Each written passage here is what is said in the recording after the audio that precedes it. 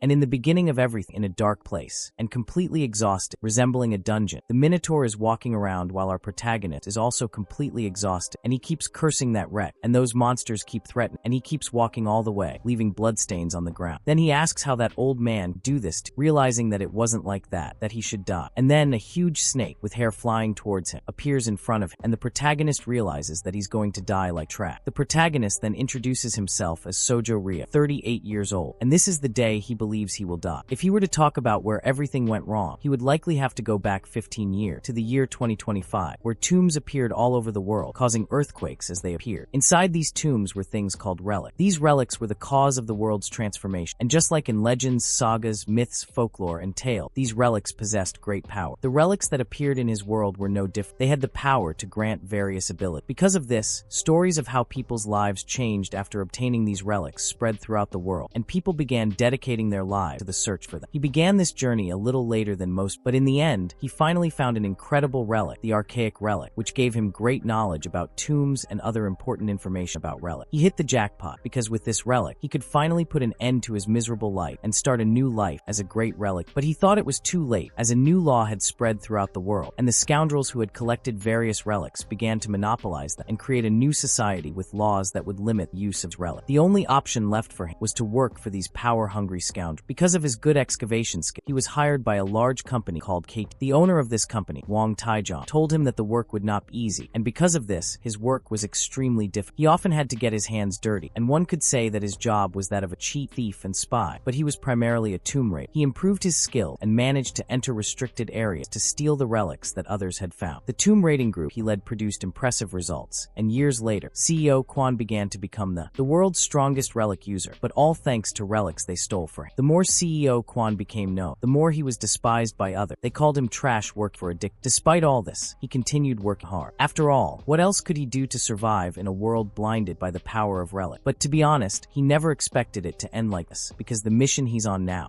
it was a trap set by CEO Quan, and that wretched man deliberately put him and his companions on a suicide mission just because their skills were exceptional and he felt threatened by it. That shameless bastard decided to get rid of it. The protagonist is almost dying when attacked by that snake, so he grabs a rock and throws it at the thing, asking if it wasn't satisfied after eating all his colleagues, saying it can come because he's going to rip its guts out. And that damned Quan Taejong, even if he dies and becomes a ghost, he'll do everything he can to end his life. But then someone speaks to the protagonist, saying he's very noisy, and the boy is quite surprised. The snake stops its attack to listen to where the voice is coming from, and the protagonist asks the voice what it said. The voice is surprised that he can hear it, but the protagonist questions if it thinks it's the first time he's heard the voice of a relic, saying he doesn't know which god it belongs to. It belonged, but since he's asking for a good deal, it's best to get rid of that snake and let him leave. But then the relic asks if he really thinks he can survive with his body, since the protagonist has already lost almost both legs. He says his body is now only half, and he's trying his best to hold on until the end of his life, but it won't last long. The protagonist realizes the relic is right, and she speaks to him again, saying that this is the end of his miserable life. Even so, he possesses exceptional talent, but it seems he started a little too late and won't even be able to take advantage of the power he has gained. But the protagonist tells her not to talk as if he knows him, asking if she really thinks he wants to live like this, becoming frustrated with his life and starting to say he's getting angry. He'll only think about it again, because that wretched old man will do everything to kill him. Then the relic says he amuses her, saying it would be a real waste to see him die. Talent. Then a flash appears, and the protagonist questions what she's doing. The relic says it will give him a chance, and the protagonist sees that it's a bird. A four-eyed raven appears before him, saying they'll see if he can truly conquer the king's throne this time. The protagonist is surprised, saying he doesn't believe in this king business, questioning what it is and what rank, hero rank or perhaps a divine rank relic, and that it also looks like a raven. However, he looks down and sees that both his legs are there, and is surprised that they suddenly rise. He notices he's completely fine, wondering what happened as all his wounds are gone. But when he looks to the side, he's with several other people in an office, and they're looking at. It's a police station, and he questions what's happened. The man in front of him asks what the protagonist is murmuring, saying he's asking for his ID, and if he thinks they have the knife. Everything happens, and the protagonist feels it, and the man asks his name, and then he starts wondering if the crow did it, saying that maybe it was a dream or a hallucination, and he doesn't know what it was. But that policeman gets angry with, telling him to say his name quick, saying that he's going to go crazy, saying that he's going to end this quick.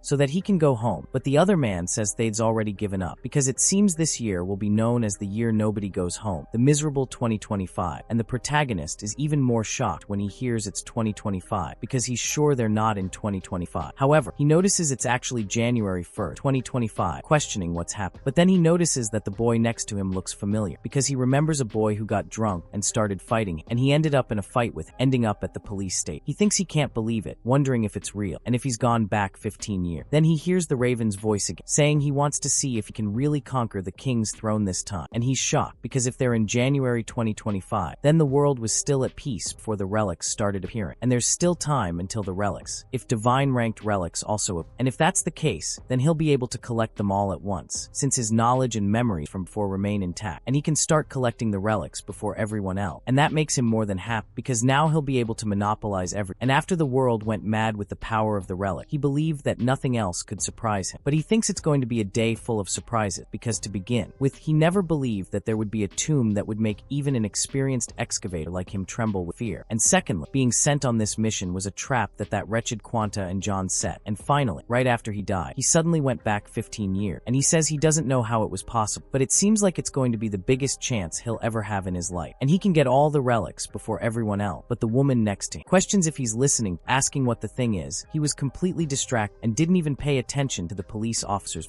asking if he really thought this was a joke. After all, he hit his little baby, and his little boy is still in school, questioning what they're going to do if he's caused them trauma, asking if the protagonist will take responsibility, saying he can pay him money right now or go to jail. But the protagonist thinks she's too annoying, saying thinks he'll have to deal with this first, because even though it was 15 years ago, he still remembers it like it was yesterday, because that boy wanted to pick a fight and the boy wouldn't leave him alone, so he ended up slapping him. But that boy must have planned it from the beginning, since he had barely touched and he was already on the ground. He ended up having to apologize and beg them to reduce the amount of money they asked for, and he begins to remember, because his elf now has no money at all, and his tools and his archaic relic are also gone, and he thinks he has no income at all. So how is he going to collect all the relics and since he thought he had something waiting for him, this can all be a joke. But the woman asks how he dares to ignore her, raising her hand to hit him, saying that if someone speaks to him, then he should pay attention. However, both the boy and the policeman pay attention, and the protagonist quickly turns around, grabbing the woman's hand, and is surprised that he blocked, even wondering if it's because he still has his knowledge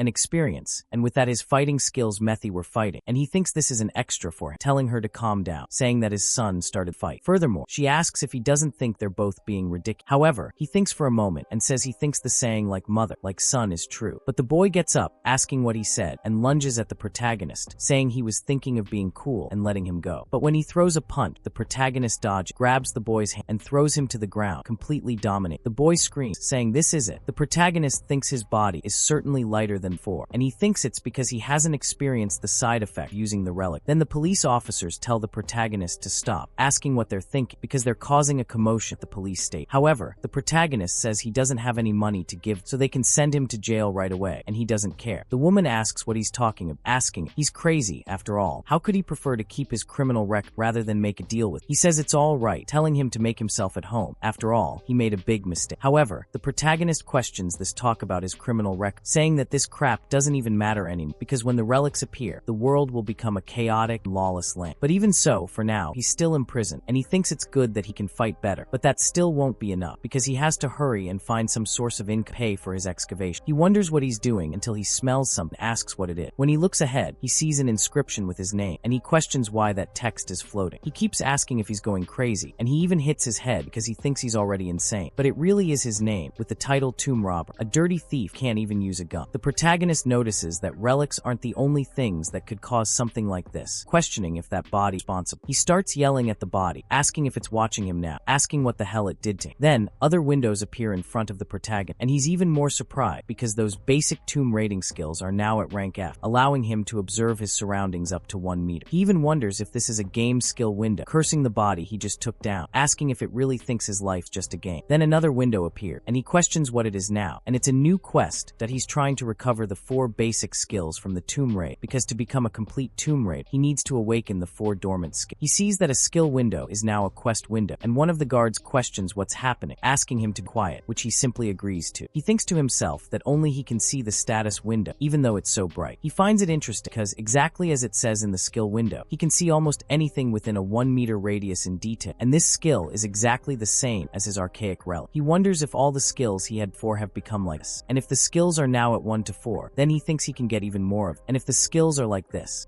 so there's no reason for him to go after his archaic relic, and that's very useful, but he questions what that crow relic is planning, since relics generally don't like help. Then a guy arrives calling John, and the protagonist is surprised. That guy gets him out of jail, saying that the boy does this all the time, and that he shouldn't have been the one to go to jail. But anyway, he'll take care of this accident for him, so the protagonist shouldn't worry so much. The protagonist just thanks his friend, and he talks about Detective Kim Jong-ho, the older brother who took care of him when he was an orphan, and he treated him like a real brother. The detective asks what's wrong, trying to see if he's really thanking him this time, and thinks the experience in jail must have been frightening for the boy. The protagonist says he doesn't remember him looking so young 15 years ago, so he says he has something to ask the detective, questioning if there haven't been any reports of paranormal activity or a story about supernatural power, and in that he questions what the hell that is, even asking if the protagonist is drunk, and says that actually, now that he thinks about it, his wife certainly has some supernatural power, because he doesn't know how she managed to find her secret hideout so easily, and the protagonist immediately thinks that no relic user has appeared, but the detective says that in any case, he should go home and rest, because even though the tombs are already appearing in several places, they haven't caused any significant problems since relic users don't exist. In other words, now is the perfect time to act, since he can use his ability, and he has a great chance of achieving his goal. And then he thinks that the only problem is that he has no money at all, and at the beginning the best relics appeared somewhere in Europe or America, so how is he going to pay for his trip to those places? However, someone arrives calling Jorian and questions why he's wandering around not working. Those 4 guys don't seem like good, and they say that since the protagonist is the youngest, he should be the one putting in the most effort at work. But as soon as he sees these guys, he says he's found his source of income. One of them asks if Jorian has no sense of respect, saying that if he saw these young men, then he should be bowing down now. The protagonist says that the jerk's name is Park Kyung-tae. He was originally a street thief, but now works as an art specialist. He works with his older sister, Park Kyung-jo, and the two run an art gallery. They're useless, causing trouble, and when he was in school he needed money quickly, so he ended up working for them for a while, and he was planning to work a little and then leave, but those bastards wouldn't let him go so easily. They made him work for them until he was around 20 years old. He's like he's useless too, and he did his job like everyone else. But the question is, did he receive the same respect as everyone else? Saying no, not at all, and they kept a noose around his neck, threatening, treating him like an animal. Then the blonde guy asks why he's not answering, saying he's going to need a beating.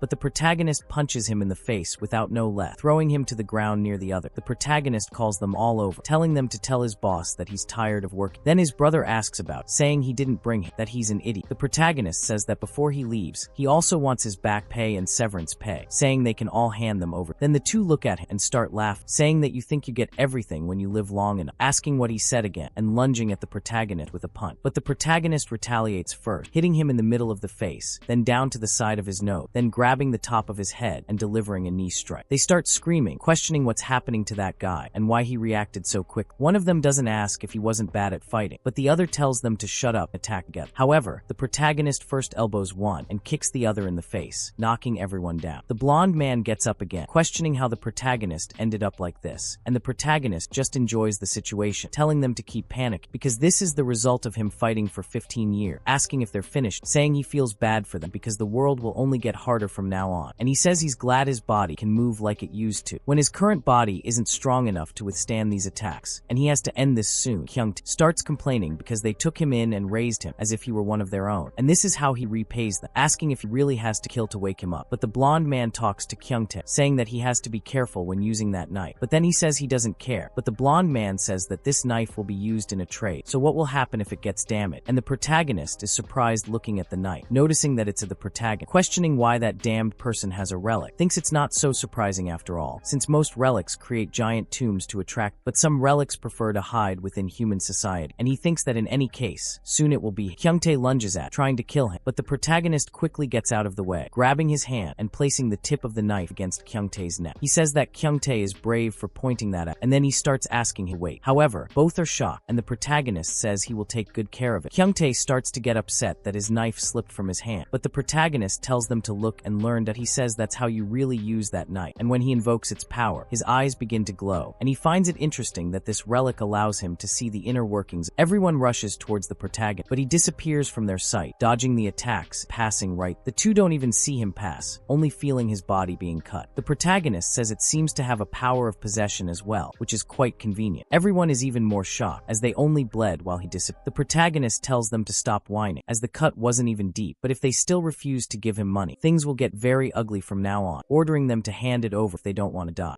And with that, they simply agree, and sometime later, Kyung-jo is yelling at, questioning what they said, because Jo Hyun, I beat them up and still took the money, asking if they really thought that would be a plausible excuse. And she tells her brother that it makes no sense at all, but he says he doesn't know what's going on either. And that damn guy didn't even know the basics of fighting but now he's completely changed, and even his eyes give off a sense of danger. And she's totally disoriented, asking how much they ended up losing. And he says they lost all the money in their account, and the product that was going to be used in the exchange. And she freaks out, saying that they're saying they lost the Buddha statue, and he says that the protagonist said they didn't have much money, asking if they don't have anything else, and everyone tells him that this is all they have, but the protagonist looks at it, saying that if they search them, find anything, everyone will die, and all three are terrified. And then Kyung-tae takes him to the Buddha statue, and the protagonist questions what it is, because it looks incredibly expensive, but then the Kyung-tae begs him not to take it, but the protagonist says that if the word please came out of his mouth, then it must be very valuable, saying he'll keep it and take it away. Kyung-tae asks him to wait, calling the protagonist back, and asking him to take anything but that. Then Kyung-jo orders them to retrieve it, and he doesn't quite understand. She yells for them to retrieve the statue immediately, and they take it to an antique shop. They say that the statue is probably not worth even 50,000, and suggest that it might be better to put it as decoration in his house. The protagonist says that's impossible, but the man tells him to believe it, because just by looking at it can tell that nobody will buy it. The protagonist finds this strange, because that wretched Park Kyung-tae was acting as if it were worth millions, but in the end it's just trash. When he leaves, he thinks that he also felt like it was something valuable, wondering if he threw it away wrong for not having his relic marked. So at one point, he leaves that statue, and a window of statues appears right in front of the protagonist. This is his activated spying ability, and he detects a suspicious essence coming from the Buddha statue. He wonders if there's something inside the statue, saying he understands, but they didn't remove the window from the front. He realizes it was something, because he knew it was something else. There's no way Park Kyung-tae would go crazy over a 50,001 statue. He wants to see what's inside, so he breaks the thing open. Inside, there's a kind of liquid, and he questions what it is, because it looks like a liquid drug. Usually a few drops of this are put in cigarettes people smoke. He thinks that it's usually very expensive, and those bastards, he wonders if they're drug dealers too. Now that he's thought about it properly, they have a lot of artwork, so what if it all contains drug? He calls the detective, wondering if the reward for reporting drug traffic is around 100 million. Meanwhile, Kyung-ju is in deep trouble, telling the president that this isn't the case, saying he assures her it's not because the goods aren't ready, and she's just trying to stay on alert for a while since they suspect they're being watched. But he starts yelling at, and she says she understands, apologizing for what happened and saying she'll contact again soon, but she starts cursing. She asks him why he would think of taking all the money, saying she hopes he rots in hell. But when she looks back, she sees those three arriving and asking where they were, and exploring if they recovered the statue. But Kyung-tae says that they were discovered and are screwed, and she asks what has happened. Then the detective says that they received a tip that they are not only smuggling drugs, but distributing them as well. Then Kyung-jo questions how so, because their business is only with works of art. They are ordinary people who follow the law. But he asks why criminals always say the same thing when they are caught red-handed, saying that it's quite funny, saying that they also have some evidence, and they know that this is not all they have, and they probably have more in the warehouse. And she sees that she has been caught, noticing that those bastards also know about the warehouse. That Viking Kyung-do, but it's all right, because the warehouse has storage room, all with password, and she says who has no idea what he's talking, and if they don't have any proof, he shouldn't be throwing false accusations at innocent, and just because they're police officers doesn't mean they have the right to interfere in other business. But then, the detective picks up his communique, and it's said that the 600 works of art found inside Wang Xiang's art gallery have all been checked, and they found drugs inside all of them. So she asks them to wait a bit, asking if they opened all the storage rooms, saying that's impossible because all the storage rooms have different passwords. And he says that's true, but they have their way, and it was good to have someone undercover helping them too. And then, another one talks to Jo Hyun, saying that it seems there's a storage room that hasn't been opened yet, and the protagonist asks if that's true, and goes to open it while the policeman says he's really impressed, asking how he managed to open all the storage, and the protagonist says he has a good memory. And he says that's true, that this memory is exceptional, and it can be said that it's one of his few talents. And it was because of that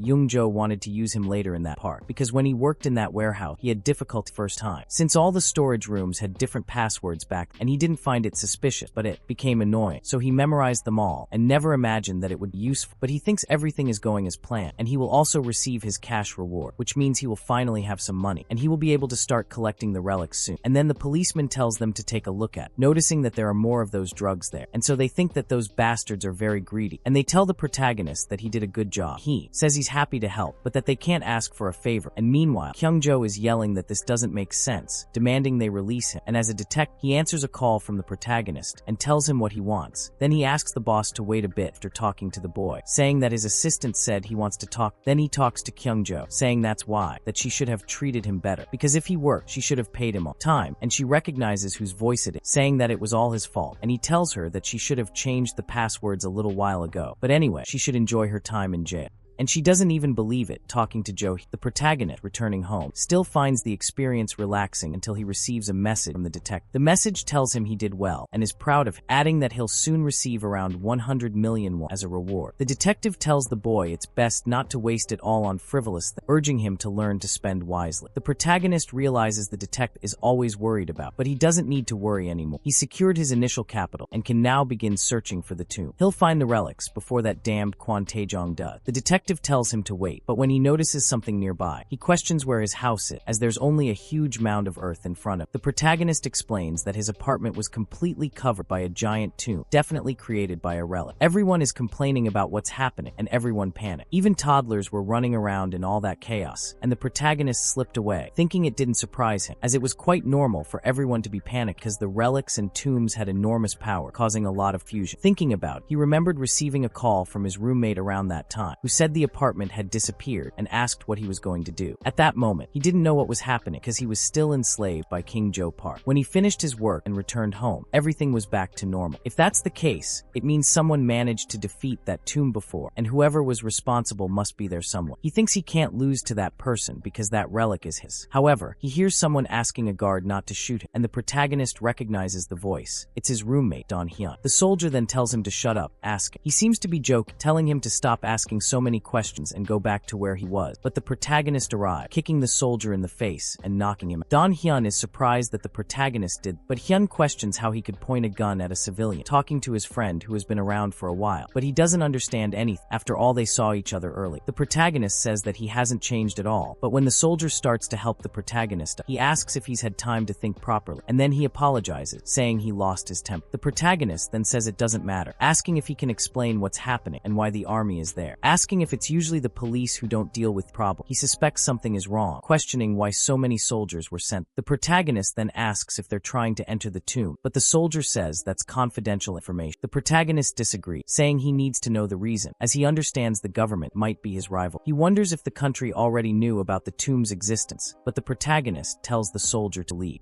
That's nonsense, because if he lives there, then he doesn't have the right to know. And he needs to know because the entire army is there, armed on top of everything else, saying he thinks he still doesn't understand the situation he's in now. But he's making a big mistake, asking if he knows he can report him to the authority for pointing a gun at a civilian, then tells him to stop making things worse than they already are. And he just wants to know the reason. And so the soldier says that they are trying to blow that thing up and excavate what's inside, and tells him not to worry about being in danger because they have surrounded the area. And the protagonist thinks to himself about them blowing it up, thinking it's impossible to open a tomb like because the soldier says that they even brought in foreign specialists. Then he assures him that everything will be fine, and upon hearing about these foreign specialists, he thinks that now everything makes sense. Thank you, soldier, for telling him, because now he feels safe and says that he should continue his good work, and leaves. Then Don Rio asks if he has finished talking, asking what the soldier said, and the protagonist tells him to do nothing and stay there, leaving his roommate behind. He keeps calling Joe Hyun, but only receives a silent response from the protagonist, and ends up noticing that he's acting a bit strange today. Meanwhile, the protagonist circles the entire area. Behind the tomb, a woman looks around and makes a call, asking if they're sure the Korean government still doesn't know anything about the tomb. She's Linda Walk, a CIA agent. The man on the phone confirms he's certain, questioning why she keeps asking. Linda says the number of soldiers there doesn't make sense, and the man says it's probable because they want to do their best to help. He adds that she should avoid asking this in public, as there are people who understand English. He then asks how the mission is going, and she says the explosives will be detonated soon and everything is is going well. He then tells him to make sure he stays focused until the end, to investigate the tomb carefully and if possible, recover the relic. She simply agrees, but then someone comes to talk, and here it is Abe Kiyoshi, a member of the Japanese excavation, and she is surprised to see him. He questions why all the surprise, saying that it's more normal for him to be there than for her, asking if she doesn't think so. After all, they are a neighboring country, so it makes sense. But she is from America, very far away, and he says that they are very devoted to continuing their theft mission, and she doesn't like this talk at all. She says that they are simply recovering the relics to be delivered to the International Police Association, and says that their mission is focused on maintaining peace and conducting safe experiments on these relics. So the guy says that's a good idea, because if they follow that rule, then they can also ask keep the relics, if they promise to use them safe, saying that they all know they wouldn't allow that. But she asks why he thinks they should trust what he said, but he says that it doesn't even matter, and they're both doing the same thing now, so they'll stop this pointless discussion, but he can guarantee that the relic will be his, and Linda says that he's confident, and he wants to see if it will happen. But while the two are talking, the protagonist is watching from afar, questioning what's going on, since they're talking quite a bit, asking if it's not the CIA and the Japanese excavation. He says that even though the tombs have already started appearing all over the world, the existence of the relics and tombs was initially considered only omen, and at that time, some countries began to understand the true purpose of the relics' existence. Among these countries, the first to realize this were the United States and Japan, and they began conducting secret research on the relic and stealing others found in other countries. He gets very angry with all of them, challenging them to try and get them before, saying that this relic is his. But he questions why they're just chatting, saying they don't have time to waste. Then he's surprised because they said they were going to blow up the tomb, asking if they're waiting for that to happen first. And he notices that they're just amateur, and so he goes ahead. But when he looks at the ground, he sees some writing and thinks that's where it is. And these runes are called rune glyph, and the relics are funny entities. They like to present themselves that way and hope to be noticed by the world. And it's as if they think they are the main characters of fantasy world. But then someone asks what that is near the protagonist, saying that it's quite disturbing, with that room full of strange inscriptions, if it were a ritual. And the protagonist says that if you can decipher these glyphs, then they will tell you where the entrance to the tomb is and what kind of traps are inside. And he practically says everything in detail, but he says that it can be considered a trap, since most people can't decipher the glyphs correct, but he can decipher them. So he says that he discovered where the entrance is. But then a raven window appears in front of him, and he gains the exceptional ability he unlocked. He has acquired a new ability, awakening the basic skill of tomb rating, linguistics rank F, which allows him to understand, learn, and conceptualize any language. He can hear the voices of relics, communicate, and he also has the highest proficiency in deciphering chronic glyph. He questions what happened now, surprised by everything, and thinks it's great, but asks them to please remove that window from his face because he can't see anything. He only needs to unlock 2 more abilities now, and he'll be complete. He starts cleaning the floor in front of him, as if there really is something, acting crazy to everyone around. Then he goes to another spot by the edge of a river, finding yet another of those clues the relic left behind. He's surprised to be there, saying it's time to go in, correctly guessing that letter, and with that, the tomb explodes. Moments before, when he guessed that letter, a notification screen appeared saying that it detected an intense aura coming towards him, and that aura came out of the ground in front of the protagonist, and everyone around could see it, even from a distance. And the Japanese guy questions what the hell that is. Then, one of Linda's men approached, saying that it seems the tomb entrance has opened. Everyone is surprised that the entrance is illuminated by that light, and the Japanese man runs out the window. He tells the soldiers that they should stay there, as a second explosion might occur, so they need to make sure no civilians approach. Linda calls him a big liar, and he says that if those guys interfere with work, things will be more difficult, and she should know that. He asks why she's putting all the blame on. When they arrive at the location, only the hole is there, with no one else around. The Japanese man says it's too bright, and he can't see the bottom. Linda picks up a rock and throws it in, hoping to hear a noise. They notice that the hole seems to have water at the bottom and appears to be quite. The Japanese man thinks that if that's the case, he should jump in, and she tells him to wait a moment. However, the protagonist, inside, hears the commotion approaching and realizes they are indeed coming after. As he walks, he reads everything along the way, and he already knows what to do. He says he's going to make things a little difficult for them, saying it's time to activate the trap. The Japanese man notices it's salt water after jumping in, and Linda says he didn't even think before acting, which is what intelligence is all about. He gets angry, but then they hear a noise, and she asks what it is. The Japanese man notices something approaching, and a huge burst of water comes towards them. They question what the hell it is, and where all that water came, but end up being swept away by the whirlwind. The protagonist, in turn, finally finds what he was there to find. As he walks forward, he arrives at a lake and says that's all he has with. He decides he'll have to use it, throwing a relic into the lake, and the lake becomes quite calm until a huge white snake emerges from it, speaking to the protagonist and asking which poor soul dropped their belongings. from it. The snake orders him to answer immediately, as she possesses a gold dagger and a silver one, asking which one belongs to. The protagonist replies that this is an easy question because if the relic of this tomb is called the gold and silver axes, it is based on a famous urban legend originating from one of Aesop's fable, Mercury the Wood. He says that this legend is known in other countries as well, so even foreigners would easily pass this but it's too late, and this relic is hid. The protagonist says that neither of the relics is hid, and the snake becomes frightened, asking if that one is hid. He says that it is indeed, and if he answers correct, he will receive his weapon and the gold and silver axes. But the snake asks if it can see first this is indeed his dagger, and the snake says it can, and when the protagonist reaches for the dagger, he simply starts attacking the snake, cutting part of its mouth, and it questions what he was doing, asking why he was doing that, even though he was so close to completing his test, and he tells it to shut up because he never trusted the relics, and even if he passed this test, there's no guarantee that it would give him a normal reward.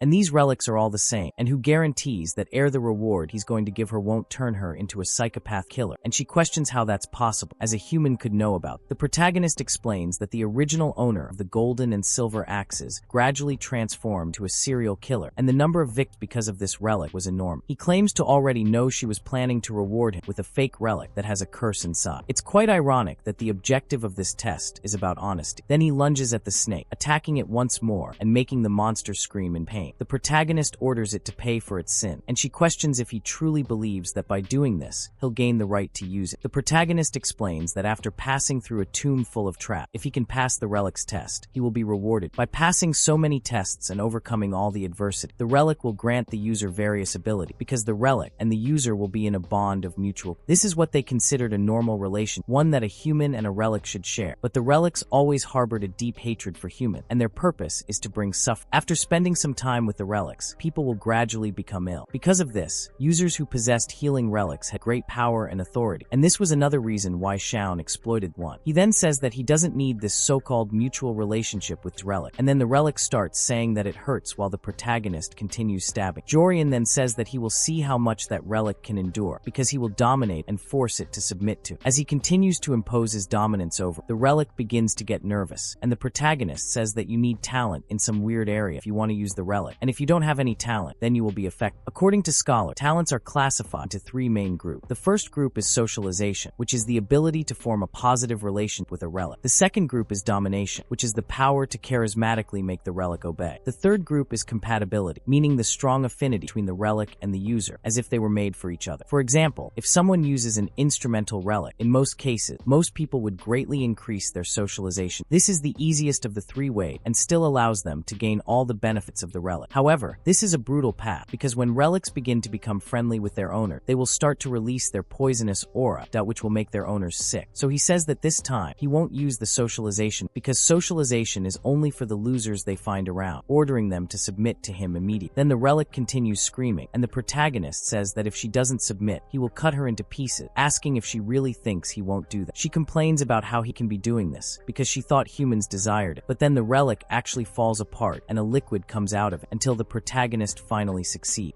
His golden axe, and when he looks at Itadu, the crow, speaks to him, telling him that he is the one who survived a tomb, unlocking a title and discovering a new skill. He awakens the basic skill of tomb raiding, rank F tomb excavation, and thus completes another of the skills he's missing. He is quite surprised, as he now only needs to unlock one more, and he wonders what he has to do to unlock another one. But then another notification appears. He has the title of relic user. Unlocking this title also increases his domination, and relic domination is at A+, oppressive level, and relic socialization is at D- coercive. He speaks to the crow, asking how this was considered abusive to the relic, but he just lets it go, as it doesn't matter if his socialization talent increased, because he doesn't need it anyway. At that moment, both the Japanese and the beautiful woman arrive, saying they found a lake, and they say it's exactly like the prophecy he was saying, and the protagonist notices that those damned people came much faster than he expected, so he summons the relic there. But then the beautiful woman asks what he plans to do, and then he throws one of those relics, and she doesn't understand any, but the protagonist thinks it's too late, but he thinks he'll just watch them a little, because he has a feeling that they'll keep getting in his way from now on, even complaining about whether he should get rid of them soon. Hold on. Protagonist, hold on. But what is this? You just clashed for the first time, and you already want more than the other? Then he receives a notification, and here it is. The Foundation Dagger, rank C, normal, consumable relic with 54 charges remain. He notices that the charge is already halfway through, and realizes that this is what the crow told him, think carefully. But then, the Japanese man questions why there was no response, since the prophecy surely said that he only needed needed to throw a relic. Then Linda asks about this prophecy, asking if there is a user in Japan who possesses a prophetic relic. He realizes he said too much, but says that it's not important now, and says that someone must have already come there and taken the relic. He asks if this isn't a big problem, because it means more people know about them. Linda says that's true, because there are some marks on the ground and footprints, and someone has definitely been there. Then they look to the side, and the Japanese man complains about what that was, because the sound came from there, and the protagonist holding a rock to attract attention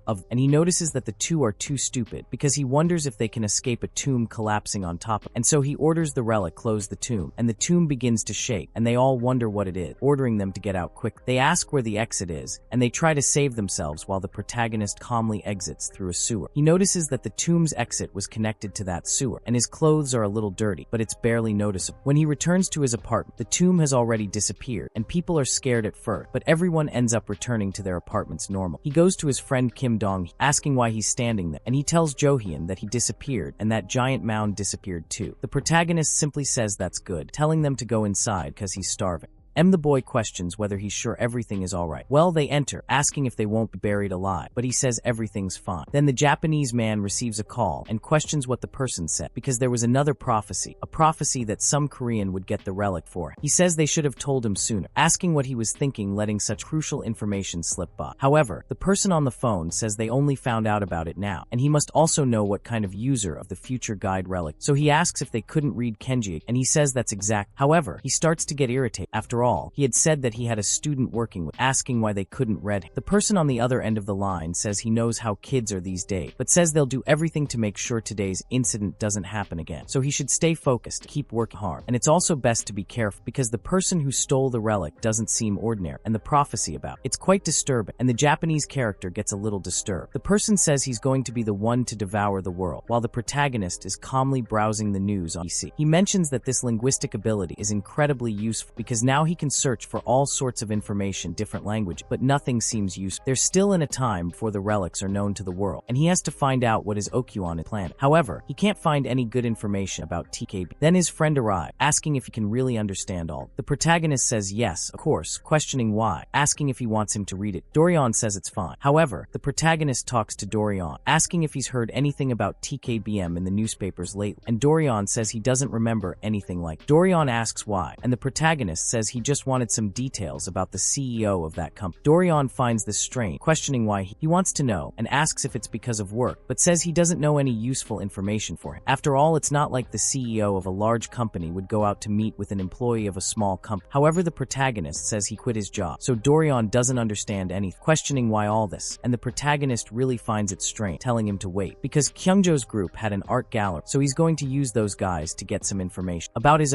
look. On another day at that same agency where the protagonist wrecked everything, Loro says it's a mess, and they took everything that was there, and the other henchman asks what they're going to do now, saying that since the two of them were arrested, they won't be able to continue this business. They're practically unemployed now, and Loro says he already knew that. It's all that bastard Jo-hyun's fault. He can't let this go unpunished, and they have to get revenge on him. And the other of idiot says that, as expected, it's his older brother, saying that they can't forgive him, and the sycophants cling to him, saying that's right, and they have to avenge their older brother and older sister. And he says of course, and he, Song-woo, can't fail to avenge his bosses. But then something happens. They get scared, and someone is calling, and it is John himself called, and they're startled, asking why this bastard is calling. When he answered, the protagonist questions why he took so long to respond, then starts cursing the protagonist, calling him a bastard and ungrateful, asking how he dares send Song-woo and his sister to jail. But the protagonist tells him to shut his mouth, asking if they're still in business. He says he knows they haven't closed down yet, so the blonde guy questions what he wants, saying that because of the two were arrested and all their art pieces were confiscated, and all that's left is to close the business. But the protagonist says that if they haven't closed, it means they're still on TV, which is perfect. He wants them to participate in Midas, and they're surprised to hear the protagonist talk about Midas, the biggest secret auction house in the world, located in Las Vegas, known for having the world's greatest treasure, and he knows John has participated time. He came from an auction and acquired some very powerful relics, and Midas is the best place to get all kinds of relics. If he can get some people doing things for him, then he'll be able to gather some information about that scoundrel. The protagonist says that within this month, they'll find some objects and locate someone for him at Might. The person they're looking for is JK, also known as Jack Cave. The protagonist says that's a pseudonym for Kanta and John, and he uses it frequently. The protagonist says that if they can't find this person, they should tell him, and if they give any wrong information, he'll kill them all. Loro asks if he's joking, asking how the hell they're going to get in there in the first. They only managed to get there because Nona had connections and skill, but the protagonist tells them to figure it out somehow. Unlike them, he knows a few things about business, and since what he's ordering them to do can be considered business, he'll pay them depending on the quality. Based on the information they give him, they question what the protagonist said, stating that no matter how much he pays, he will never obey. Everyone else says he sent for them, asking where the protagonist is now. He replies that if they don't like the offer, that's fine, less expensive, because no matter what, they're going to Midas, since he didn't make that clear the last time he beat. If that's the case, he'll go there and beat them some more until they decide to leave. Then everyone asks the protagonist to wait, but Hien says he'll explain the details better next time, telling them to just wait. As he leaves the house, he says that if the matters with Quanta and John are resolved, he goes hunting for more relics that night. And sometime later, while in a shop, he hears the news reporting that on that day in Times Square in the Yongdongpo district, around 3 a.m., a 40-year-old woman attempted self-immolation by setting herself on fire, and according to witnesses, failed. The protagonist wonders if this incident is a prelude to the appearance of the next tomb, but he also thinks it might be unrelated. Then someone else arrives, shouting at the protagonist, asking if he's finished, questioning how long he intends to stand there, as the corridor is already quite narrow and he can't get through. The protagonist then notices that the Japanese man, questioning why he's there, because that's the damn thing, and he was in the tomb of the golden and silver axes. So he says he already understands if that guy is there, and that means the next tomb should appear nearby, all because that time the Japanese had a user of a prophetic relic. So the protagonist tells him to shut up because he speaks too loudly, asking if he thinks he can't understand, and the Japanese man is surprised that he's speaking his language, so he asks if protagonist is also Japanese, apologizing for his rudeness, and that he had a really complicated day, and the protagonist immediately thinks that this linguistic skill is too useful. So he apologizes to him, asking what he said, because he only knows how to speak Korean, lying to, and at that the Japanese man is surprised, questioning if he was really Korean, asking why the protagonist tricked, and he says that he started it, and the two start to get annoyed, and the Japanese man asking if the protagonist knows who he is, but the protagonist doesn't care, thinking that in any case this damned guy has a relic, and he didn't even try to hide it. Her aura is noticeable, but that's to be expected from an amateur like. He says he doesn't know what kind of relic, but now he wants it. He continues yelling for the protagonist to come back, and grabs the boy's shoulder, saying that if someone is talking, the least he should do is listen to what he has to say. But the protagonist shakes the soda can and throws it in his face, surprising the Japanese boy. He questions why, but Hien apologizes, cynically asking he's okay. He says someone must have shaken the can a little, wondering why they would do that. The Japanese boy gets very angry, but the protagonist gently puts his hand inside his clothes, noticing it's a bracelet relic in a small box. Thinking that if they steal it now, it will be obvious, he tells him to forget about it, saying he doesn't have any money on, and besides, those clothes don't seem very expensive. He tells the Japanese boy that he dropped some and that he should take care of it. Be careful about your identity. Then he grabs it with a lot of swagger, but wonders if the protagonist hasn't discovered his identity, because if they find out that a member of the Japanese excavation is there, things will get very complicated. But he thinks that since the protagonist is just a civilian, it doesn't matter. At least that's what he thinks. But then he feels a tremor, and everyone wonders what it is, and another tomb appears there, and the protagonist sees that he's right all along, because he was definitely expecting this tomb. The Japanese man is happy and speaks loud clearly, and that this is very chaotic, but thinks that this was exactly what would happen according to his prophecy. So he calls someone saying that the tomb has started to appear, and that person says they understand. And there's also one more thing he needs to know, because they just received another prophecy, and it said that the Korean who took the relic of the axes is near him right now. And when the Japanese man discovers, he's shocked, and that person says there's another part of this prophecy that doesn't make any sense, but it says that he needs to be careful with alcohol, and so he immediately remembers the beer ahead, thinking that if that's it, he was the cursed one from that other prophet. Then, when he discovers that the prophecy involving alcohol was about the protagonist, he starts running away, saying that he'll have to find him first, just telling him more about the prophecy, while the protagonist, he's in another corner, questioning why. And Soria is so bloodthirsty, completely different from the other two, and it seems like it's going to be a really evil relic this time. But then the Japanese guy catches up to the protagonist and yells at. The protagonist looks back calmly, and the Japanese guy tells him not to move, ordering him to stay where he is, or he'll shoot, pointing a gun at the protagonist. The protagonist is surprised to see that guy again, so he tells the protagonist to open his back now, asking if he's going to keep ignoring. But then the place starts shaking, and the protagonist receives some notification. Then a warning is given, saying that he detected an an intense aura coming towards him. Then everything starts to open up on the ground with an absurd flash, and a huge flashbang opens the city from under the protagonist. Everything becomes chaos with several blades coming out of the ground, and everyone wonders what it was. The protagonist even hits his head and notices that a lot of civilians were caught up in this mess, and the relic definitely involved all these people hurt, and that's a tomb full of weapons. The swords are broken, and he's been to this place in a past life. This is the tomb of the Japanese relic, the Muramasa katana. He explains that Muramasa was a famous Japanese swordsmith during the Muromachi period, and he founded the Muramasa school. The katanas made by the Muramasa school were extremely famous and considered perfect. However, during this period, they had an incident with Shogun Tokugawa Ieyasu, and his grandfather, father, and brother were killed by katanas made by Muramasa. Because of this incident, Tokugawa ordered all Muramasa swords destroyed, and rumors began to spread that Muramasa swords were cursed. He says that this is the kind of relic he will have to deal with, stating that this relic certainly has immense hate for humans. The bloodthirsty aura of the relic begins to affect his body, damaging his skin, and he needs protection body. The protagonist senses that. The protagonist notices the laceration on his skin and realizes it's already started, noticing he needs to close the wound quickly. But then the Japanese guy comes back and pesters, saying he told him not to move, ordering him to open his back, empty his pockets too. The protagonist realizes the guy is too persistent, saying it's practically robbery, asking why he should obey him. Then the Japanese guy asks if he has any last wishes, saying he'd better stop playing around if he doesn't want to get shot. The protagonist tells him to shoot already, and the Japanese guy is surprised. The protagonist says he'd recommend he not do that because it won't work. The Japanese guy then asks if he thinks he's joking, saying he'll regret it. The protagonist is asked if he really has to mess with his leg to understand the situation he's in, and the Japanese man says it's fine, he'll do as he pleases. But when he pulls the trigger, his gun explodes in his hand, and he starts screaming in pain. The protagonist claims he warned him, explaining that when you're in a tomb, modern weapons don't work, and relics don't want to make things easy for humans inside the tomb. The Japanese man then asks how he knows all that, thinking that the person who took the gold and silver axes must be. The protagonist confirms this, grabbing him by the collar and saying that the relic is his now, so he should stop whining.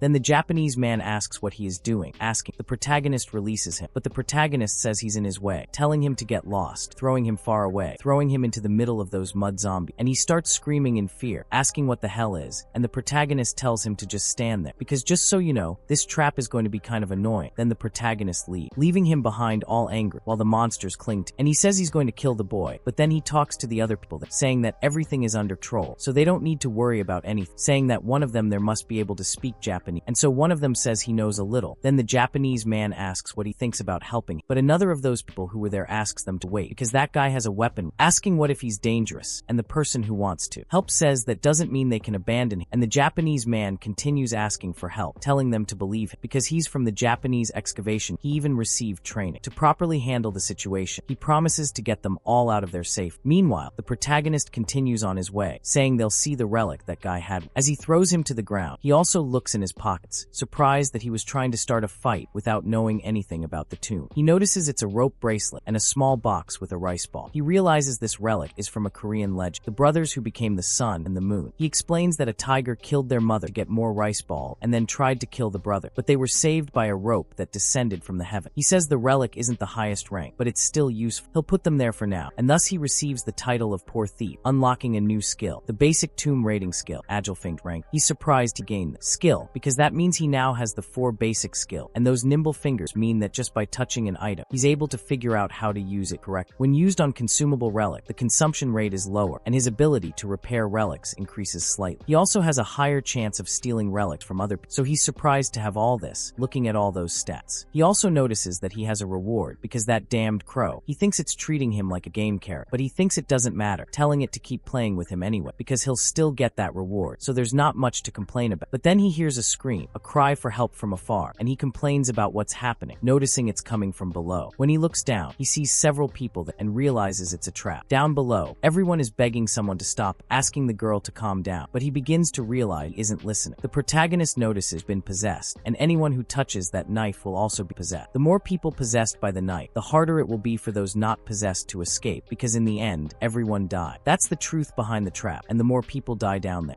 but the bridge will grow, and it's a trap of sacrifice. And then he asks who ordered them to go down there, questioning if it was that Japanese guy 4, and they say it was him, and he sang some strange song, and the trap disappeared, saying that after they got him out of it, that's what happened, and he said that they all needed to die so they wouldn't reveal some kind of secret, and the protagonist gets angry with that crazy guy, saying that's probably what the user of prophetic relic ordered him to do, and the protagonist goes down there, and they tell him to be careful because there are a lot of swords on the wall, but the protagonist manages to cut them all using his dagger, and the girl turns to him at that moment, and they notice that she's going after him, and the protagonist says that he's going to use that relic, ordering the rope to go up and bind the girl, and the rope really wraps around her cleat, and the girl falls to the ground stiff, unable to do anything, and the protagonist thinks that this was very convenient, telling her to stay quiet because he's going to keep it. Then the knife asks who it is. He, however, thinks that this doesn't matter, now ordering him to kill and murder all humans, but the protagonist questions with a little relic like daring to tell him what she did, and the relic is shocked, and then the protagonist notices that it's a rank C relic, saying that it's not even good enough, asking what all this ego is about, saying that it's a useless relic, asking where the chief relic of that tomb is, throwing it aside, and the girl asks him to untie her, and then that rope starts calling the girl to play, inviting her to have fun in a rather strange tone, and the protagonist sees that that relic is the wretched mania, saying that again, the relics do what they want when you leave them alone, ordering her to return to him, and asks everyone there to follow him because he will get them out of there, saying that they don't need to doubt him because he's not a bad person, and with that, he actually manages to get her out. Meanwhile, the Japanese man keeps shouting that he's a genius because he got rid of all those useless and found the Muramasa relic hall, and now he just needs to recover the sword and get rid of that annoying Korean guy, saying that the bastard stole his relic too. The Korean guy says he'll make him suffer, but after picking up several swords, he notices they're all fake. He asks where the Muramasa is, but then everyone arrive, finding the Japanese man, asking how he dared try to kill them. They challenge him to a fight, and the Japanese man asks how they got out of it, but nobody cares and starts beating him up, throwing him to the ground, shoving him away, and stomping on. The protagonist says he's really ridiculous, and the Japanese man realizes it must have been his fault. The protagonist says of course it was, after all, whose fault would it be? He says he can't believe he couldn't even find the relic, even though he got there first, saying he must be really stupid, and then he asks his golden axe to locate the relic. The sword then reveals itself amidst all the other, noticing that the relic was right underneath his own, and the Japanese man can hardly believe that such a powerful sword is the Muramasa. When the protagonist pulls it out, he says that's because it only reveals its true form when activated, and then it says that they are trying to control him again, calling the protagonist a foolish human, and stating that his body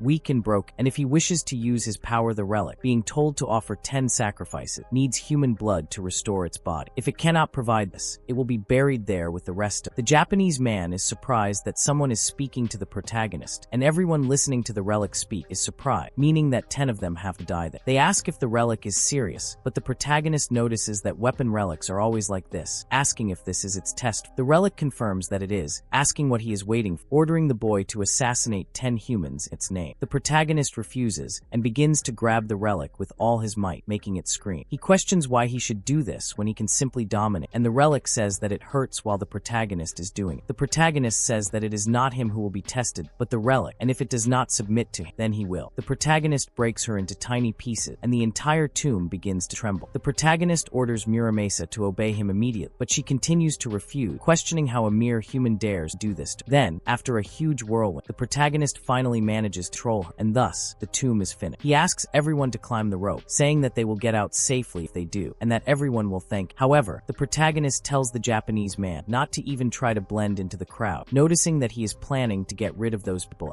But he says no, saying he's not thinking about that, promising the protagonist, and asking him only to let him leave. He says that if he lets him leave, he will recommend him to his country, and he can work for them. He can earn 10 billion bounty. He works for a Japanese excavation, and they also have the prophetic relic guide to the future, and he can even use this relic, which will make things easier. Jorian, who is very much involved in his life, asks the protagonist what he thinks, and Jorian says that he is quite funny, because as far as he knows, the guide to the future can only be used by its original owner, so how will he use it? Then, the Japanese man says that there is a group that helps them use this relic, and they will make sure to help him as much as possible, and the protagonist says that this sounds interesting, saying that he can use the rope too, but he will be the last to leave, and so the Japanese man thinks that he managed to get away with, as expected of a loser like, and he let himself be influenced impressed by the 10 billion yen. And then he apologizes for what he did for, because it seems that he has some understanding of things, and a skilled user like him would be welcome in any group. And the protagonist says that they will talk more about that agreement. The protagonist says he wants to know more about the Japanese group working with the pathetic Relic, because if they're unreliable, he won't want to work. The Japanese man replies that he doesn't need to worry about that, as it's the famous TKBM. The protagonist, surprised, smiles and asks if it's true, then stomps on the Japanese man's chest, throwing him to the ground. He breaks one of his legs when he falls, and the protagonist thanks him for the information, saying he thought the Japanese man was desperate to live enough to give him such vital information. Then he asks who the hell would want to work for trash. The Japanese man tells him to wait, asking if he's really going to kill someone in cold blood, and orders the protagonist to come back.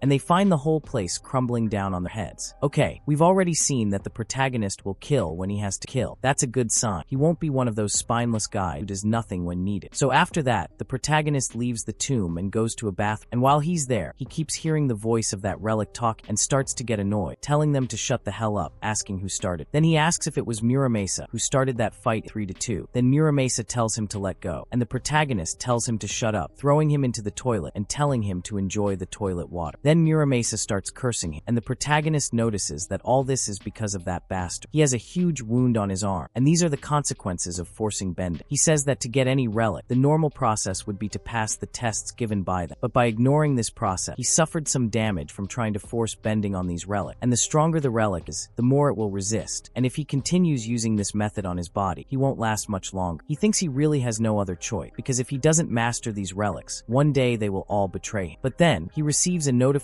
from the Raven, saying that he left the tomb and unlocked the basic skills of Tomb Raid, and now he will receive the reward for completing that quest. The reward is the choice of paths he will follow, the path of domination or the path of socialization. He is surprised that she is telling him choose which one he will use more, asking why she is making him choose this, since Joanna wasn't born in some kind of test. And just because his arm is like this doesn't mean he's going to stop what he's doing. He will choose the path of domination, and with that, he receives the quest reward. But he questions why he didn't get anything, wondering if he shouldn't receive some kind of reward box, because if he's going to imitate a game like this, then he should do it right. But he notices that he received a silver pill, realizing it's a relic in the form of a pill, especially because those status windows, when it appears, he thinks it's some kind of consumable, so he wonders if he should swallow it, thinking that he doesn't have much to lose anyway, because if he dies after eating it, then he thinks that's his fate, and when he throws it down, he calls Muramasa again, saying that everything is alright, saying that they're going home, saying that he's all disgusted. He regretted throwing it into that vase, especially when he'll have to retrieve it again. It's not a very intelligent action. He notices noticing that the pill is already taking effect, throwing Muramasa to the ground. Then he realizes that the wounds on his arm are healing, noticing that it's a healing relic, and realizing this is a theft, since healing relics are extremely rare and valuable. Then the system sends him another message, saying that he withstood the poisonous effects of the relic and successfully recovered, and that he discovered the tolerance and immunity ability. He notes that it's the first time he's seen such an ability, but then he thinks that perhaps it's a unique ability created just. Then the newspaper reports that a major earthquake struck the Su district in Yongdong.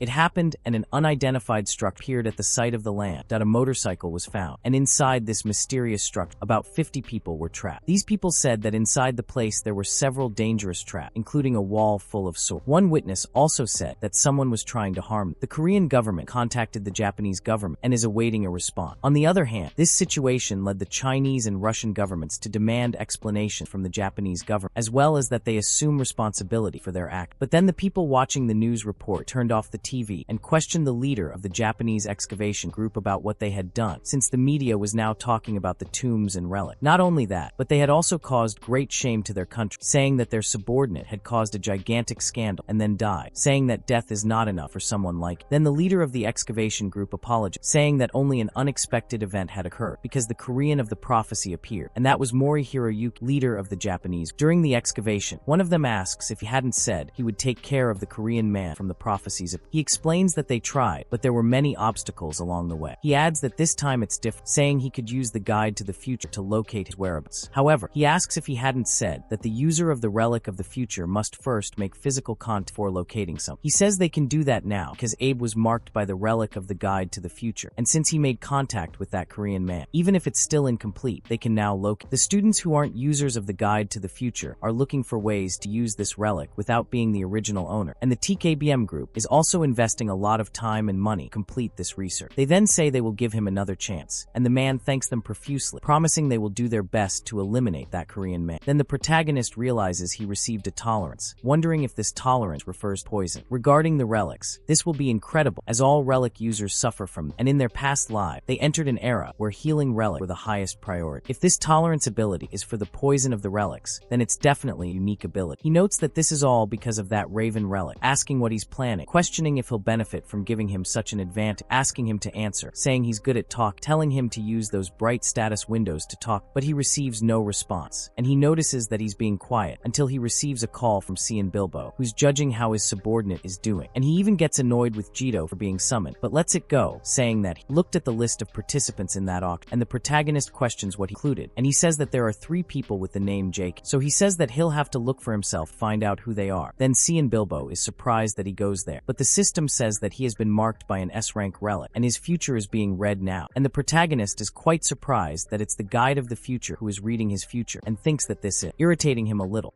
until Cian Bilbo speaks with Jorian, but he says that he is Inni, he'll tell you where they are, but only in a while, because he has to go somewhere first to do something. The protagonist talks about Prince Shitoku's Guide to the Future, and the prince was a politician and ruler during the Azuka period. The Guide to the Future was a prophecy sutra written by, even though there's no evidence that this object actually existed. Ancient books briefly mention this legendary item, but it seems this relic was one of the first to enter human society, and instead of creating a tomb, the relic chose its own owner. It fell in front of a girl, and she's surprised by it, asking what it is, because it looks kind of sojo. Put that thing down, because soon a Shinigami about 2 meters tall will appear on your neck, and don't mess with those books out of nowhere. Then he says that Sasaki Yuka was the person chosen by the relic of the Guide to the Future to be its owner, and since then the Guide to the Future will always be. Follow her wherever she goes, and even after crushing, burning, and abandoning the Guide to the Future, it will always reappear in front of her, which greatly frightened Sasaki. However, the Japanese government soon discovered Sasaki's Guide to the Future and asked her to use it to help the Japanese excavation. Because of this, her family ceased to have financial problems and began to live with many benefits. With the help of the Guide to the Future, the Japanese excavation group managed to collect several relics, and it seemed that everything was going well for Sasaki. But it didn't last long because she dropped out of school to dedicate herself completely reading the guide to. She couldn't understand the true meaning of the difficult kanji when they appeared and couldn't properly use the power of the guide future. Over time, another user of a prophetic relic appeared and surpassed her ability, which eventually caused his death. Then he says that he was planning to leave her in peace, since he was going to die anyway. He's really going to disappear, but since he had the courage to try and find out where he is, everything changed. Besides, since they're also involved with that wretched Sayaku Oran, he can't leave them alone and will have to thwart his plans as much as possible. Meanwhile, they're talking to Sasaki trying to get her attention, but the girl isn't paying any attention, watching her idol show and saying that Sasuke is not only handsome, but also a good singer. Then her father arrived, saying it's time to read her future guide, but she questions whether she's already at the good part. Her father says it's the 4th time she's seen that show, but she questions it, saying she really likes it if it's the 4th time. He apologized, but then a woman greets Sasaki, and the girl goes to sit at her table, and she says that she always has to read and interpret these complicated messages, and so he says that if there's any kanji she doesn't understand, she should write it down as best as possible and give it, and the girl agreed, but then she screams and everyone asks what happened, and the girl despairs because the book is saying that she's going to die. The writing is obvious this time, and it's saying that she's going to be killed, and she doesn't understand, questioning what's happening, saying it's because of that Korean guy,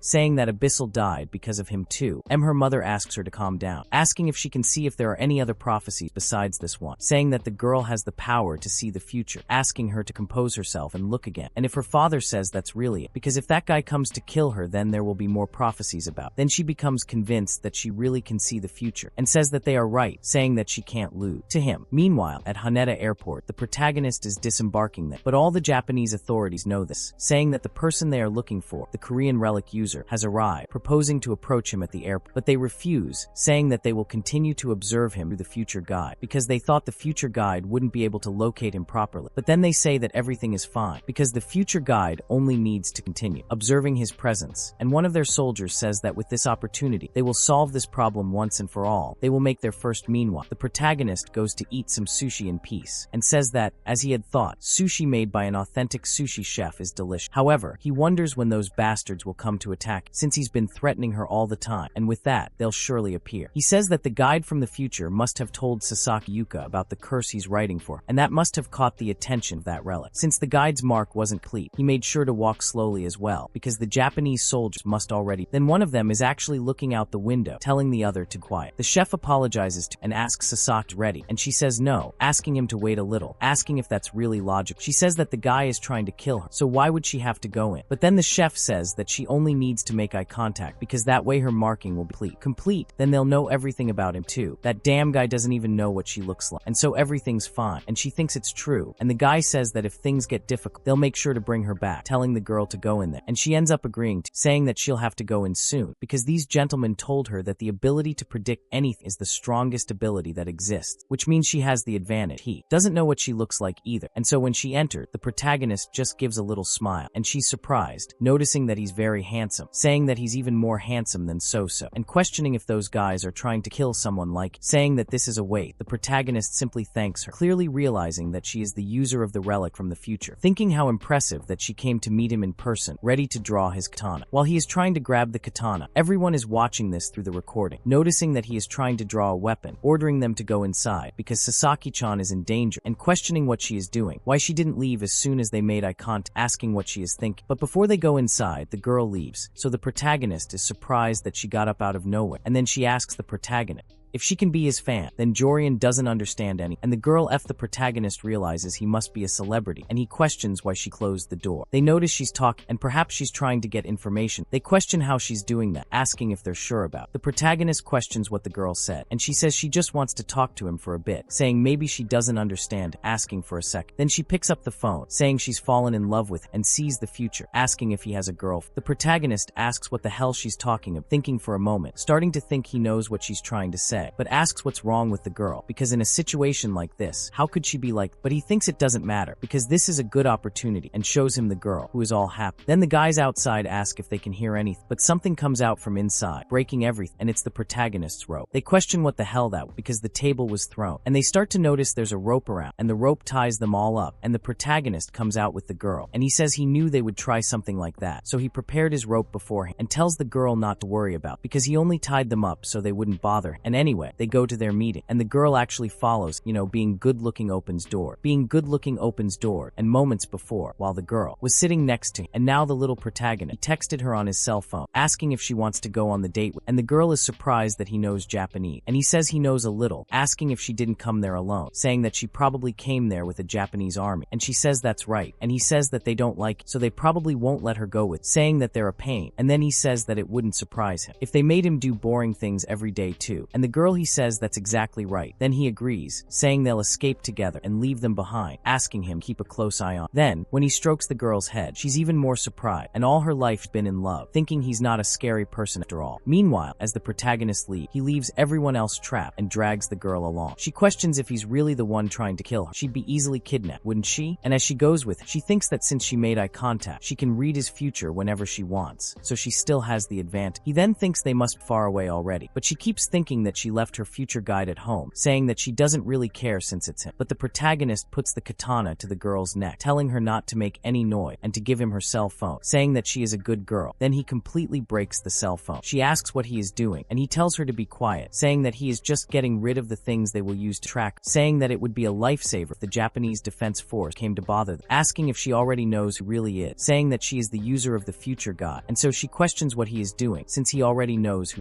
And in fact, he's more frightening than she thought, and in that, she actually goes to a restaurant, and when they get there, he simply orders something for her to drink, and when the door closes, she looks like a dog that fell off a moving truck, trying to beg the guy to save her. But then the protagonist is tying her hand, and she says he's going too far, calling him a disgusting liar, saying she doesn't believe he faked a date. But he asks what she's talking about since then, spending time together in that couple's room at the coffee shop, and if that's not a date, then what is? Then the girl asks what he's going to do to her, asking if he's really going to kill her, just like the prophecy said, but he says says he was planning to kill her beforehand, and if she came any closer, he was thinking of cutting her throat with the muramasa. But since she's even more of an idiot than he thought, here they are. He tells her to get her guide to the future, instructing her to write down everything she sees there. And so she says she left her guide to the future at home. But he asks if she thinks he doesn't know when that tattoo appeared, after he started using the guide to the future, instructing her to touch her tattoo and summon the guide to the future because she'll be able to summon him, saying he doesn't believe she doesn't know anything so basic. Then she summons the guide to the future and is surprised that he actually appeared, and the protagonist says it's good that she writes as much can, because if she forgets a single line, he'll kill her, saying that the girl can start. And the girl becomes tense while writing and when she finishes, the protagonist just watches her, and he tells her not to even think about resting, asking why she's slowing down. And she says it's because her hand hurt. He asks how much more he needs, and he says it will be as much as possible. She then says she'll give him the guide to the future, asking her to let him go, but he refuses what she's trying to do, telling her to continue writing. He thinks that if he wanted the guide to the future, he would have already stolen it, but he didn't take it because the guide to the future is an S-rank relic, and that rank is considerably high on the list of relics, as there are ranks D, C, B, A, S, SS, and I think even ranks above. So he says that if he tried to force domination on a high-level relic, the penalty he would suffer would be too great, and even trying to dominate Muramasa, a relic of a rank below the guide to the future, caused large marks on his body. And if he tried to dominate the guide to the future now, his arm wouldn't be the only part that would suffer damage. And not only that, that's right, he doesn't have any healing relics. And so, while he's watching, some government officials come in, but the owner of the place tells them to stop because the customers were uncomfortable. But the men say they finished up very quick, that he tells her to go back to see if there's another way out, and tells her to make sure she checks every room. The protagonist notices they've finally arrived and asks the girl how much she's written. She says she's almost finished with the first note, and he says that's enough. She asks if that means he'll let her go now, but he says there's something else. He puts the notebook in front of her, startling. She begs him not to do that, saying she'll write more of the prophecy for him, and asks if it wouldn't be better he didn't kill her too. But he asks if she thinks she's worth that,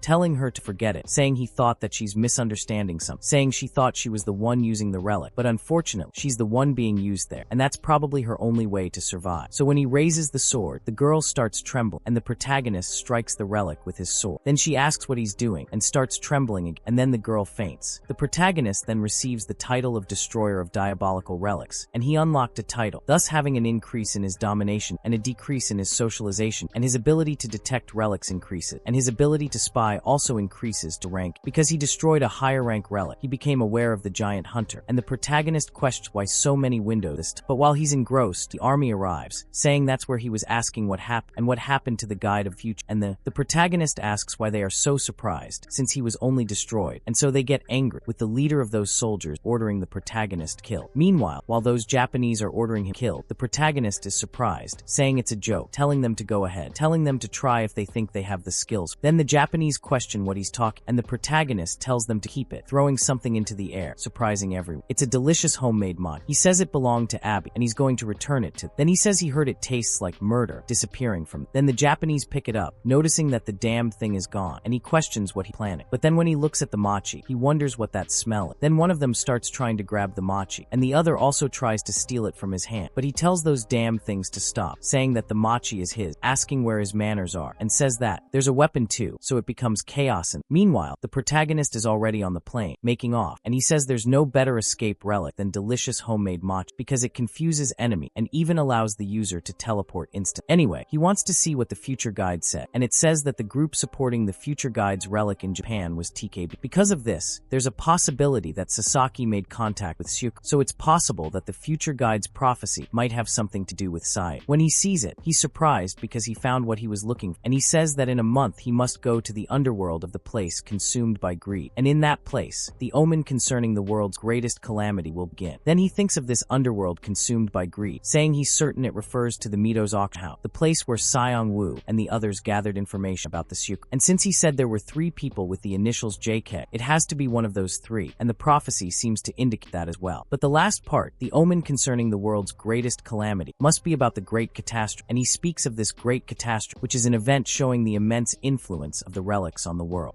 And after that event, everyone became aware of the tomb, and the discovery of relics increased dramatically. But from what as far as he remembered, the great catastrophe didn't happen so soon. Furthermore, the next lines say that the god who understands his greed will ask for his cooperation, and he notices that this line might be saying that a divine rank relic here in the hearing. So Seong Woo managed to get this relic to become that powerful figure he once was, thinking that if that's the case, he'll definitely steal it from him. Then, in the meeting room of the Japanese excavation research, they say that even though Sasaki regained consciousness, she's still feeling weak, and about the future guy, it seems to be completely destroyed. They say that while all this was happening, Captain Mori and his men were shooting at each other and ended up getting hurt and incapacitated. That military man says that's exact. Then, that man asks if this makes any sense, asking if he thinks this situation is a joke. Then they ask the president to calm down, but he questions how he can calm down in such a situation. And then a woman inside said, the text states that it has been confirmed that the future guide was destroyed, and the Japanese Defense Force also suffered damage. The person on the other end of the line is saddened, but asks if she is saying that a single person caused all that. She confirms that this is the case, and he questions who the culprit was, asking what they will do now. The woman questions whether they should seek revenge for their losses, but Kwon says they don't need to. However, she asks about the amount they invested in the future guide research project, which was all wasted. Kwon confirms that, but she should think about, because if this person manages to destroy the future guide, it means they have a considerable amount of power. He asks if it wouldn't be better if they could recruit this type of person into their group, but she mentions that this person destroyed an extremely valuable prophetic relic without hesitation. She asks what they will do if this person does the same to their company's relics, and what they will do if this person damages the president's relic. The man says that this won't be a problem if they promise this person a large sum of money, saying that there's nothing money can't solve, and all they need to do is keep their eyes open. Meanwhile, back in Las Vegas, the protagonist is calmly drinking orange and asks why they're so late. Seon-gil finally arrives, talks to Jo-hein, but the protagonist says they're half an hour late. The boy explains that it's because that crazy guy wouldn't let them in, and that the man says it's the Mito's auction house, and only auction participants can enter. If they're not participants, they have to leave. Seon-gil asks if he sees that, saying that this bastard keeps doing this, and the security guard says that if they continue acting this way, they'll use force to remove. The boy questions what the hell he's talking about, telling him to speak in Korean, but the protagonist says he's acting all-powerful and strong, saying he's in the United States, and still telling him to speak in Korean. The boy is embarrassed, and the protagonist says that those three are his guests, and he's responsible. At that point, the security guard, he apologizes, saying that it seems he made a big mistake, but the protagonist says it's okay, saying it's understandable considering their lack of style.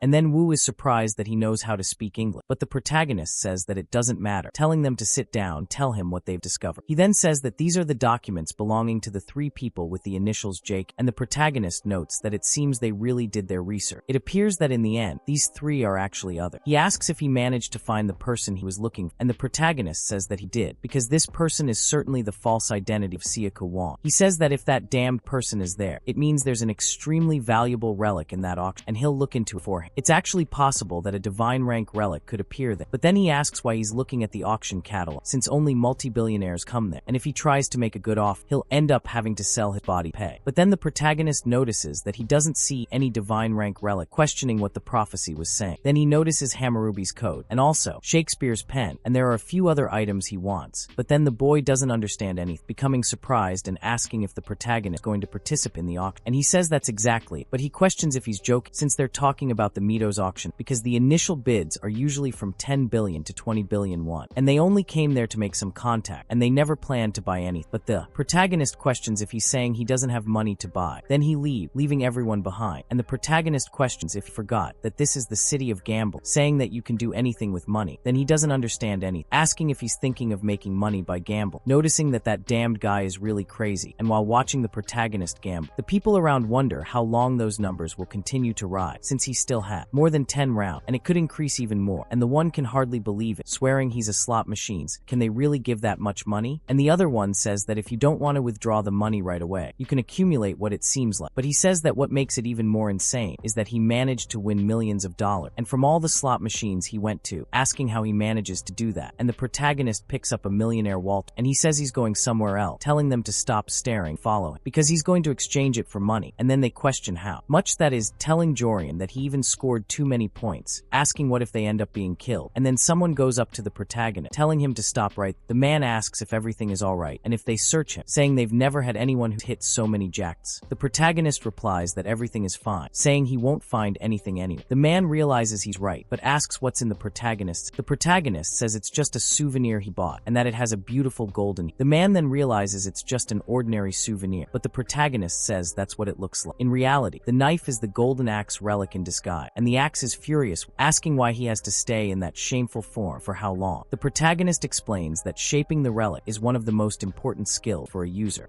because the golden axe has the ability to detecting valuable items and money. He can tell in advance which machines will give him a jack, and he can also tell which casinos will give him a large. It's a very valuable relic, and so the man apologizes, as he seems extremely lucky. The henchmen notice that he didn't cheat, realizing this is crazy, and ask what the protagonist's secret is. The employees then start checking the slot machines as well, but they've never seen anything like happen. The protagonist says that this just means they have to go to another casino now, telling them to stop being impressed by everything. Then Xiongyu calls the protagonist over, asking him to tell her his secret. The protagonist goes to Gixinya to transfer all the money he wants, and she's surprised by the amount. She says they'll have to escort him to his VIP area, asking him to stop. The protagonist says no, just give her the money. Everyone is surprised, as they've never seen so much money. So, Xiongyu asks if this isn't enough for them to live comfortably for the rest of their lives, saying they're millionaires. But the protagonist notices that they seem to be misunderstanding, and that this money isn't for them. They think, of course not, but still, all this money is ridiculous. Then he talks to Zhou Hian, asking if he really has to participate in the auction, questioning if it wouldn't be better to just take all that money and go home. The protagonist says no, but that all that money is enough to buy anything he wants for the rest of his life. They ask why, and the protagonist says it's because his goal is to get the relic from the auction, and also if he wants to compete against Quan, he'll need a little more money. He tells them to finish eating quick because he has to go for another round at the casino, and they're surprised that the protagonist is going to do this again. Then Machado says he smells money, asking the protagonist when he's going to transform him back into his original form, but thinks not. It matters, because he will only enjoy the smell of desperation in the casinos over their losses a little longer, and the protagonist tells him to stop with that bipolarity, telling him to hurry up and find the next jackpot, and he says that everything is fine, and then a status window appears for the protagonist, and he enters a place that the relic appreciates considerably, and this socialization with the relics increases, and the ability to spy also levels up. He thinks that even though casinos are good places to get money, there's a problem, and like battlefield, casinos are places where humans feel despair and suffer. He says that places where people suffer are sacred to the relics. He doesn't like doing things that please those wretched relics, and he thinks he has to get the money quick and get out of it. But then someone calls Joyo asking him wait, asking what's in his back and why it's like that. So when he opens the backpack, the protagonist gets a shock because the silver axe is there, and he says that while the gold axe has the ability to find wealth, the silver axe has the ability to find and mark enemies who are a threat to his master, asking why that damn thing is reacting. And then everyone inside starts screaming, with two people almost stopping fighting, one calling the other a cheat, and so they ask them to stop, saying it's dangerous to break the machine. Then Songwoo questions what's happening, but doesn't look back. He doesn't see a guy almost aiming at his head,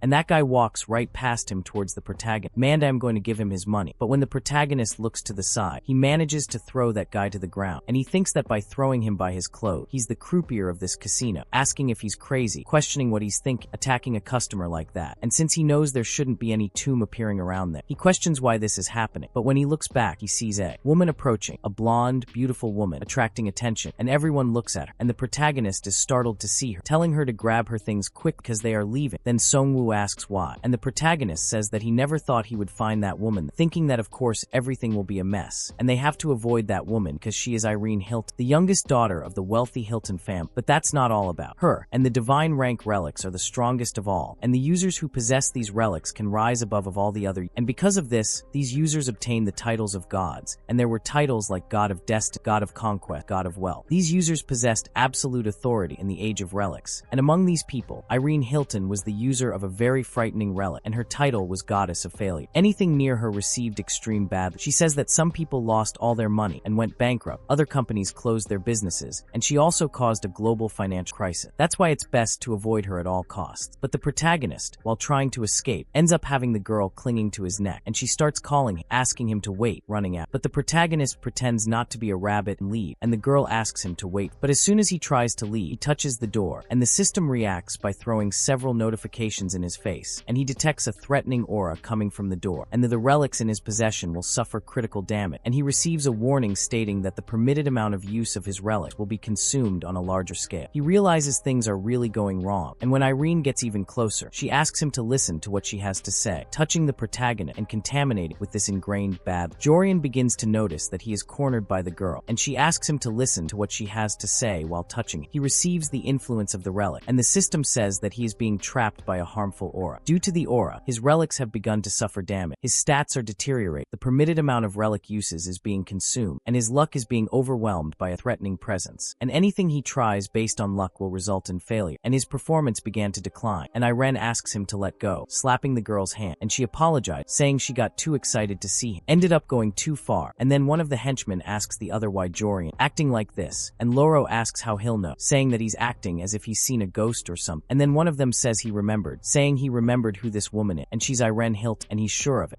And so they are surprised that it's that American woman from the Hilton family, that rich woman, and they say they're right because he remembered seeing her face on the internet. Before, he asks if the protagonist is the one who won several jackpots at the casino, saying he's been looking for him everywhere, and if he agrees, he could tell him how he did it. But the protagonist questions why one of the richest people in the world is curious about him winning jackpots, finding him strange. He says she must be mistaken, and they all leave. Then Loro asks the protagonist if he knows who that woman is, saying it's Irene Hilt, noting that she came there just for him. He dismisses her, asking if he's listening, telling him to stop, asking to talk to her, calm things down, telling him not to miss this chance. But the protagonist gets angry with those idiots, and one of them goes to talk, but all three collapse just from being near her, feeling stomach pain and various others. So the protagonist just tells them to leave quickly, and when they move away from that woman full of bad luck, the protagonist tells them to count well, saying they should stay as far away as possible. The protagonist, Loro, asks what he's talking about, and the protagonist says that when they recover, they should find a place to protect the bags of money. They question where the protagonist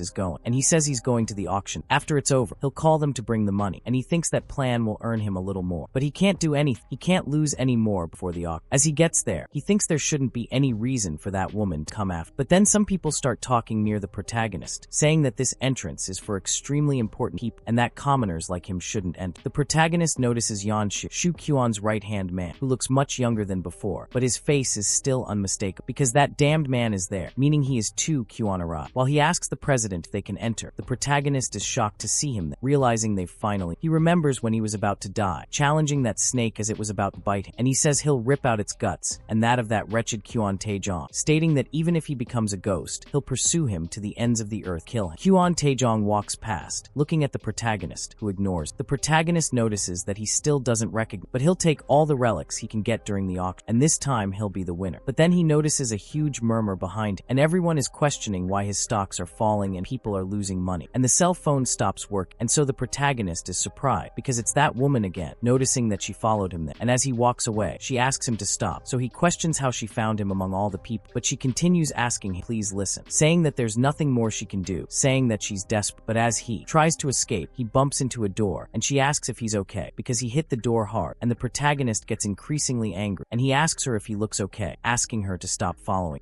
Because this is happening because of her, and she says that's exact, and that's her problem, and he's surprised, wondering what the hell. The answer was this, and then the girl looks back and says she doesn't know if he'll believe what she's about to say, but it seems she brings bad luck to everyone around her, and that's why she wants her luck to be as great as his, saying it's because she believes that's the only way to make the people around her happy. Then he remembers her, saying she's the goddess of failure, who destroyed the finances of many and caused catastrophes in many countries. So why is she acting like? He asks if she's pretending, and then the girl takes his hand again, asking if he can tell her what to do to make her luck good as him, saying she's willing to do anything, asking him to do it again, saying that if it's money, she can give him as much as he wants. Then the system throws several notifications at, and he receives debuff after debuff, until it says that because he was exposed to that harmful aura of a divine rank relic, his tolerance is activated, and it starts to increasing more and more. Then he notices that this is the ability he acquired by taking that silver pill, and at that time he said that he only knew about the existence of the ability, and he notices that the ability finally activated because of that, and it activated because of the attack of that relic. He then thinks that everything is fine, saying that he was just thinking about one thing, and so she apologizes because what she asked was a little sudden. However, the protagonist thinks that if what happened now is true, then there is no reason for him to avoid this woman, and besides, having this woman around will also increase his tolerance, and she can help him during the auction, ruining the chances of the other participants. He will kill two birds with one stone, but he questions Sayoko, and that he is annoyed with his subordinate shouting rabbit all the time, and the protagonist notices that he is also under the effect effects of that relic, and if it were before, he would have left that place immediately. And this means that he doesn't know about the existence of the goddess of failure, so he thinks that the enemy of his enemy is his friend, and he can make good use of this woman. So he says that her proposal doesn't seem bad, and she gets all excited, but he says that there's something she needs to understand. Getting lucky is difficult, and she says that's clear, saying that she understands that very well. He thinks that even if he wants to talk more details about this exchange, he has to go to the auction soon, asking if it's okay with if she would like to go to the auction, saying that it's completely understandable he doesn't want, since the entrance ticket is quite expensive, but she says that's fine, saying that it's not a problem for her. But the protagonist thinks to himself that he already knew she was coming, because the entrance fee is like pocket change, and he thinks about Irene, saying he's curious about what she'll become, and then he introduces the entire welcome auction to everyone, saying that the 74th auction is about to begin, and then he talks about the first item on the list. Meanwhile, the protagonist thinks it's quite empty, because after letting Irene and Hilton come to the auction, within 3 minutes the number of auction participants dropped by half, and most of them left deal with their sudden problem. And it seems that Sayoko didn't leave even with his fact in China fire. So that means there's something he definitely wants at the auction. The girl says that the object in question is apparently a real Russian wine for over 100 years, asking if he's not going bid. He says that the objects he's interested in will only appear towards the end of the auction, and the girl understands him. He keeps observing her out of the corner of his eye, remembering that she is the goddess of misfortune, Irene Hilton, and she is completely different from what he remembered. But it doesn't seem like he's pretending. The strangest part of this whole mess is that she went to talk to him, saying that she doesn't know if he'll believe what she's going to say, but it seems that she brings bad luck to everyone around her. He says it's because she seems to know nothing about the relics, but he thinks it's possible that perhaps the relic she has became attached to her without her knowledge. This means that originally the goddess of misfortune was a kind-hearted person, but because of the bad luck of the relic that became attached to her without her knowing, her life changed drastically, and this caused her personality change as well. So he thinks that seems plausible, and the girl calls him again, saying she wanted him to know she's truly grateful for what he's doing. He asks what she's grateful for, and she says that just the fact that he listened to her and believed what she said already makes her happy, saying she feels much better having someone she can talk to about her problem. Froda says that's not a big deal, but then he receives another notification saying that because of the user's improved mood, the relic's time is starting to intensify, and the relic's power is explosively increasing. She asks Froda what he means by not a big deal, saying that it makes her super happy, and all that happiness brings a huge wave of bad luck affecting everyone, and even an earthquake starts. My friend, please make this girl cry. That's really lame to say, but she can't be happy. Then the system says that the relic's aura explosively spread across a 1-kilometer area, and a great misfortune began to envelop. The relics in her possession began to receive critical damage, and then they all started talking to Froda, saying they were being torn in half, asking what he was doing, telling Froda to do something. He said he couldn't believe that the happier she got, the stronger the effects of her relic also be. He questioned what kind of psychopathic relic she, and thought that her tolerance skill was increasing very quick, but if it continued like this, her relics would break. He told her not to get her hopes up so much, because he would feel bad if they couldn't reach a consensus on their exchange. But she said that, thinking about it, they hadn't even discussed what they would do for each other. And he said that besides, just because her luck would get better, how can she be so sure that this will stop the bad luck brings to the people around her? She thinks he's right, saying she doesn't think it's guaranteed. Due to the user's worsening mood, the relic's power returns to normal, and Froda is somewhat relieved. Meanwhile, Rossi from the auction says there seems to have been a slight tremor, but apparently everything's been resolved. The current bid for the item in front of him is $770,000, and he asks if anyone will make another offer. One of the men there offers $1 million.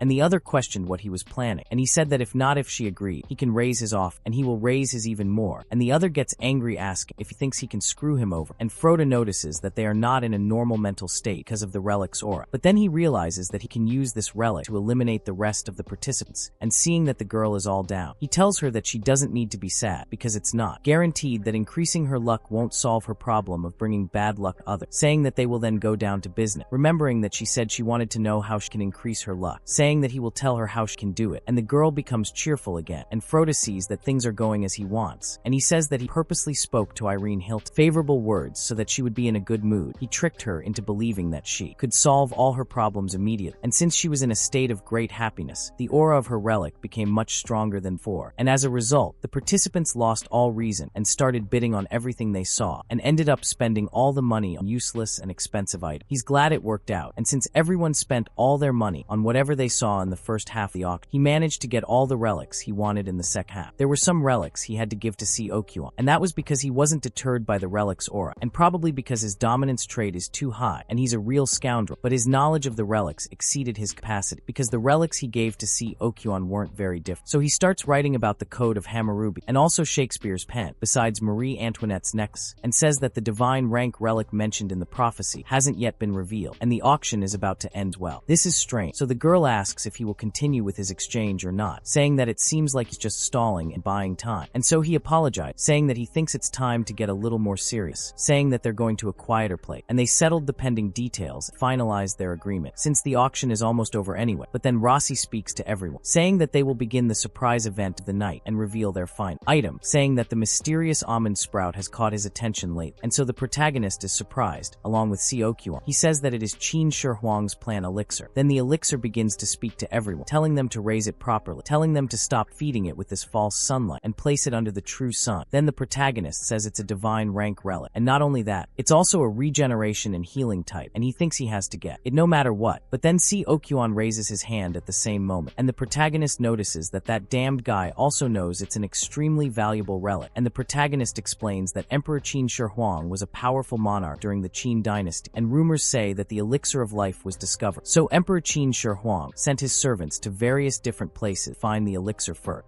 And after many years of searching for the elixir of life, this item was found packed almonds, and before he died, this relic was already in Seokyuan's possession. At that time, his body was afflicted by a disease due to the relic's deadly aura, and because of this, he became dependent on the fruit produced by the plant to survive. As a result, instead of receiving payment for work, he was only rewarded with fruit, and he ended up having to do everything Seokyuan had. In short, that relic is what allowed Seokyuan to put a noose around his neck, and he's furious with that bastard, noticing that it was in that place where he obtained the relic. He thinks that this time he will steal it from him, because if that relic falls into the hands of that wretch again, then his current life will become a repetition of his past. Ho-Si is happy about this, noticing that it caught the attention of some of them, who seemed to say that this was to be expected, since the fruit of this tree is known for restoring. The protagonist is surprised by Seokyuan's magnificent virility, which causes him to take a step back. The protagonist, furious, thinks about the ignorant man's explanation of what he means by restoring virility, saying it's shameful because the girl is looking at him strangely. The initial bid is set at $200,000, and the protagonist raises it to $300,000. Seokyuan raises it to $400,000, and then to $500,000. The protagonist continues to raise the bid, but is surprised to see others joining in. Seokyuan then goes crazy, offering $10 million,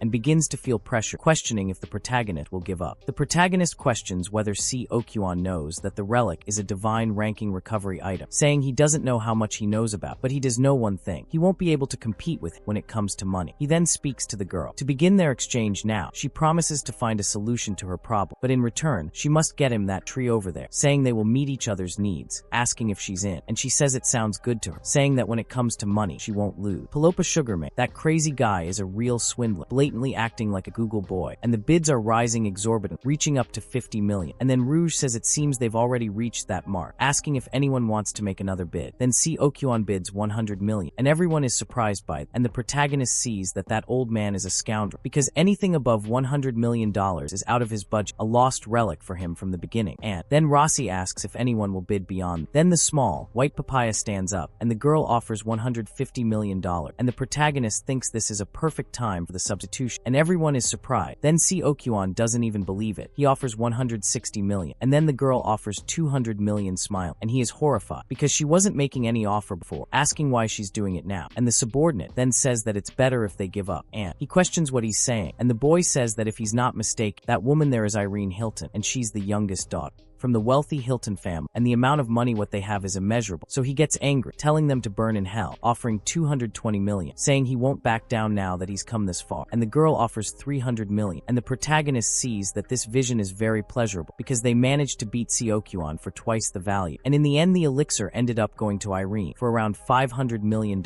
My friend, that's a hell of a lot of money. Can't even imagine, man. And after all this, the protagonist leaves to live, saying that $500 million is a considerable price even for her. But she says says no, saying that the price wasn't something she had to worry too much about, and he's surprised, but thinks that this was really desperation. So she asks how he plans to share his luck, asking if he'll give her an amulet that will increase her luck like a rabbit's foot, or something else like that. But the protagonist says that, in fact, there's nothing he can't. He gives her the gift, and the girl is surprised, asking if he was deceiving her, but he says no, asking her to listen to until the end, saying that her problem is not something that can be solved by getting or gaining more things, and the way they can solve it is by taking one little thing away. She is surprised, and he says that in short, she only needs to give him an object hat, and he thinks that's exact because the only way to solve her problem is by getting rid of the unlucky relic hat, but doing so will allow her to receive the unlucky relic, and in the end, it's a situation that benefits her even more. He is sure that she must have realized that she possesses a strange object that follows her wherever she goes, and she only has to give it to him. Doing so will solve her problem. She thinks about this object, saying that she doesn't think she has such an object, but he says that's impossible, telling her to try throwing away all the belongings she has now, and one of them must be responsible. She says she's tried this before, but none ever came back, and he thinks that's strange. So he asks about tattoos, asking if she has any that appeared on her body one day. Then the girl remembers, and the protagonist realizes she has one. He explains that generally, relics are divided into two main categories: disposable relics and possession. The tattoos that appear on the user's bodies are possession relics, which is why Sasaki Yuka also had a tattoo on her arm. He says that by forming a bond with the guide from the future, a possession relic creates a tattoo as a sign of becoming its master. Anyone can use disposable relic, but these relics have an internal usage limit. Unlike disposable relics, possession relics have no usage limit. However, they can only be used by their master, and he says that all the powerful relics that were monopolized in the past were possession. The girl says she can show him a picture of, and he notices that it's extending from her arm to her abdomen. He's surprised to see that, and the girl asks what's wrong, if there's a problem. He explains that Irene's relic is a parasitic type, and these relics are quite rare, but they forcibly live within the user's body. Since her relic was a divine-ranking relic with a reputation for bringing bad luck, he expected it to be something like a golden apple of Era. He questions what kind of relic she possesses,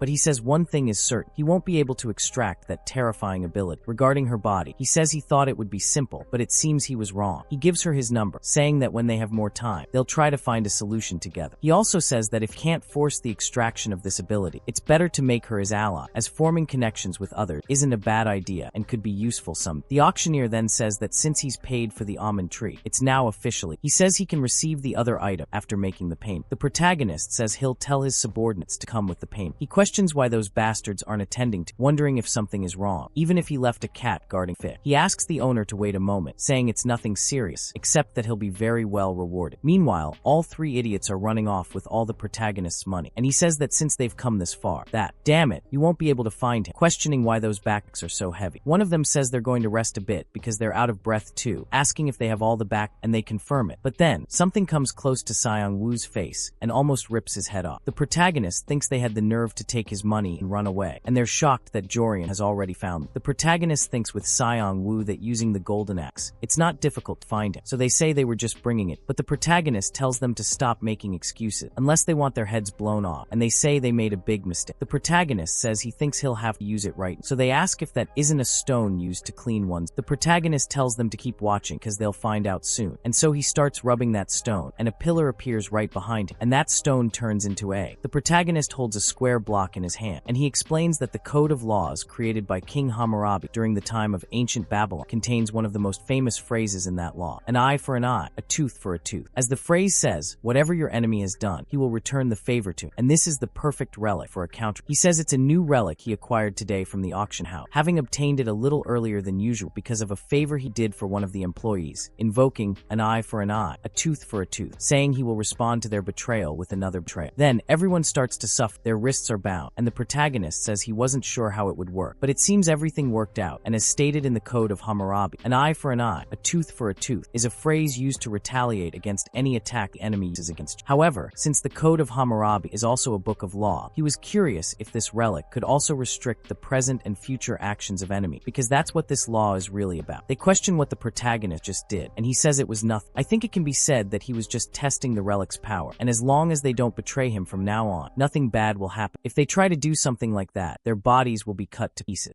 And it is said that due to the code of Hammurabi, the relic began to monitor the actions. Selected people are all surprised, and the protagonist says they can consider this as if they had signed a slavery contract. They question what that means, as it's impossible, and say they think this damned man is telling the truth, since the stone pillar appeared and disappeared very quickly. Zeon saw the question about whether he's some kind of psychic, and the protagonist says it's obvious. He also says something else they should know, that the world will turn upside down soon, but they will be fine. They ask if they know why, and he says it's because they are his beloved slave. Even if it's a slavery contract, it's not a bad thing, and he will even compensate them if they do their jobs properly, saying they will get more money than they just tried to steal from it, saying he will let them have all the money they want. They agree, but ask what kind of work they have to do, and the protagonist says they will find out soon. The next day, Zeon arrives complaining, saying he knows. He told them to come there at 9, but asked what that was all about. The protagonist questioned why they were confused, explaining that it was all part of their job. He asked if they saw that little tree over there, saying their mission was to take care of it. They were surprised, asking why the tree was writhing. The protagonist explained that it wasn't about to bite, so they should hurry and plant it in that pot. He said it was better if they didn't do it again, and that the tree was worth $500 million, so they should take good care of it. They were surprised by the value. Then the plant started talking, asking who the clueless human was, saying that the way he was holding it felt good, and that's how he liked it. He said humans should touch it like that, and that it would accept them for now. The protagonist said that it seemed these three had a high degree of socialization, and that last night he managed to form a contract with that tree. But that almond tree was screaming so loudly. He's high up, unable to sleep, and he says that the plant hates users with a strong dominance trait, and generally prefers users with a high socialization, and it seems that those three are the perfect babysitters for the plant, and he left them with the job of dealing with the plant, mainly because he didn't want to take care of that thing. But it seems they are really perfect for the job. But while he's thinking, someone calls him, noticing that the number, even though he didn't save it, is already a very familiar number, and CEO Quan comes to talk to the protagonist, saying that he is the CEO of KBM, and the protagonist then pretends not to know what it's about, asking what business he has with, noticing that this is the old man's personal number, and since he's calling, it means he's already started investing, and CEO Quan says he'll get straight to the point, saying he heard that he was the one who received the almond tree from Irene Hilton, and the protagonist notices that he's quick, and CEO Quan says he'd like to talk a little with him about that subject, but the protagonist says that if it's about the almond tree, he has nothing to say, and since he's busy, he's going to hanging up on Quan, and he gets pissed at that little shit, and CEO Quan asks what the problem is, asking if the conversation didn't go well, and he says that the boy didn't even listen to what he had to say and hung up, and he's surprised, saying that he's Roger, that he must not have realized it was him, saying that it's ignorance, because he even said,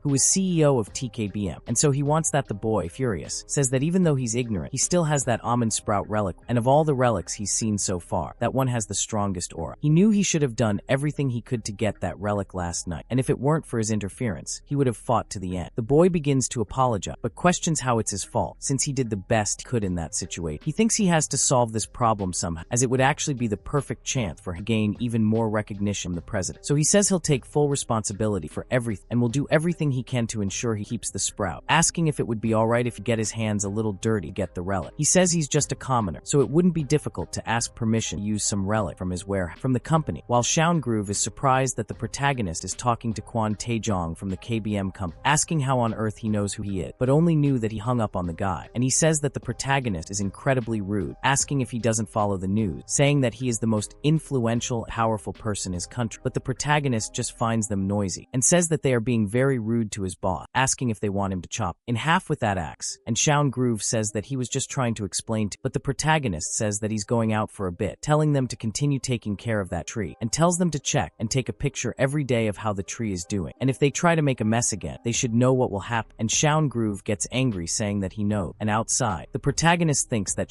Quan is the type of person who would do anything to he manages to find something that catches his attention, and he'll soon discover its location and try to surround it. If he wants to keep the plant safe, he'll have to deal with whoever is pursuing. Since the silver axe is reacting now, it means they've already started chasing, and he deliberately left to deceive whoever was after. In the end, they eventually cross paths, and the protagonist notices it's Yanshuo working alone. He notices that it seems they're underestimated, but then he notices he has a relic, and even though the aura is matte, he can still sense it. Since that's the case, it's a good opportunity, and Yan questions how many times they've already gone, asking if they're sure this time. After all, how can he trust him? He asks how difficult it is for him to locate just one person. person. And I said that if he continues like this, he won't receive any payment. But then Godelho looks to the side. The protagonist is drinking alone. Then Yan arrives, asking if he happens to Johi, and the protagonist realizes he took the bait, happy that he's so stupid, noticing that he didn't even realize he fell into his trap. And Yan sees that the protagonist is completely ignoring him because he knows the boy hurt him. So he tries to talk to the protagonist again, but is ignored again, and so he slams his hand on the table, asking if the protagonist is deaf, saying that when someone is talking to him, he should at least answer. But then the protagonist turns around, throws him to the ground, questioning who the hell raised him, asking if he has the nerve to yell in someone's face when he sees them, and if he has any business, then he should call him politely. And Yan says that he started, and the protagonist says that now that he's there, he can feel the relic's aura even more. He's being strong, saying he's going to keep that relic, and taking the opportunity to give that sucker a good shake.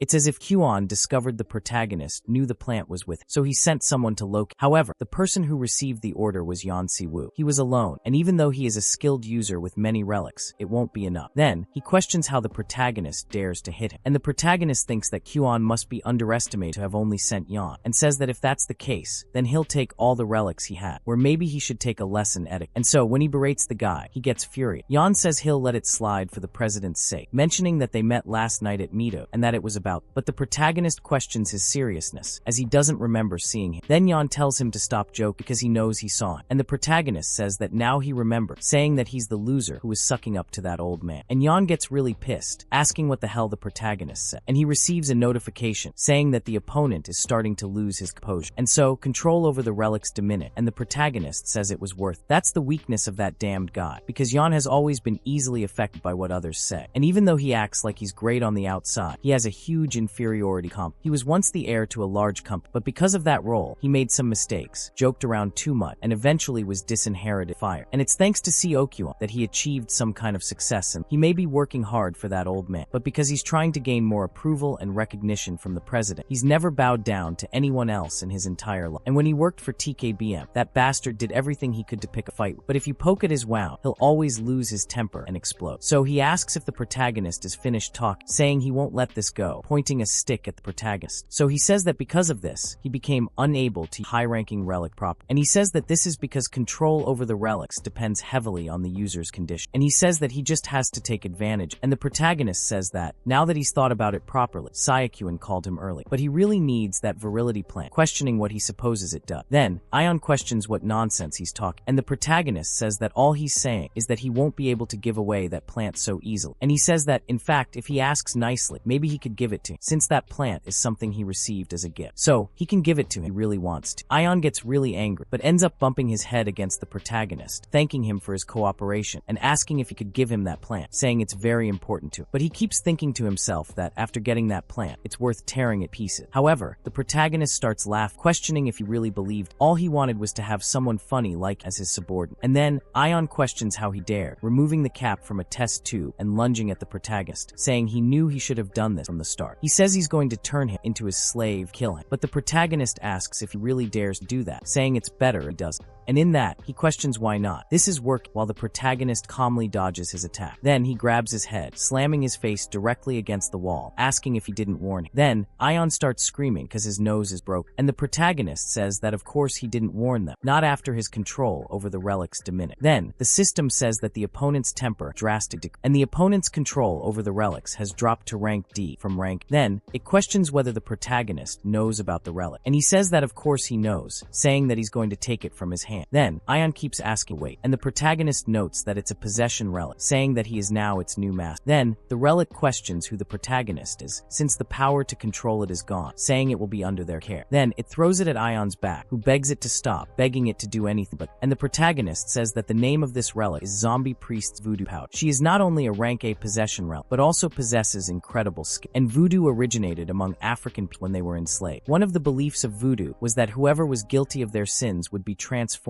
to a zombie. And this rumor gained widespread traction and was accepted as truth, which eventually led to the creation of this relic. He says that if you touch or inhale this powder, you temporarily lose consciousness and become a zombie. He thinks being used by his own relic suits him, but this should now delay Sayokyuan's attempt to pursue it. He has to hurry and grab his things while there's still time, and thinks it's time to leave. After a while, Kyuan Taejong finds out what happened and goes to the prison to see Ion, and he asks if that's one of his own. So Kyuan leaves him there, and then the man asks if he was one of their own, and one of them says says that's exact, stating that he is their department head, Ion. And then, the protagonist sees in the newspapers that Ion took off his clothes and went out naked into the streets causing a mess. And Kwon gets very angry about this shameful action, and someone arrives calling the president, asking what they will do, because it seems that they are not willing to turn a blind eye to this. And it seems that leader Ion is still not perfect mental condition. And Kwon says there's not much they can do in this case, saying they'll have to accept his order. And this problem has spread not only throughout the United States, but also in Korea. And his name was linked to this problem, since he was associated with this scandal. So how dare he bring shame to his name and order him to retrieve the relic that damned man is using right now. But then, one of them speaks to him, saying that when they arrested leader Ion, they said he had nothing. And it seems that all his belongings were confiscated or stolen by some. Kwon gets even more irritated. One of them says they'll start investigating the place's Ion's, but Kwon says there's no need, as it's quite obvious that whoever caused Ion's condition took the relic. So, they realize that the reason leader Ion ended up like this was someone else. But they say that leader Ion is very experienced with use of relic. So, who could have done this to? And he says that for sure it was that damn Johi, because it's possible that he has a large company covering. It's also possible that he is skilled with relic, and he orders the men to send his lawyer, Lee Jing-han. And he says that, in the end, he's just a kid. He'll be quiet if someone gives him some candy. Buddy, I sense that double meaning. And at the Las Vegas domestic airport, Karen Seong asks Johyun what happened this time. And the protagonist tells the boy to address him with more respect, instructing him to make sure they don't lose any of it, as it will be his safety net from now on. But then, the boy says that it doesn't seem to be anything valuable, and the protagonist thinks he's found some relics there. And now, he just needs to get them all safely to Korea, because the relics he collected in Korea were the Egyptian embalming knife and the gold and silver axes, besides the firewood. And at the auction house, he got the Code of Hammurabi, and also Shakespeare's pen and Marie Antoinette's neck. And last but not least, the medicinal plant Emperchi. He also has the zombie powder he stole from Yan Si-woo, along with the fox-tail tick Homer's glasses. And that's more than enough to fund his relic excavate. He'll be able to collect even more relic from now on. But then, Seokwon's lawyer shows up, asking if he's Jo Hyun, saying she's TKBM's exclusive lawyer. The protagonist notices she's there, and that he's Seokwon's right-hand man, asking what he's plotting. She then meets with the protagonist to talk, saying they know they have Mr. Owon's belonging, and that there's no need to deny or defend themselves against it. In fact, his president thinks his skills are excellent enough to surpass Mr. Eon. So, she says she's there to offer him the job, and they want him to work for the TKBM excavation, and the protagonist says he's wondering why she came there, but it was because of a damn slavery contract. And the girl is surprised, saying his words are quite hard, saying he won't get a better offer than that. And she says they'll give her a payment $100 million. Furthermore, he will also receive an annual salary. They will not interfere in his daily life, and his work will be solely affiliated with TKB. But the protagonist questions whether, in case he refuses, saying that this offer has no value for him. He already knows what that old man planned. Then, she speaks to Mr. Eon, saying that she will give him some life advice, as someone who has lived longer than. She says that when he is talking to someone else, it's best that he choose his words carefully, because this practice is not only good for him, but for everyone. But she will let it pass, since he is still young and lacks life experience. She asks if he has considered the consequences his act of theft might, and if Mr. Eon takes action against him. For example, when a small cockroach dies in a small town market, it disappears without a trace, and no one will remember its existence. And the same principle applies there. And the people associated with him will all disappear without a trace, telling him not to ever think that he is an exception. But the protagonist says that here they go. And now she's showing who she really is, asking if she's trying to threaten, saying that she basically said that if he doesn't want to die, he has to work for her, speaking with the lawyer, saying that she'll give her some advice as well, because when she's trying to stir up trouble, she should know how to choose her opponents carefully. And that's assuming, of course, that she values her life, and the only person who will disappear without a trace there is her. Then she notices that this is the protagonist's zombie's relic, and she says that she knows he won't be able to use a relic with so many people around, unless he wants the existence of the relics to be made public. And he notices that's why she was so confident about all of it, asking if she really thinks he wouldn't be able to do it. Then, that's when she gets quite surprised. Young Woo hears a scream coming from where Jo Hyun, and they question whether he should go there. And the girl tells him to take it off, because he threw zombies powder on his arm, and he questions whether he's crazy, saying he doesn't believe really using his relic. And the protagonist says he doesn't care if the world knows about the existence of the relics or not, because he's different from them, questioning what they're doing, telling them to film it, saying it's really cool to see all that glittery dust around. And then after they filmed it, they must make make sure to stop him everywhere. And the girl notices that he's crazy, and the protagonist says that since she's still okay, after coming into contact with the dust, he thinks his control over the relic must be very high. If she has any relics with her, she'd better use them now, because her next attack, it won't be so easy to avoid. And then she realizes there's no other way. Grabbing a bottle, and he fires his water can at the protagonist, and he says that's not bad at all, but he says he has that relic, invoking the code of Hammurabi, so he can throw water back, and he uses the eye for an eye principle, and it's an eye for an eye, ordering a return attack, and the girl gets all wet. Then she is surprised that this is the code of Hammurabi, and he says that it is exact. Then he pulls out a silver flat, ordering the enemy cut down, the one he seeks to harm, and then she asks him to wait, because she has lost, asking him to forgive. And then, Ongwu shows up. He asks Johi, what the hell is he doing? Asking if he's planning on killing someone instead of killing them. It tilts the daylight, but the protagonist tells them not to worry, because this won't kill anyone, but it will destroy everything valuable she had. Then the girl is surprised, and the protagonist attacks her. Meanwhile,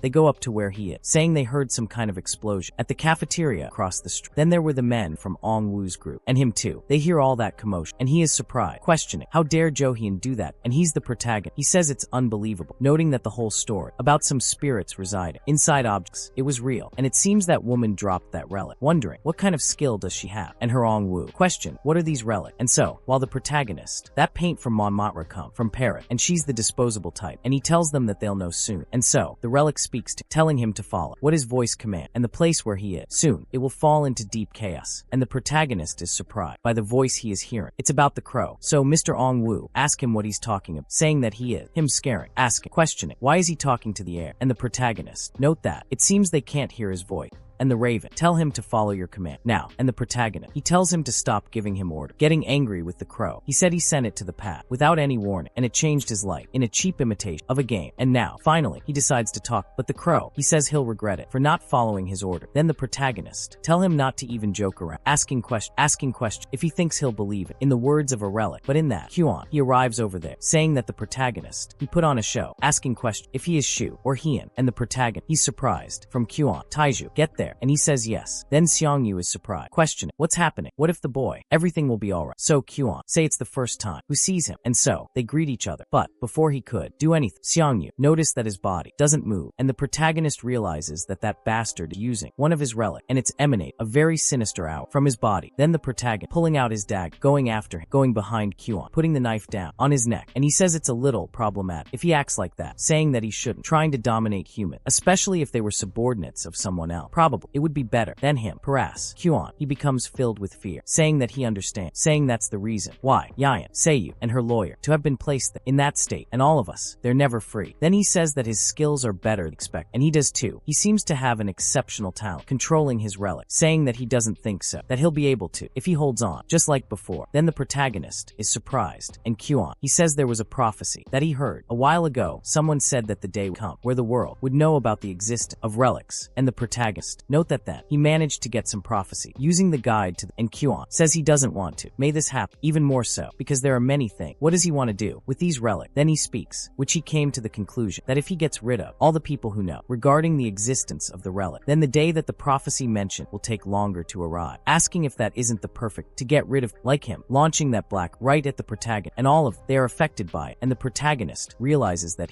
it's already shown, it's Fang, and in that, Kyuan questions, why aren't they disappearing? He mentions that this relic, I should have sent one of to a dimension very far from out, but the protagonist questions whether he's talking about that relic over. So Kyuan, he's surprised. He asks, when did he steal it? And the protagonist says he stole it. She told him just now, saying that, as you can see, he's very skilled with his hand, saying she's going to use it. She's doing it perfect. And Kyuan, he gets really pissed off with the kid, for sure. That's the area code. That one, it's 21. Speaking of which, things are complicated here in Rio de Janeiro. It's tough. There's robbery everywhere. We're just joking around, but business is tough. So Kyuan, question, how dare the boy steal his relic? And the protagonist, he says that he should have done a better job in protecting and the skill, which he often boasts about, but his hands were light. So, he questions, how does that damned man feel now? And the skill, he stole it. He rises to rank D. He unlocked a title, the thief. Impressive, even to the gods. He received a rank change. His skill level increased. he discovers a new ability. Those are the light and the protagonist. Okay, note that he will continue with this whole gambling, thinking you're right, and it doesn't matter anymore. Sending him, just inspect the states of this relic for him, and that's it. He receives the invitation from the solitary god. Rank SS, going up to, for divine rank, a consumable relic with 43. He uses 50 in total, and he's surprised that it be a divine rank. Speaking of which, it's control of domination. It's still a bit low for this type of relic. For now, I'm really thinking about, I wanted to send that old man to another dimension, but still, he keeps it. And Kyuan asks if he's still willing to adopt, and given that, he made a big mistake. If he thinks that this is the only relic, he has them. He had other relics, powerful ones, and one of the relic, the strongest, that he possessed. It was the Conqueror's relic, and that relic has power to take control of someone else's mind and make them be completely obedient, just like Irene Hilton's relic. And that one, it's a relic that he had of the parasitic kind. He never finds out the precise detail about that relic because that old man kept it a secret, and that's all he knows because it resides somewhere in his body, and he thinks that he could try cutting off his arm and leg outside to gain more information, but that's not something he can do because that dam, it also has a relic of armor. So, how I question, what was it? Asking if the boy is scared now. He's still saying that it didn't fully act, the relic and the protagonist. Think of it in other words, his body. That's basically an impenetrable fort that was equipped with weapons, extremely strong. However, since the relic of the conqueror, it is associated with consciousness of the people. When activated, it is a relic, extremely loud and chaotic. What if he start using that relic everywhere? It's going to descend into chaos. And the protagonist, he questioned, what a racket. All of that because he thought that he didn't want to, that the existence of the relics we discovered. But good, he says that. He just means that he has to deal with more people later. But he decided that he will be another problem case. He'll let you live. Now, it's time to obey in silence. But then, and Relic talked to them, saying that those humans, stupid, they must stop your action all at once. And both of they are surprised. Then cover up, saying that this is a dangerous where they already exist. Fierce, dog, jackal, and cases. They don't stop using their power. They will wake from their long rest. And Quan, so he's surprised that it's a relic and her aura. It's powerful. Speaking of wit, it must be a relic. High rank and the protagonist. So think about what he said about those jackal dogs, asking if there are any legends. Something about jackal dog. Anyway, he wondered, is it about the god of death, Anubis from Egyptian mythology? And that means that this place is a tomb which contains the relic of Anubis. And Quan, he thinks so. In fact, that's wonderful. Speaking of wit, after he finishes off the boy, he will retrieve that relic for himself, summoning even more from its aura. But then another relic, he speaks, saying that they are too naive. Then an earthquake begins, and everyone is surprised. And Quan questions what the heck that, and the protagonist, he receives several notifications. So, an abnormal amount of deadly Egyptian aura is entering your body, and because of the power of the mortal relic, their relics, they will begin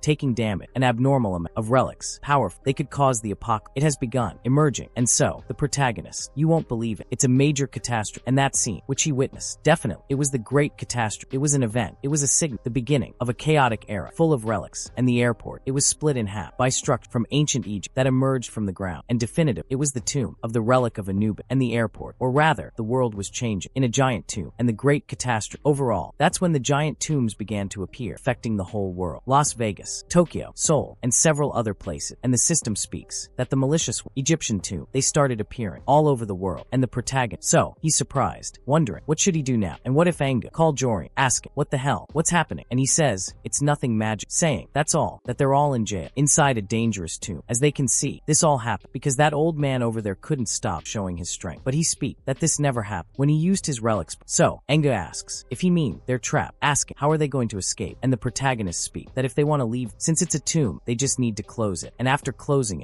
that tomb, it won't be easy. And he thinks that in his past life, it took him 3 months to finish a tomb created by the great catastrophe. But things are different now. And she thinks, either way, it's good that they're starting right in the heart of the tomb, asking them to follow, for they will find it, the supposed master of this tomb. But then, Anga tells them to wait, saying that he never said that they could leave, attacking the protagonist again with his relic. And the protagonist asks if he will still act like, even in a situation like, asking if it wouldn't be something common. They figured out a way to finish that tomb soon. But he speaks, who can think about, after killing, and beside that too, I mean he can keep that relic from that tomb as well. And the protagonist then notices that he is too arrogant, but he thinks so, that it's not trust, it's unfounded, realizing that he won't have what he used to, saying that's what you'll have to do, whatever it takes, to get out of there alive. But then, Quan himself sends his relic. They obey now, and all of them, let it be a proverb. And the protagonist thinks, as always, that the old man is being too impatient, but Quan is surprised, because his speech is still quite vulgar, saying that's not how it is, that he needs to talk to someone, that he is now his master. master. And that's it. Seiyugu notices that they are being crushed, speaking with Jurin that they are going to die. But Kwon thinks that's strange because it seems like he can't win them over. None of them now. And generally, most people, they would lose consciousness. But then, someone speaks to them, saying that he was right. Those damned humans, they have the potential to dominate, and so many protagonists, as well as Kwon. They look to the side, scared, and then they ask, who are they? And those things in the sky, they say that's what he's saying, asking who he is, to be causing the problem within his domain. And the protagonist, he thinks he's free, saying he should be, because he's a relic of the conqueror. It's not working proper. Definitely not. It's the relic of 7, of rank, divine. And he speaks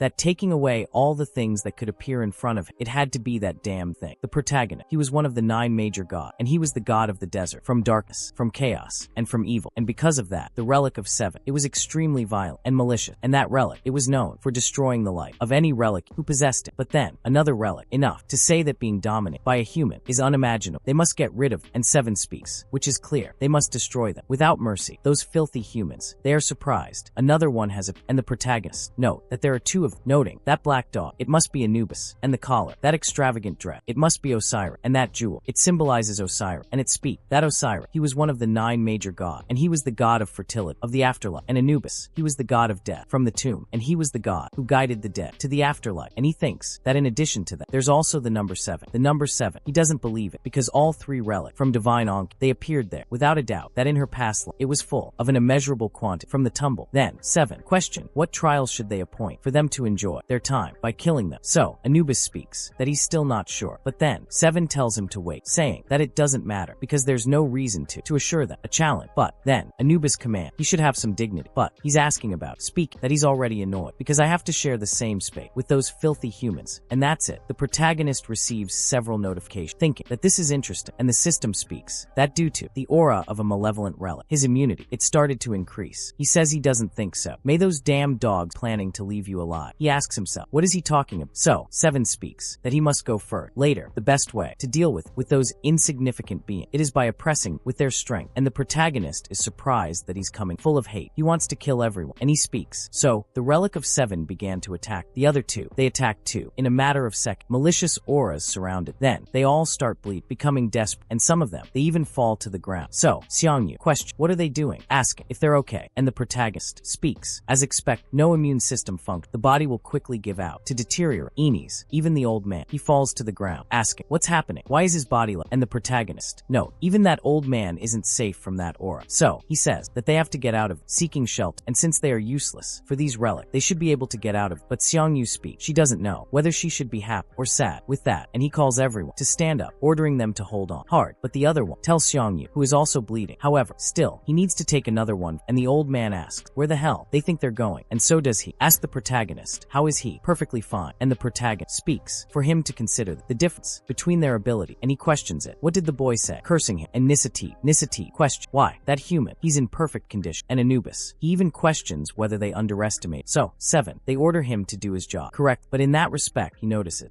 that boy, slightly familiar. And that one, it's the code of Hammurabi. So, the protagonist question, is that all they have? So, they ask, what is it that he plans to do it with that? Well, the rank, this relic is better than this, saying that he's going to regret it for having underestimated, and he emits an aura, an even stronger one, channeled direct to the protagonist. But then, the protagonist summons the eye by the eye, and the tooth by the tooth, sending them, making them taste their own medicine. So, the code of Hammurabi, hold off on that attack, and return it up against C. So, he asks, how is that possible? It could be, and the protagonist speak, what is this? What happens when they just look? Pros rank, and they let their guard down. And newbies speak, what does it seem like? Them, they will have to use something else besides just their aura, sending him, let them use their skill and attack. But Seth refuses, saying that in case they use their skill, your lifespan, it will decrease. And also, he's sure of that, saying that the smell he noticed early, absolutely, it's the smell of a crow, and he can smell it, the scent of that crow coming from over there. But then, Osiris, he is surprised, questioning to the trader who seeks to help human. But tell me, that's impossible, because that mangy thing, it's already there, sealed. And newbies, he even asks if it's his node. Finally, he went mad. But 7, question, how could he? He dared to say that because of his node. That's perfectly fine. And him, who wants it, to wage war against him. But the protagonist, he thinks he was curious because they weren't fighting each other before. And that's it. That's because Set and Osiris were together, and it was inevitable that they would start fighting among themselves. And in Egyptian mythology, 7, he committed a grave sin, and he became envy of his brother Osiris, and it ended up killing. And the historical content of those legends, it also has an influence in how the relics interact connect with you. And the situation, it's favorable for him, thinking that he has to attack when they are focused on something else. But then, Anubis notices that the protagonist, he's starting to plan some, asking if they can regain your senses and focus on your task. But seeing that they won't stop arguing, he thinks that he'll have to deal with this problem by himself. And the protagonist, he speaks, it seems. He's the only one who's aware among them, and he says it's going to end with Anubis first. But Anubis just calls him arrogant. He's saying everything is fine, and he wants to see if he'll be able to survive. So, sure, a circle appeared beneath the protagonist, and it takes over the entire land that was underneath, and he asks, what the hell is that now? Then, Anubis speaks. Someone like him will never be able to pass with his approval, and the protagonist then is surprised, asking if then it's a type of test. So, he falls somewhere. He starts to feel it. His back hurts, noticing that over there, it's a scale. So, Anubis appears before him, saying that this is the scales of judgment, and now he will begin his trial about him, and the protagonist finally understands, noticing that this is his final card. What if he passes the test? That damned man, it will be yours. And since his aura doesn't affect, he resorted to that. But that only created an opportunity so that he may have it in his possession. And in his past life, he knew the original user of the Relic of Anubis, and the user told him that the Relic of Anubis, he's going to ask several, and that's all he needs to say, saying that he couldn't remember of all the questions that the Relic of Anubis asked. But he said, that's the question. They were all easy, and if the question, they were easy enough for a child, answer correct, so he has nothing to worry about. And then Anubis speaks that all the juries are gathered, and now he's going to ask 42 things, and if he can answer no to all those questions, then he will pass with your approval. And if he lies, in any case, those kinds of questions, the monster, which is already in the dark, you will see your guilt, and it will take you a while. And the protagonist, that's exactly what I mean, the boy told. Then he speaks from the first question, asking if he committed the act of robbery, and the protagonist, it was already happening, noticing that he stole, or rather, he has a whole life ahead of stealing, and Anubis is already happy because he already knew that. And the protagonist tell him to wait a bit, saying that he's still thinking about in your question, and Anubis then speak that he can answer the second question, asking if he has ever lied, and the protagonist note that he did a lot of that too. Then Anubis asked if he committed the murder before, or if he destroyed the property of his neighbor, he coveted wealth, his neighbor, and many other things. And the protagonist finally understand what this is like by saying that it wasn't because the question, they said they were easy, that child, it's over, and that's because that boy didn't live long to commit all those sins. And Anubis then believe that's what he's thinking, that he won't be able to answer no at least one of the 42 questions. Questioning if it's not correct, then he speaks as expect of a human. He is surrounded of sin, and so he takes his hand, grabbing the protagonist by the waist, saying that his heart, it's heavier than iron, sending him to hell. That's where he belongs, getting ready to attack in that monster. And the protagonist questioning himself, what the hell is that, asking him to wait at least for a sec, and he noticed that he messed up completely, and that's it. While he is being thrown to that monster, he becomes desperate, noticing that it's fallen again, and so it falls somewhere else, onto a pile of sand full of remains of dead, and he starts to complain that hurt like hell. When he looks to the side, he sees several goats going towards him, and he gets more and more surprised because he can't breathe, not even a little. So he picks up one of the bones over there, telling them to come up, saying he doesn't care if everyone attacks all at once, saying he's going to kill them, all of them. And after hitting the first, he does manage to kill it, but note it, there are many of them. So one of the monsters tries to bite the protagonist, but he manages to hold it. However, the other, they come up likewise, and the protagonist wonders if this is going to be his end, and if he's really going to die. But then the raven speaks to him again, because it seems he needs to from your help, saying that he really is an idiot. And so the protagonist begins to shine, and that shine moved back a little the other ghosts that were coming towards him. And then the crow appeared right in front of the protagonist once again, saying that it's been a while, a long time, from the moment they saw each other. And the protagonist questioning, what is he talking about, asking if this isn't the past, questioning how is that possible. So the crow, he starts laughing, saying it doesn't matter, whatever the timeline, he is the only one. And the protagonist questioning, what the hell is he talking about. And when he looks to the side, he sees those damned who are behind him again. So he speaks, nothing will change in this space, and him, it will help to get out of that place. So he says it would be more fun to use Egyptian to defeat the Egyptian gods.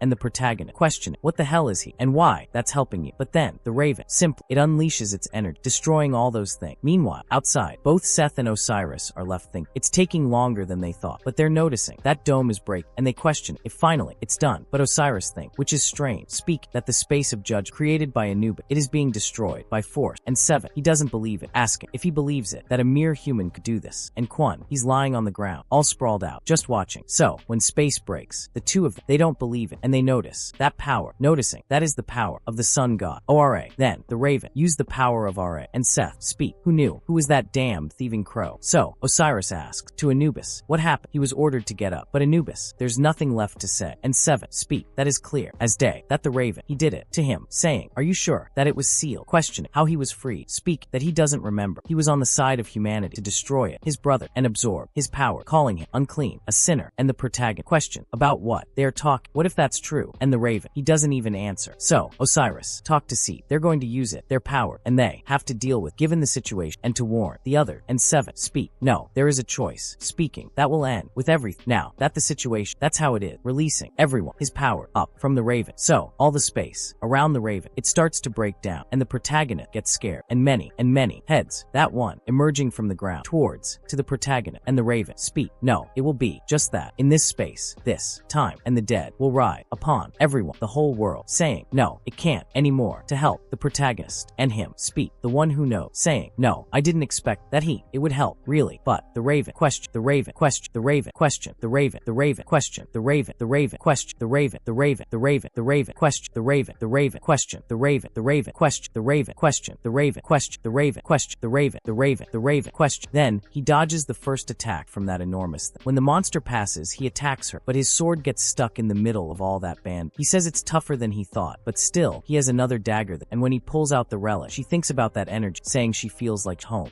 And the protagonist says that this dagger is an Egyptian embalming, and she's reacting because she's an Egyptian relic too. He says Nordelobes is nearby. He feels very powerful, and the protagonist asks the relic if she can meet him, saying he'll say hi to him. And he says that's a good idea, and the protagonist tells him to take her to him now, walking calmly through all those women. So Set keeps saying that now that they're bigger, it's more comfortable, saying he has a lot of space. And Anubis asks if they're using their power, and Osiris says yes, they had no choice. And Set says he doesn't know why, but the Raven Predator relic free. So Anubis is surprised, noting that this is why he defeated, and Set says yes, saying that the timing of that incident wasn't perfect, saying he should warn the other. But the protagonist appeared and rips the head off Set's. Relic then asks how the protagonist knew, and so the protagonist orders him to die, splitting Set in half. And in that moment, Osiris screams as he is torn apart, and the protagonist takes the opportunity to attack him as well, splitting Osiris along with breaking his hourglass, and he starts to think that this can't be happening. And so Anubis calls Osiris, desperate about what happened, but the protagonist attacks him too, completely shredding him and revealing the relic of Anubis. He then questions why the protagonist is doing that, and he says it's for no reason, ordering him to reopen the approval process, saying that he thinks the results of the last approval were wrong. Then Anubis says that he never made 2 judgments in a single year, and even if he reopens the approval process, he won't be able to pass. But the protagonist says there's no way around it. He assures that this won't happen, saying that he'll have to change the question unless he wants to be torn to pieces. Poor Anubis has no choice but to accept under pressure. At that point, the protagonist says that the relic of Anubis had no choice but to reopen the approval process, and the great scale, the 42 interests, reappeared in the same way as before. Then, he says that not all of them were completely intact. Then, he speaks of the first question, very small, close to the protagonist. He notices that he was much larger than before, telling him to shut up. Grabbing Anubis by the neck, he tells him to ask the questions he commands him to ask, and there goes the first one, asking if he stole from his neighbor, and Anubis doesn't understand anything, questioning what he's saying, because asking if he stole from his neighbor is too much, questioning what purpose the judgment would serve if the questions were asked in this way, and the protagonist questioning why he cares, saying that this is not a judgment, the afterlife, asking if he thinks he's dead. He orders him to repeat what he said, or he will die, threatening to tear him to pieces if he disobeys. Anubis then asks why, because humans don't want to control them, and asks if he doesn't care if he's torn to pieces. The protagonist says he will control him, but if that doesn't work, he will destroy him, and if he breaks him, it means they weren't meant to be together, questioning themselves, right? And Anubis has no other option but to ask if he committed theft, and the protagonist then tells him to speak louder, and Anubis questions whether he committed the theft. But the protagonist tells him to be careful. The protagonist, speaking with a sharp slap to Anubis's face, tells him to speak respectfully human. Anubis then questions whether the man committed the theft, and the protagonist affirms. The protagonist moves on to the second question, asking what the protagonist said. Anubis asks if he will repeat this process with each question, and the protagonist agrees. He then says he answered yes to all the questions, changing them to his advantage. Anubis's relic, trapped in the great tomb, cries as the approval process ends. He completes the mission given by the Great Tomb, and one of the 3 relics of the Great Tomb completely surrendered. He passes through the Great Tomb of Anubis's relic, and when he finally closes the tomb, he holds Anubis's relic in his hand. Several notifications appear, and he explains that because he obtained a divine rank relic, various messages have appeared saying that several things have leveled up, and because he defeated Egyptian relic of divine rank, his dominance over Egyptian relics increased, and due to the Anubis relic, his tolerance against deadly type relics increased, and his tolerance level increased to rank C, and he obtained the title of Tomb Raider to increase his tomb excavation skill. Beyond rank, he also obtained the title of Rogue Tomb Raider for slightly decreasing his affinity with relic, and increasing his tomb looting attributes, and the protagonist notices that the Raven had a lot of fun, rejoining where he should use those titles, and he says that leaving that aside, he will close the relic's tomb. Then everything begins to return to normal, and the whole city is rebuilding, while Kwon wonders if the Great Tomb is breaking, wondering if he really got the relics. That kid, then he thinks of Jorian, thinking that he is a frighteningly skilled person, and he's not a kid he can simply get rid of. If he can't kill him, he has to make him work for him. The system says that a part of the Great Tomb covering the earth has been defeated, and there isn't enough strength to maintain the Great Tomb, so it has completely disappeared from the world. The protagonist thinks he can finally breathe fresh air until Kwon calls him, saying he didn't recognize such skill, admitting he was very rude to him before, apologizing to the boy, and saying he wants to make him an offer, asking if the protagonist would like to work, but the protagonist remembers that he wanted to kill him, and Kwon says that was when they didn't know each other. He says the relics will change the world, and in this new world, people like him have the greatest potential. As president of TKBM, he promises the boy full support, and he must swim in bigger oceans, that he wants to increase his potential and skill by having the protagonist work for him. But as soon as he hears this, he gets very angry, telling him to have the courage to say work for him when he actually wants to work with the protagonist. He asks if this doesn't reveal his cruel thoughts, and of course, he's going to invest in him, but he'll make him reap all the rewards of that investment, then throw him away as if he were nobody whenever he feels like. He says all he wants is to use him, but he's saying he wants to work with, saying he could make even a dog laugh. Then Kwon realizes he knows these intentions, saying he's just common,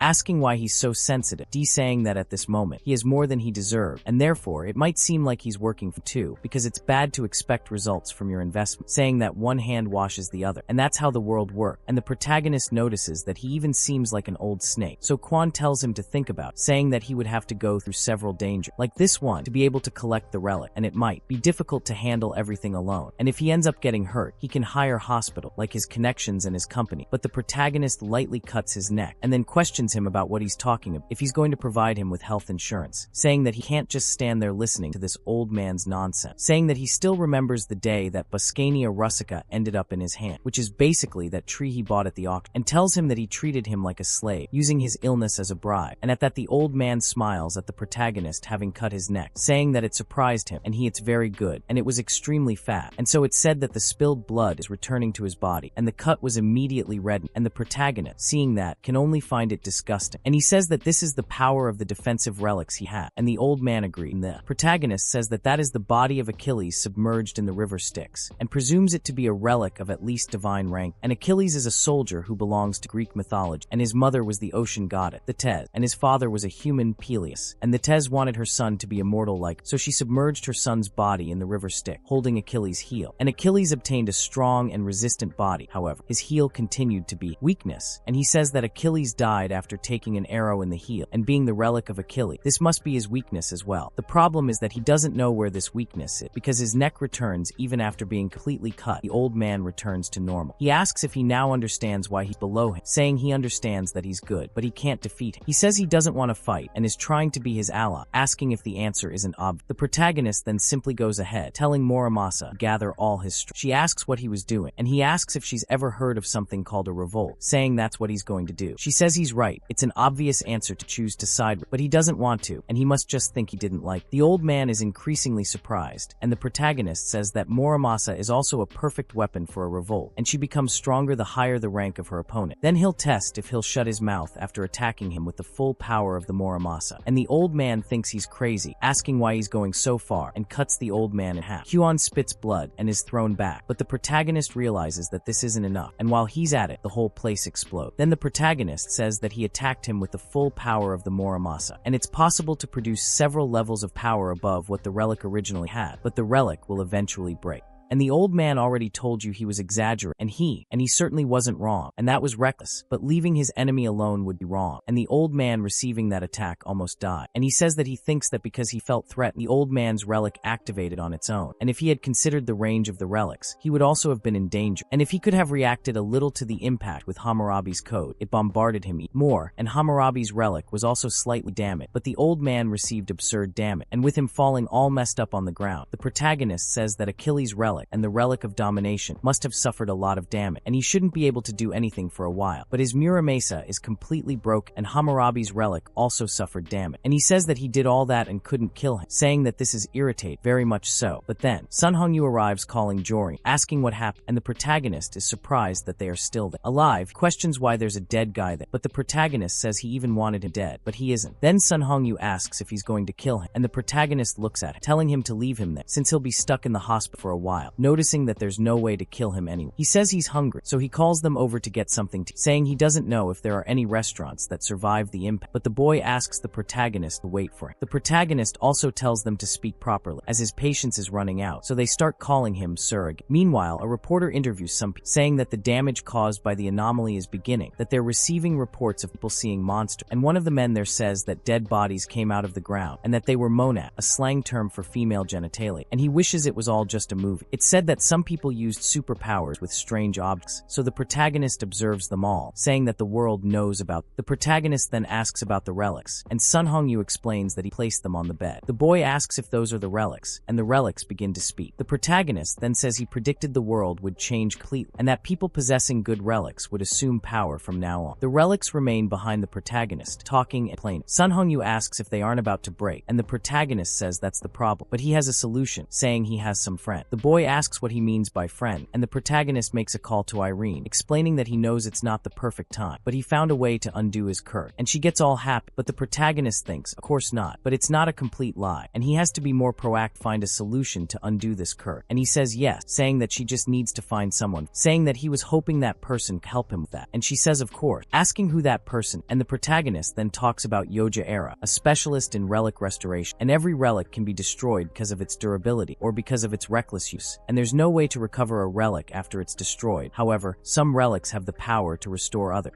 And the people who can use these relics, they were called relic restorer, and Yahello was part of the elite among these restorers. He basically monopolized the market, and he was called the king of fraud. Eventually, he caught the attention of his quant, and they were in the same tomb raiding group, and he has to make him work for him now, so relic restoration won't be a problem for him anymore. The protagonist will meet with Irene, thinking that this girl must think being punctual is a joke. Then, Sungwoo asks who this guy is that he has to meet, and the protagonist mentions Yahello. But the boy asks if he isn't better at relics, and the protagonist says but relic restoration is a treacherous task, saying that most relic restorations are on the artistic side. They require extremely high affinity, and he'll end up with a huge headache try. And if he can't do it, someone will do it for him, and that's simple. It's the vision of a slave trader, and Sungwoo, seeing the way he's talking, already gets scared. Then, Irene appeared, and he says he's a little late, saying he'll come down as quickly as he can, but she arrives in a helicopter. Everyone is surprised, and the girl says she wasn't very far, but the traffic was terrible, and she tried to come as quickly as possible, apologizing for being late. The protagonist is surprised that she even has a private helicopter, because as he thought, the girl is in a completely different class. He says it's okay, saying they'll talk somewhere else. Then she asks who the person he's looking for, and he says it's a Korean man named Yahello, asking if she happens to know him. She says no, saying she's never heard of him, and the protagonist says she might not know him because he's using a false identity. He asks if she knows anyone who collects art, and she says her brother collects it, and he even meets people with the same interest. The protagonist says that's good, mentioning that he can talk if he's interested in that area, saying that he's like that, asking his brother to ask someone if they know someone similar, and then seeing Yahello's portrait. She questions if he's sure he's looking for, and the protagonist says yes, questioning why, and asks if the girl knows him, and she says of course she does, saying that he tricked her brother a month ago, and the protagonist is quite surprised by it, and she says that she saw him when she went to visit her parents' house, then says that she remembers him because he was handsome, and was really surprised when she saw that her brother was tricked by, and says that her brother bought a work of art from him that turned out to be fake. 20 people ended up buying the same artwork with his brother, but the protagonist isn't even surprised. After all, he was the king of fraud. He'd been robbing people before. Then she says she doesn't think she'll be able to find him, and the protagonist is surprised. She says she heard he died, and the protagonist is even more surprised because he was caught trying to scam his brother's friend. The girl's brother saw this with his friends and doesn't know if the brakes failed or if he was going too fast. His car fell off a cliff after hitting the guardrail, and even the police said he was dead. But the protagonist is surprised about Jair Asta being dead, saying it doesn't make sense,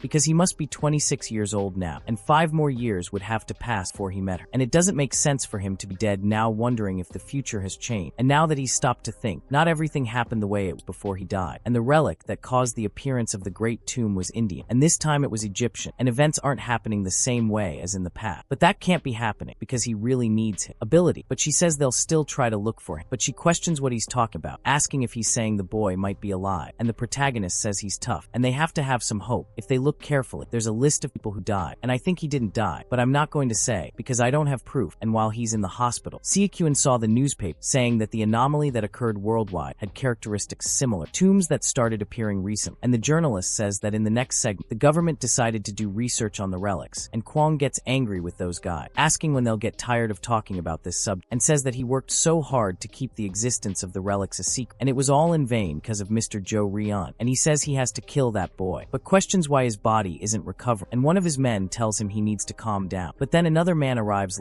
questioning what happened, noting that President Kwang doesn't look very well, and he sees that it's Edward, and the old man immediately tells the other man to go outside, and he says that Kwang has been very active these last few days, and even summoned a tomb of that size, and he swears on everything that is sacred that he didn't know there was a tomb at the airport, saying it was an accident. But he says that doesn't matter now, and it also doesn't change the fact that everything happened after he activated his relic, and says that he should be inactive for a while because his clients are irritated. But Kwang questions what he's saying, arguing that everyone already knows about, and he says yes, besides, he was the one who gave them this information. Then he questions why he would tell them this, and he says that he's not just an arms dealer, he also sells information. At that point, Kwang understands, saying that he doesn't care about gaining their trust then, and he says that he has to distribute accurate information to gain people's trust, and says that if he makes a mistake, his job is to correct. But look at him, asking why he's not healing, saying that he knows he has a relic of mortality, but he says he doesn't know why, but it's not working, and the relic must have suffered some damage, and he says it's all because of that wretched Jorian. But Edward, upon hearing about this boy, thinks he seems interesting, noting that he managed to identify a relic of mortality in that, saying that the damaged relic is his problem, and he just needs to fix it. Then he questions what Edward is talking about, asking if there's any way, and Edward says he'll give him the contact of a relic restorer, and he just needs to keep collecting relics so that he can continue acting as his media, and tells him to take care of himself. Meanwhile, Kwon remains quite frustrated, and outside, Edward orders his subordinate to research this Jorian of his, and the boy agreed. Meanwhile, the relic restorer is informed of his hideout,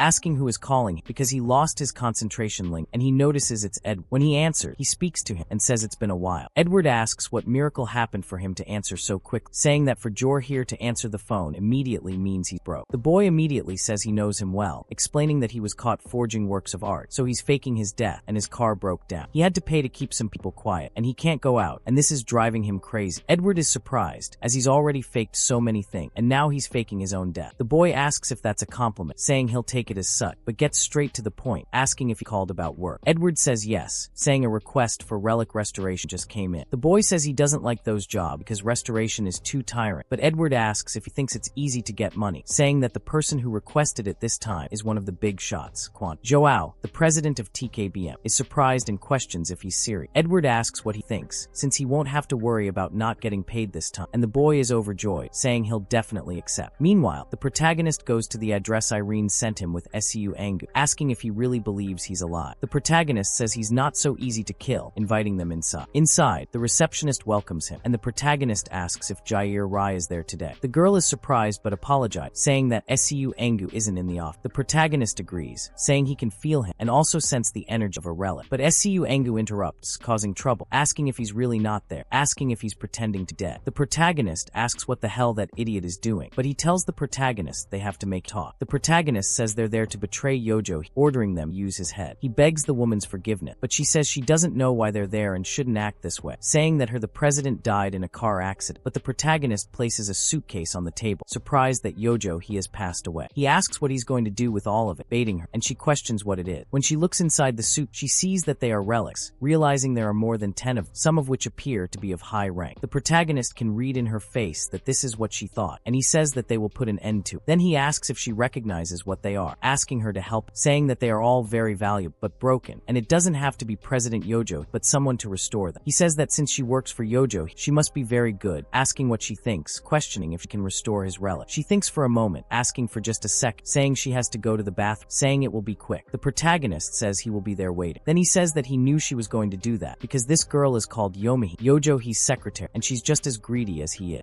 And she wasn't going to waste the chance to get her hands on those relics. And Yojo, he certainly wouldn't that she's alive. So she calls the boy, saying they have a problem there, saying it involves relics, and he asks what she's talking about. She says someone came asking him to restore their relics, so he tells her to send them all away because he's negotiating with TKBM now, and that will keep him busy for a while. But she says that's not it, saying he brought more than 10 relics, and some even seem to be Egyptian relic of divine rank. The boy is shocked, and she says they seem easy to deceive, questioning what he should do. He thinks this is tempting, saying that's right, saying he thinks he'll consider it as earning extra money, telling him to take the relics and bring them to the restoration, saying he'll be there soon, and he'll make perfect forgeries and swap them with the real one. Then she returns to talk to the protagonist, apologizing for keeping them waiting so long, and the protagonist just said, everything is fine, and she says that, since she sees his problem is urgent, she will restore them. The protagonist simply thanks her, and then she asks if she can take the relics to the restoration to check if they are in the right condition, saying they need to check them with some. Su Angulo is surprised, while the protagonist says of course, but the boy tells the protagonist that all his relics are there, asking what he will do. He runs away with. The girl tells the protagonist to take a look at the estimated price and the contract while he waits. He says that a good bait catches a good fish, but the boy says he can't handle things now that given everything. The protagonist thinks he's right, telling him to consider it a gamble, then says he'll see if his plan works or not. Protagonist, you're bluffing, right? You forgot. That sour face you made when he said that, really forgot. If you don't have a script under your arm, you're in big trouble, right? And when Yuja digs all that up, he says that they really hit the jackpot this time, saying it's good that she called him because some of them seem to be high rank, and she asks if they're sure they won't get caught because he thinks one of them is part of a gang or something, and he says of course they are, saying she can keep watching because he'll make a fake relic in an instant, and the girl agreed. And then he says that this one will be easy, saying that there's this guy over there, and he says it's the secret signature of a fake painter who shocked the world, a rank B Esper type relic, and the protagonist thinks that this is the relic that Yuja must have, and he's going to make a copy of his relic using it and steal the real one. And if you simply touch the relics while holding the secret signature, you'll be able to make a perfect forgery, and this forgery relic can not only copy the shape, but also some functions of the relic, and the forgery relic produces this is done using his own aura, which prevents anyone from noticing the difference for 12 hours, but he's living for the second time. And then Su Anvil asks what the heck this is, questioning whether it's a relic restoration, usually that expensive, since it's 10 billion won for a tiny scratch, saying it's robbery, and the protagonist says it doesn't matter, saying he won't pay anyway. But then the girl comes back apologizing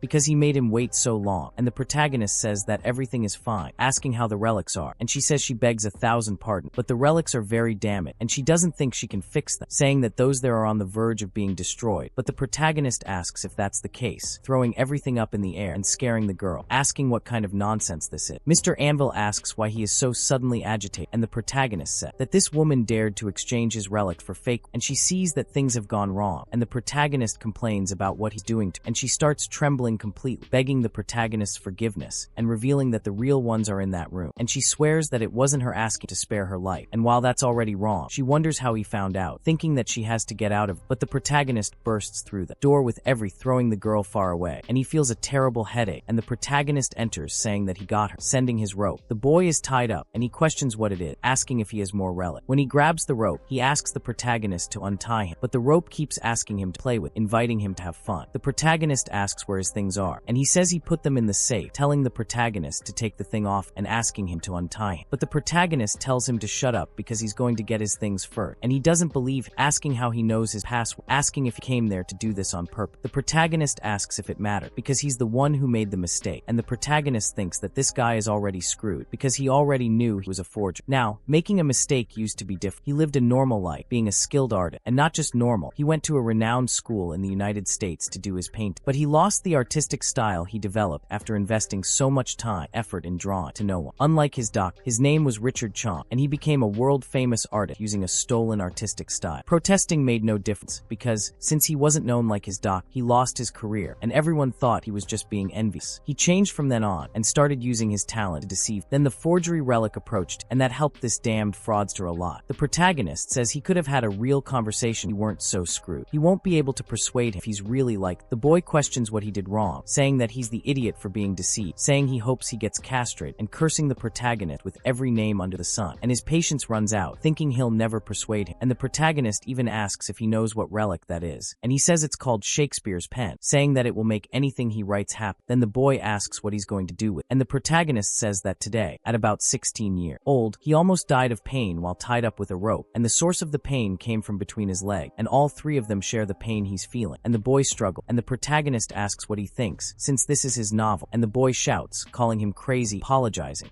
saying that he won't charge you anything for the repair. The protagonist says he'll do whatever he wants, but asks him to spare him, and the protagonist realizes it's working well, and says of course he won't charge him anything, telling him to make a deal with, and then he'll let him live. The boy then asks about this, and the protagonist ends up signing the master-slave contract. The boy thinks there's no chance he'll be his slave, and the protagonist says that slave is a strong word, and an exclusivity contract is a better word, but the boy doesn't feel that it makes much difference, since he'll have zero repair fee, and he has to go when he's called, and can't take any other requests from anyone else. Besides, he has no say in anything he does, questioning what the hell this is if not a slavery contract, and even the code of Hammurabi will kill him if he doesn't follow the agreement. Everyone there is in the same boat, and the protagonist says that his friends there will explain everything, telling them to calm down, reading the contract to the end, saying that it's not so bad, asking, what's the contract fee, saying it's $6 million, and he'll also give you extra every time you restore a relic, and he'll provide food, clothing, housing, comfort, and security for the duration of the agreement, meaning he'll take care of you from now on. So, where in the world would you find a deal like? But the boy asks if he even has the strength and skill to accomplish all of this, saying he doesn't know if he's lying, and tells him that this isn't worth running away. Then, Sungwoo asks if he has to go after, and the protagonist says yes, saying he didn't know there was another door, telling him not to be so crazy, thinking that even though he learned using the agreement, he still has to get his heart, and the use of force to dominate has limits, and he will obtain a divine rank relic. The boy ends up running, calling someone, and calls President Kwon, introducing him as Jaiha, saying that he must have heard of Ed, and he says yes, saying he didn't know he would call so soon, and says that of course he had to contact him right away. Kwon thanks him for that, and the boy says he heard that he wanted him to restore a relic, and says he will. Kwon then orders his subordinate to turn off the TV, saying that it's already over. It's been a long time since something went so well, and they're saying they'll finalize the details of this agreement. But then, just as they're about to close the deal, a commotion starts on the other end, and the boy asks someone to stop, to let him go, and starts cursing all of the protagonist's henchmen. The protagonist tells him to hand over his cell phone, and so he speaks to President Kwon, surprised that it's him, since it seems the gentleman also needs to repair some relics, and he recognizes that voice, and the protagonist says it's a shame, because Heiha is his personal repairman now, telling him to have fun, looking for another one, cursing President Kwon, and he gets pissed at the protagonist, calling him a bastard, noticing that it's him again ruining his plans, and then Heiha asks, what's wrong with the protagonist, and he says that's what he's asking if he wants to side with Kwon. There's John, asking if the boy is an idiot, so he doesn't understand, and the protagonist tells him to carefully hide what he wants, because the only thing he hopes to follow is John, it's death, and he's the only person he would want to side with. But the boy says it's okay, asking why the hell he would have to work with a random guy.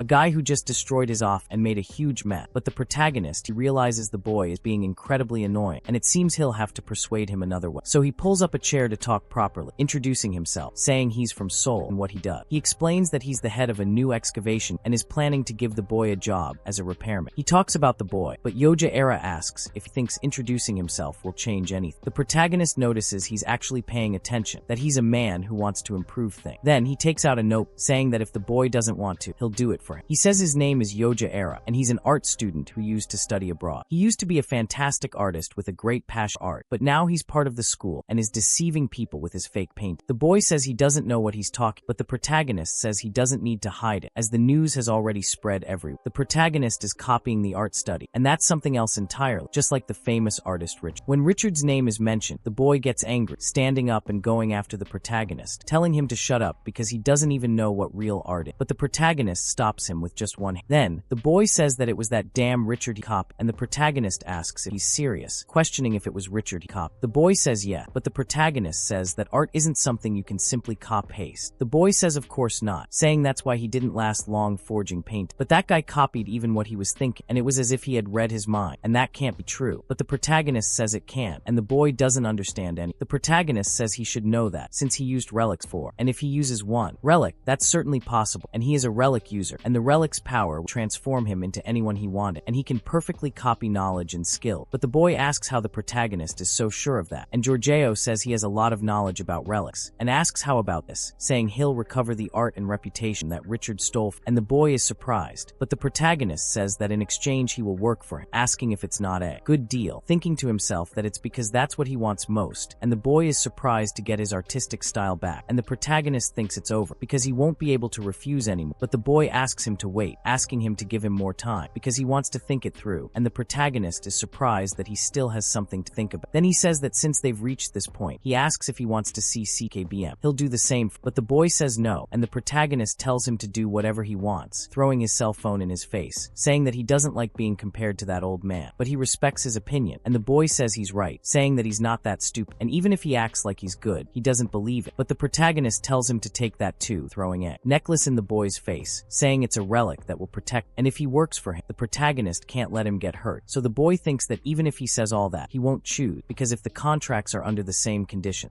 the president with one is 100 times better, and the PR the protagonist thinks that, without a doubt, this is something complicated, because the next day, he went straight to a meeting he had arranged with Kwon Taejong, and President Kwon says it's good to see him in person, asking if he has a condition, and the boy asks if he knows Jean Richard, and he says of course he does, saying that he is a world-famous artist, and he is known for being much more than a genius, asking what he has. Then the boy says that that man took everything, and he used a relic to copy exactly what he does, and thus achieved his current reputation, asking Kwon to please expose him, and if he does so, he will sign a contract with President Kwon. But then the president starts laughing, saying that this is interesting, saying that, unfortunately, it seems he chose the wrong person, talking to Richard, saying that he just heard a very interesting story, asking if he knows Yo Jae Ha, telling Richard everything the boy said, and he says that the reason the protagonist let him go was because he knew that contract would never be signed, since that old man is very close to Jean Richard, and well, they're not just close, he was a crucial member of Pandora, who emerged in the so Richard talks to Jae Ha, asking if he hadn't told him to play dead, if he didn't want to be killed for real, asking if the humiliation wasn't it. Then Kwon tells Richard to calm down, saying he'll take care of it, and the protagonist says that that damned Yo Jae Ha probably wants to cry now, but Kwon says that as he can see, the two of them have a good friendship. But the boy says he didn't know that, asking him to forget his story, but Kwon tells him to stop right there, asking when he said he could leave. Then, one of the security guards grabs the boy by the neck, and he starts begging the security to let go, but Kwon orders them to make sure they don't break any, because he has work due. Then the boy asks what kind of moth this is, saying it's kidnapped, but then he remembers the relic the protagonist gave him, putting that relic. The protagonist moves forward, thinking it's an attack relic, but nothing happened. The boy is surprised, but the protagonist says he appeared when the boy was most desperate, and this time he'll say with absolute certainty that he'll stay by his side. That was the goal of that plan, and he thinks that besides succeeding, the boy has fallen in love. Oh, protagonist, this kind of manipulation is ugly, okay? This kind of manipulation is ugly. Okay, he had to, well, break the kid so he could learn that the world isn't a bed of roses, but this kind of manipulation is ugly, okay? And Kwon keeps asking what the protagonist is doing, and he says it's an operation for him to rescue, telling the boy to get up quick. Then Kwon continues cursing Jory, asking if he's going to do it again, and the protagonist talks to the old man, saying he's not there to cause trouble, he's only there to take that guy away, asking what he wants, asking if he wants to fight with a broken relic. But the old man tells the boy to go to hell, asking what the guys there are doing, order them to finish off that wretch quick, but the protagonist says no, he leaves the choice, picking up Shakespeare's pen to write, and the boy notices that, and the protagonist says that the security guards who went after Yojera are going to suffer immense pain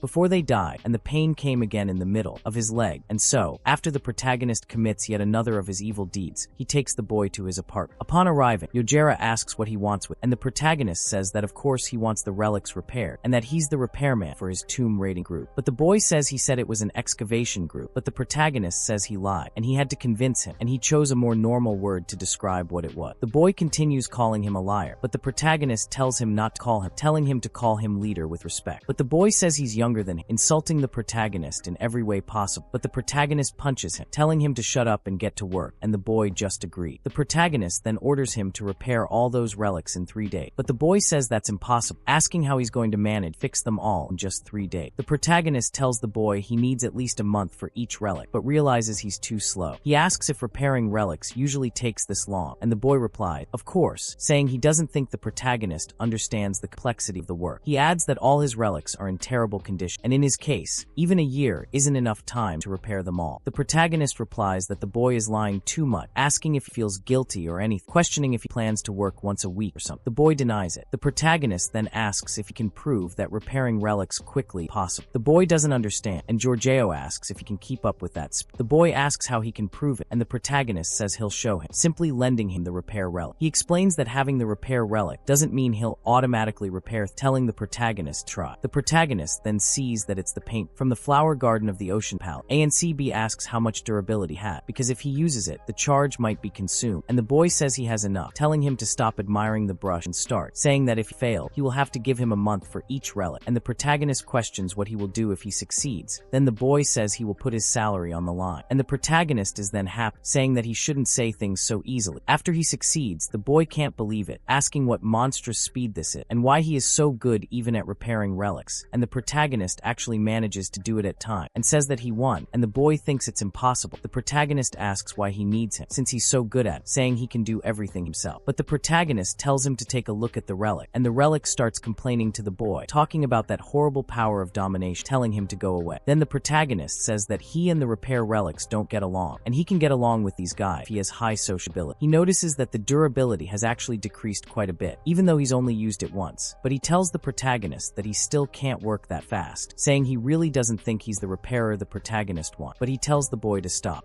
Instead of complaining and going to work, saying that he improves with time. But then he gets annoyed that the protagonist won't leave him alone, and he says that in any case, the person he hired wasn't, but rather who he will become, telling the boy to work hard because he will get better, and he guarantees it. The boy asks what the hell this is, questioning if he's a psychic, but then he receives a call from Edward. Meanwhile, the protagonist asks if the elixir plan is doing well, and the boys say yes, saying it has calmed down. The protagonist says it's great, telling them to keep it up. But then he receives a notification from the crow, and his artisan skill rises to rank C. He can adapt and learn how to use any object he touches, and he also gains the title of restoration. With this, new skills are unlocked, and rank F tomb restoration is discovered. The protagonist wonders what kind of skill this is, since tombs crumble when the relic is capped, so what will he do with an empty tomb after restoring it? But while he's thinking about making a mistake today, someone approaches him saying that an acquaintance insisted to give him the phone number. When the protagonist answers, someone speaks to him, and he recognizes the voice, acknowledging it's Ed. The boy asks how they know each other, and the protagonist explains that, obviously, he's a man who received the title of the King of the Rich, an Englishman and a major investor in the relic market, and he's probably already acting as a mediator between relic users within the market. Edward is surprised that he knows him, saying this is getting interesting. The protagonist says this guy will give him important information, but most of the time, along with the information, bloodshed. Edward then says he was told about a skilled young man, capable enough to handle the CO, so naturally, he became interested, saying he'll recommend a new job to him, asking what the protagonist tells him to just speak, and Edward tells him to be patient because the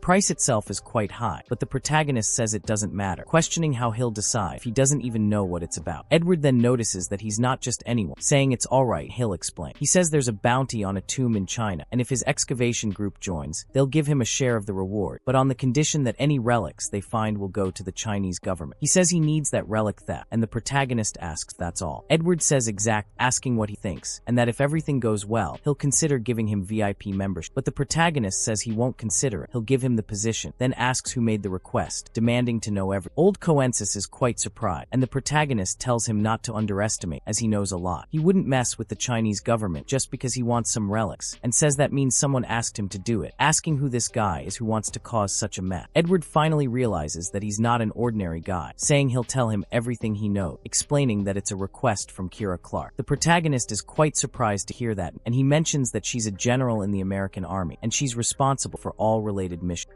of relics, and it is a frightening woman who receives I have the title of Queen of War, and he doesn't want to get involved with this woman so soon, nor does he want to help. So he talks to Edward, but Edward says she's collecting geographical relics, and apparently the relic in this tomb is geographic. The protagonist thinks it's true, since the Queen of War has monopolized geographical relics, and a geographical relic would be very useful. Edward says that's all, asking what the protagonist is going to do. Edward accepts the proposal, and the protagonist takes the first flight. Jair Rafa tells him it's ridiculous, asking why they're already since they just accepted the job. The protagonist says that since they accept they're going, but he notices that he boarded the plane as soon as he hung up the phone. The protagonist tells him to repair the relics, since he has so much time to talk. Irene arrives, saying she hopes the seats are comfortable, and the protagonist notices that she is. Also there, he mentions that thanks to her, they were able to get a plane so easily, and he says that since all the airports there were destroyed, which was really bad, Jair Rafa thinks beautiful, but ends up noticing that he's seen her somewhere. The protagonist sends his regards to her, as she lent them her private jet, and the boy says it's a pleasure to meet her. She replies that the pleasure is her, calling him a con art. The protagonist reveals that she is Irene Hilton, asking if he's heard of her, and if he has anything against her, he'd better speak up, since he'll be hearing a lot from her from now on. He's surprised that she's from the Hilton family, and so he apologizes for his mistakes, asking her not to hand him over to James Hilton. The girl agreed, but the protagonist asks her to threaten him a little, saying that this guy is very laid back, and he even wanted a whole month just to repair a relic, even though he put her to work. He's working, all he thinks about is a worldly job, and the girl questions if he's serious about it, and he asks the protagonist not to do this to. The girl says that this man is an important business partner, and he needs to work hard if he wants her to keep quiet about her brother, and he just agreed. But the protagonist says she doesn't need to be so rigid, saying that this boy will also help solve her problem, and from now on, she must learn how to use the relic. She's surprised, and the protagonist says that the relic that brings bad luck is a parasite, and it lives inside his body, which means they won't be able to remove it completely. So ideally, she should learn how to manipulate and use it, and they are looking for a definitive solution. But why not try to do everything possible for now? And he says he uses dominance, and he uses socialization to control the relics, and she needs to learn both methods little by little. And even though it's difficult to learn her relic because of its strength, they are trying to minimize the problem, and in that she simply agreed. Meanwhile, in Macau, the girl's bad luck begins to affect everyone, with one person questioning why all the stocks he bought are falling. One of them warns them not to buy any more for a while, or else they'll go bankrupt. Then the protagonist says that 2/3 of Macau has already turned to ruin. The entrance is near Taipa Island, and the bridge leading to the island.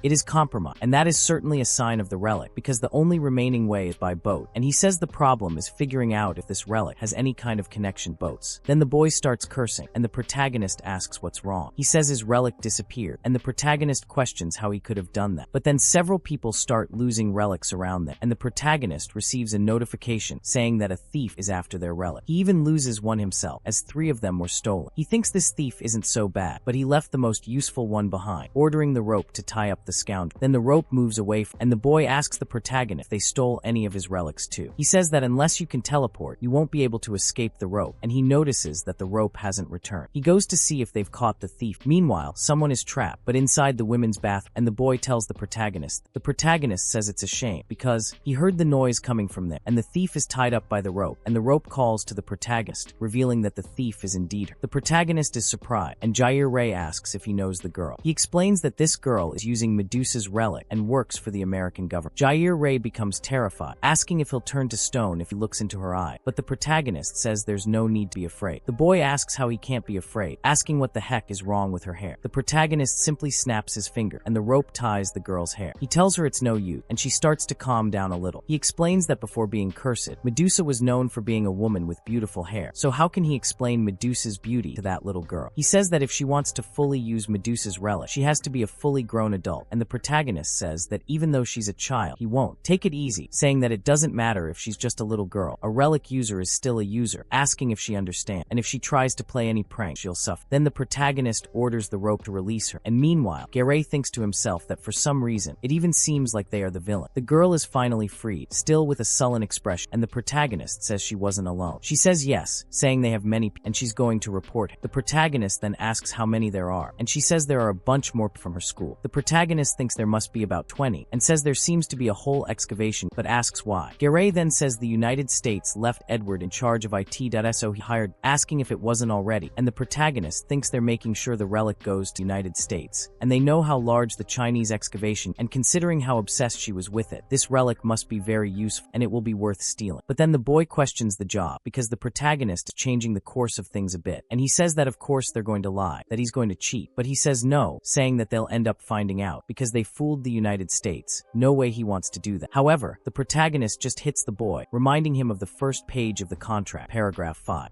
Saying that pawns do whatever the king commands, as the boy doesn't question anything he says or does, and he starts praying to his past self, telling him never to sign that contract. The protagonist, however, thanks the girl for the information, saying they'd better hurry before getting in his way, saying he thinks he'll shut her up because he doesn't want her talking about. But then he tells the protagonist he can't, saying he hasn't repaired the relic. The protagonist gets very angry, telling him to repair it as quickly as possible because he broke the code of Hammurabi while fighting that damned old man. It's not that he can't use it, he just can't use it with full force. So he tells the boy to listen, saying that if she gives it to her friends, she will suffer immeasurable pain, and the same goes for when she uses her relic. Then he tells the boy to get all the relics she had, but he doesn't like this very much because no matter how he looks at it, they are the villain. There, the girl questions what they did to him, and the protagonist leaves her lying in the bathroom, saying they can't waste any more time there. The boy replies that even so, why are they going to the tomb now? They don't have many relics repaired yet, and that wasn't part of the plan. The protagonist says he clearly told him to repair them quick, getting angry with the boy. Since they know the American excavation is there, they have to hurry. The boy asks if they're going empty-handed, but the protagonist says it's better than having the relic stolen right in front of him, saying he'll figure something out. But the boy asks if he even prepared himself for this crazy. Meanwhile, at the American camp, one of the agents is surprised that the girl lost all the relic brought, asking what the hell she did. But Linda Walker tells Thomas to calm down, saying that yelling at her will only make things worse. However, Thomas says they should never have put a child in their group, as all she does is ruin. The girl says she didn't ruin anything, and her name is Vivian Luce, also a CIA agent. Thomas doesn't understand what she's talking about since she lost all the relic, and asks what she calls them. She says they weren't lost, they were stolen. They are both surprised, and the girl realizes she's revealed too much, remembering when the protagonist told her that if she tells on them to her friend, she'll feel unbearable pain, and the same applies if she uses her relic. She remembers he said something about the pain, and becomes scared. When Thomas asks about them being stolen, she says she forgot, but he tells her not to joke around with him, and so Linda goes to the girl talking to Vivian, saying that she has to tell them the truth, and so they can prepare for what's to come, remembering that she said she would help, and the girl says yes, saying that there were 2 men, and then she starts to tell the story, but then the relic activates, and she notices that it tickles, starting to fall, laughing uncontrollably, and so she gets stuck, asking what she's doing, telling her to stop joke and tell them quick, but she notices that the unbearable pain is tickling, saying that she's glad it doesn't hurt, but she can't resist, thinking that this evil will end up killing her. Meanwhile, at the next entrance to Taipa Island, several ships arrive, and Gerard talks to the protagonist, who doesn't know anything anymore.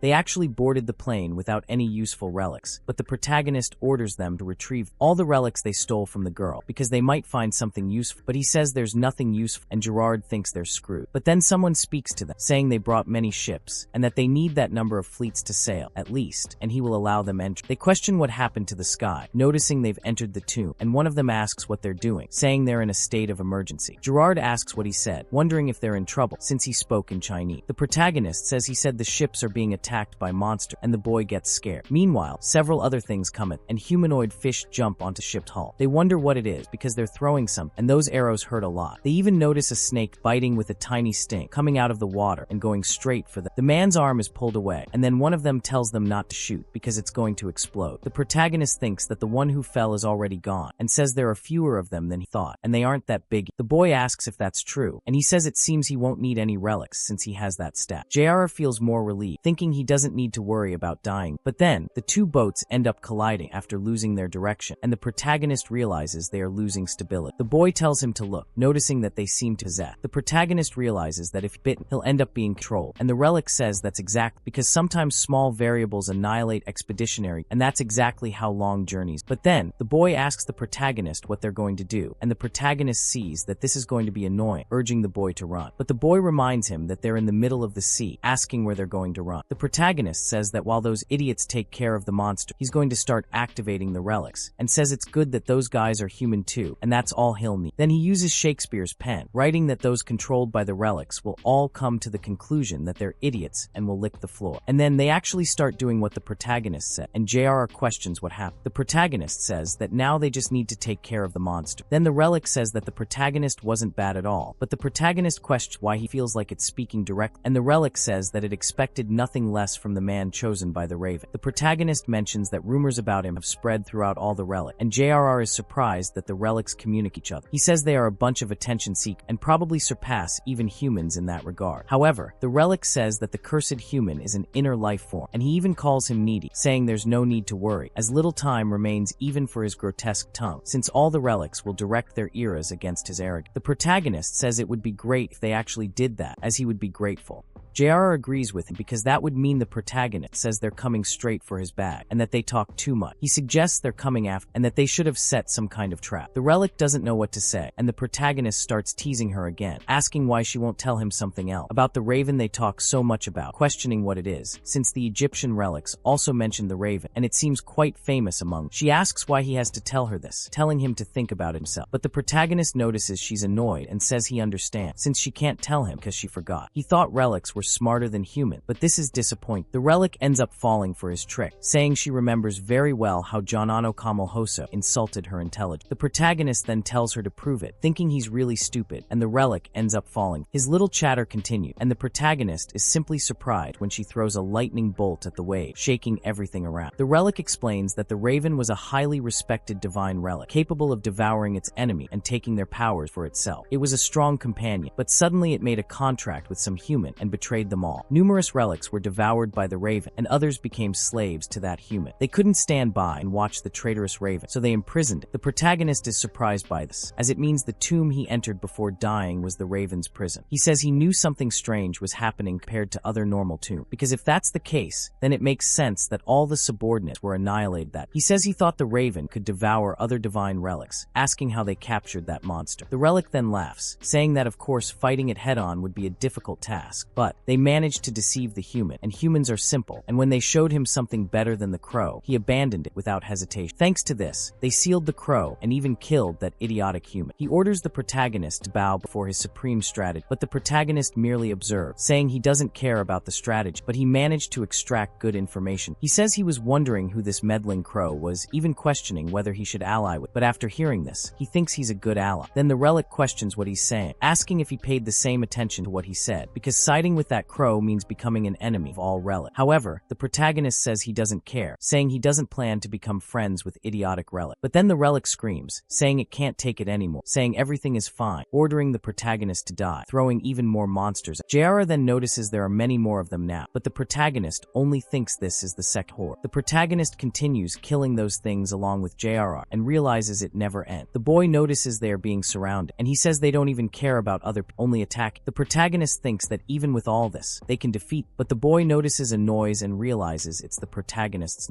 It finally broke completely, and the embalming knight, which was destroyed, and the boy says that's why he told him to be careful, but the protagonist tells him to stop talking and run, because they don't have any other relics to fight, and the boy gets increasingly annoyed, and the protagonist calls him to go to the cabin, and says that without any more combat relics, he will have to give up, and then Gara questions what he's talking about, because he doesn't even know how. They're still alive, so he says that this is a very difficult tomb to conquer. Besides being gigantic, it also controls the sea, and it won't be easy for them to get out of, and that stupid relic got angry and started creating giant waves, and even sent subordinates after, and they smell bad too, and since he knows where it is, he just needs to find it, but he doesn't have any relics to get out of, and at least the back of the boat is empty, and they can escape from this. So, the protagonist tells him to look for any boat, and they will have the protagonist wants to cross the sea and retrieve the relic, but the boy asks if he knows how to steer a boat. Then, some people shout that they are thieves, and Thomas replies that those are the damned ones asking the girl if they were the ones who stole her relic. The protagonist notices the girl, and thinks that since they are with her, it means they are an American excavation. He also notices some familiar faces there, so they welcome them. The boy tells them to leave them there, but the protagonist says they have some cool thing, and that he'll take care of, telling him to find a boat and a rope. While the boy goes, Thomas lunges at the protagonist, asking if he stole his thing and saying he'll get them back. The protagonist asks who said he can take, but says that it seems they have some relics and others, asking how they deal with. Thomas says he'll finish the boy off, attacking the protagonist without warning, but the protagonist manages to dodge, noticing that he's quite fast for his size, but that Relic is probably of high rank, and he says he told him to deliver after elbowing him in the abdomen and punching Thomas in the face. But when he receives that punch, he doesn't fall, turning to look at the protagonist, even after being hit. Then he resumes chasing the protagonist, trying to hit him, and the boy runs away. And in that moment, when the protagonist is hit, feels the aura of the relic, noticing that, even though it looked like a metal pipe, it seems to have a sword inside, and he realizes he's screwed if an attack hits, and with that strength and speed, it's better to avoid a direct fight, and so he summons the silver axe, and Thomas notices that finally, he seems to understand the gravity of the situation, but says that this still doesn't change anything, attacking the protagonist once more, but the boy ducks and attacks Thomas again, forcing him to defend himself this time. The protagonist then asks if he really thinks that, ordering the axe to finish off any enemy that threatens his wealth, using the silver axe. In doing so, he loses all his clothes, becoming naked in front of the protagonist, who complains about what the hell this is, while the boy laughs at him and says he should have dodged, asking why he tried to block. Then, he grabs the pipe and orders it to reveal its true form.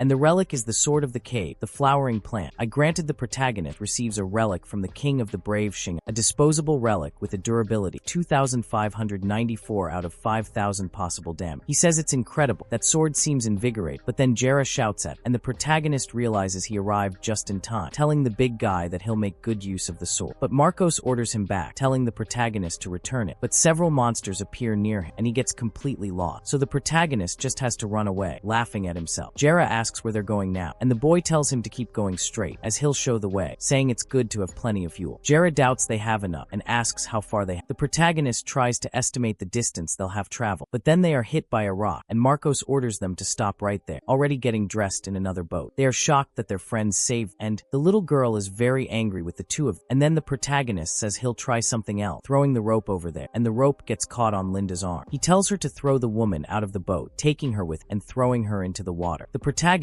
says they better catch her quick because that relic has spread monsters through the water to try and get her. Linda is left there almost drowning, and Marcos tells her to hold on tight, asking the girl to turn the boat around. But then, one of the men there says that if they turn it around, he'll escape, but Marcos says he ordered them to turn it around. He gets very angry, saying the protagonist will pay for everything he's done. Meanwhile, the protagonist arrives at a small island, saying the relic is hiding right under that tree. He says they're almost there, and when they finally dock there, the protagonist's sword starts to react. The relic is surprised that he managed to find it, saying that if he wants to control it, he'll have to offer a sacrifice, demanding something that the protagonist is satisfied, but questions what she will do if he doesn't want, and the relic doesn't even have anything to say. The protagonist says it's time to eat, and she questions what he's doing. The protagonist says that now she must show him how sharp, throwing his sword. The relic starts screaming, but the protagonist makes a slash in her direction, and in doing so, the tree trunk is split. She thinks it's impossible that she's falling back. Then the protagonist observes the relic being revealed. It's a kind of map, the Western treasure map of Zenri, a rank A relic with a durability 2 out of 500. The protagonist is quite surprised by the relic and gets the question about Zenji wrong. The protagonist says that with the Western treasure map, he sailed all over the West conquering treasures. Zenri explored the North Sea under the command of the Ming Dynasty Emperor, and with over 60 fleets, he sailed to Southwest Asia, passing India, heading towards Africa. Historical texts say he returned with all sorts of treasure, and the protagonist clearly sees this as quite an achievement, telling him to repair that relic as quickly as possible, since cutting down the tree ruined its durability. But the boy gets angry, telling the protagonist to handle the relics with more care, please. But then the protagonist commands the relic close the tomb, and he says that now the heist is about to begin. So he goes to the Macau urban district, and the protagonist asks how long it will take him to make the fake relic, and he says that he has just begun, but speaks to the protagonist. He asks if they're really going to hand over a fake relic, as he still thinks it's too risky, questioning if it's really worth the risk since they're being well paid, and asking why they don't just hand over the relic. Irene says she also thinks it's too risky, saying it's better not to make too many enemies, but the protagonist says he's doing it because it's necessary, especially to solve her problem. She doesn't quite understand, and the protagonist tells her to try putting her hand on the relic. When she does, the protagonist commands the relic to listen, marking each place related to her badly. He realizes its work and sees Turkey being marked. He says it seems they'll have to go to Turkey to solve her problem, which is why they needed the map. Of course, he also wanted to use it for personal use later, but the boy says that even if they need it, it doesn't change the fact that the fake will disappear after some time, saying they'll surely be caught. They're talking about Kira Clark, and she will. They'll chase her to the ends of the earth, and the protagonist protagonist says that's exactly it, saying he's right, except for the fact that she'll chase them to the ends of the earth, and the boy doesn't quite understand, and the protagonist says that he's trying to monopolize the geographical relic, and she probably has a few more, so she'll locate the tombs and conquer them completely. And he knows one thing, because Columbus's map will be the most problematic among her relics, and when a place is marked, it gives her information about the tomb and the relic, and a lot of tombs around the world are already in her hand, and the one in Turkey is one of them, so going to Turkey in that situation is maddening. And he says that she won't just discover everything about his relic, but she'll certainly go after Irene, after her relic, and honestly, he doesn't have much to lose even with the relic. But with her it's a different story. She'll keep giving in to a powerful relic like hers, but since it's a parasitic relic, she won't be able to steal it direct, which means she'll do anything to get it, kidnap, blackmail. She has no limits. And in fact, this may have actually happened before he died, and there's no other way for someone like Irene to become the goddess of destruction. But he tells her not to worry, because he won't let anyone lay a finger on, and she gets all giddy. But Froda thinks she won't be defeated this time, because the power of the Queen of Destruction and the riches of the Hilton family will be his, and his true intentions are more rotten seen. So he says that's why they need to pull off this coup, and they need to provoke and lure him, and apparently Irene is somewhere there too. And when she discovers that the relic she obtained with so much effort is fake, she'll go crazy, and that's when he'll say he'll explain everything, and she'll probably meet with him, at least to kill him. But then Jera asks what he plans after meeting with, and the protagonist says he's going to destroy all her precious geographical relics. Then the boy and the protagonist says this plan is even more absurd, but he tells her to shut up because he's finished listening and he needs to get to work. He thinks that if he leaves her alone, sooner or later he'll run into her, and it's better to use this chance to finish her off once and for all. Elsewhere, at the Sia headquarters, one of the men asks if they're saying the tomb closed, and they couldn't even find the relic, but that means some idiot stole it, so they apologize. He then says that besides that, Thomas and Linda were captured by China, saying they really did an incredible job, but they tell them they didn't expect an attack. The other says they never thought a skilled user would show up, and they had no information about it. Then he asks if they're saying it's the headquarters' fault for not informing him correct, but he says no. Then another guy arrives, telling him he has a call from General Quira, and he's surprised she's already calling, telling him to prepare because they're dead. She asks what the mood is, telling him to cheer up because she's not angry, but the blonde guy doesn't understand it. Quira says they got the relic, so he asks how, since they definitely lost it, and she says, yes, they failed, but they used other means, saying it's kind of sad, and even having other hands, she wanted them to complete the mission. But the world-famous Sia failed a mission, and she made a request to Edward, and he managed to complete the mission. The exchange will happen, and they will start investigating this skilled user, asking if they can at least do it, and they all agree. Quira then says that her interest is very great and strong. Meanwhile, Yoja Era quickly finished the fake relic, and it was given to Edward. Then Edward probably passed it on to Quira, and since there was no confusion after the exchange, it seems that even Quira didn't realize it was fake. Thanks to this, Yoja escaped, focusing on repairing the relics, and some of his most used relic, along with the map, were restored. He told Irene to practice using her relic, and it was difficult to watch, but she's still a beginner. He says that Edward paid them immediately, so his meal was the best possible, and the boy was surprised by what he was eating, asking the price. The protagonist says that the old man will freak out if he finds out about it. It's about time it happened. Then Edward starts cursing the protagonist, calling him a despicable swindler, asking what the hell he sold and what he did. But the protagonist is surprised to hear Edward say it's good, so he tells the boy not to even think about it, asking if he knows what he did. The protagonist questions what he's talking about, since he buried the geographical relic he asked for, but he says it wasn't anything like that, calling the protagonist shameless con artist once again. The protagonist wonders if he finally realized, telling the old man to calm down, because there's no way he could scam a future partner. Then he asks what went wrong, and the protagonist asks what happened, telling him that the relic he gave disappeared, and the general wants his head. But the protagonist wonders if they didn't destroy the relic by misusing it.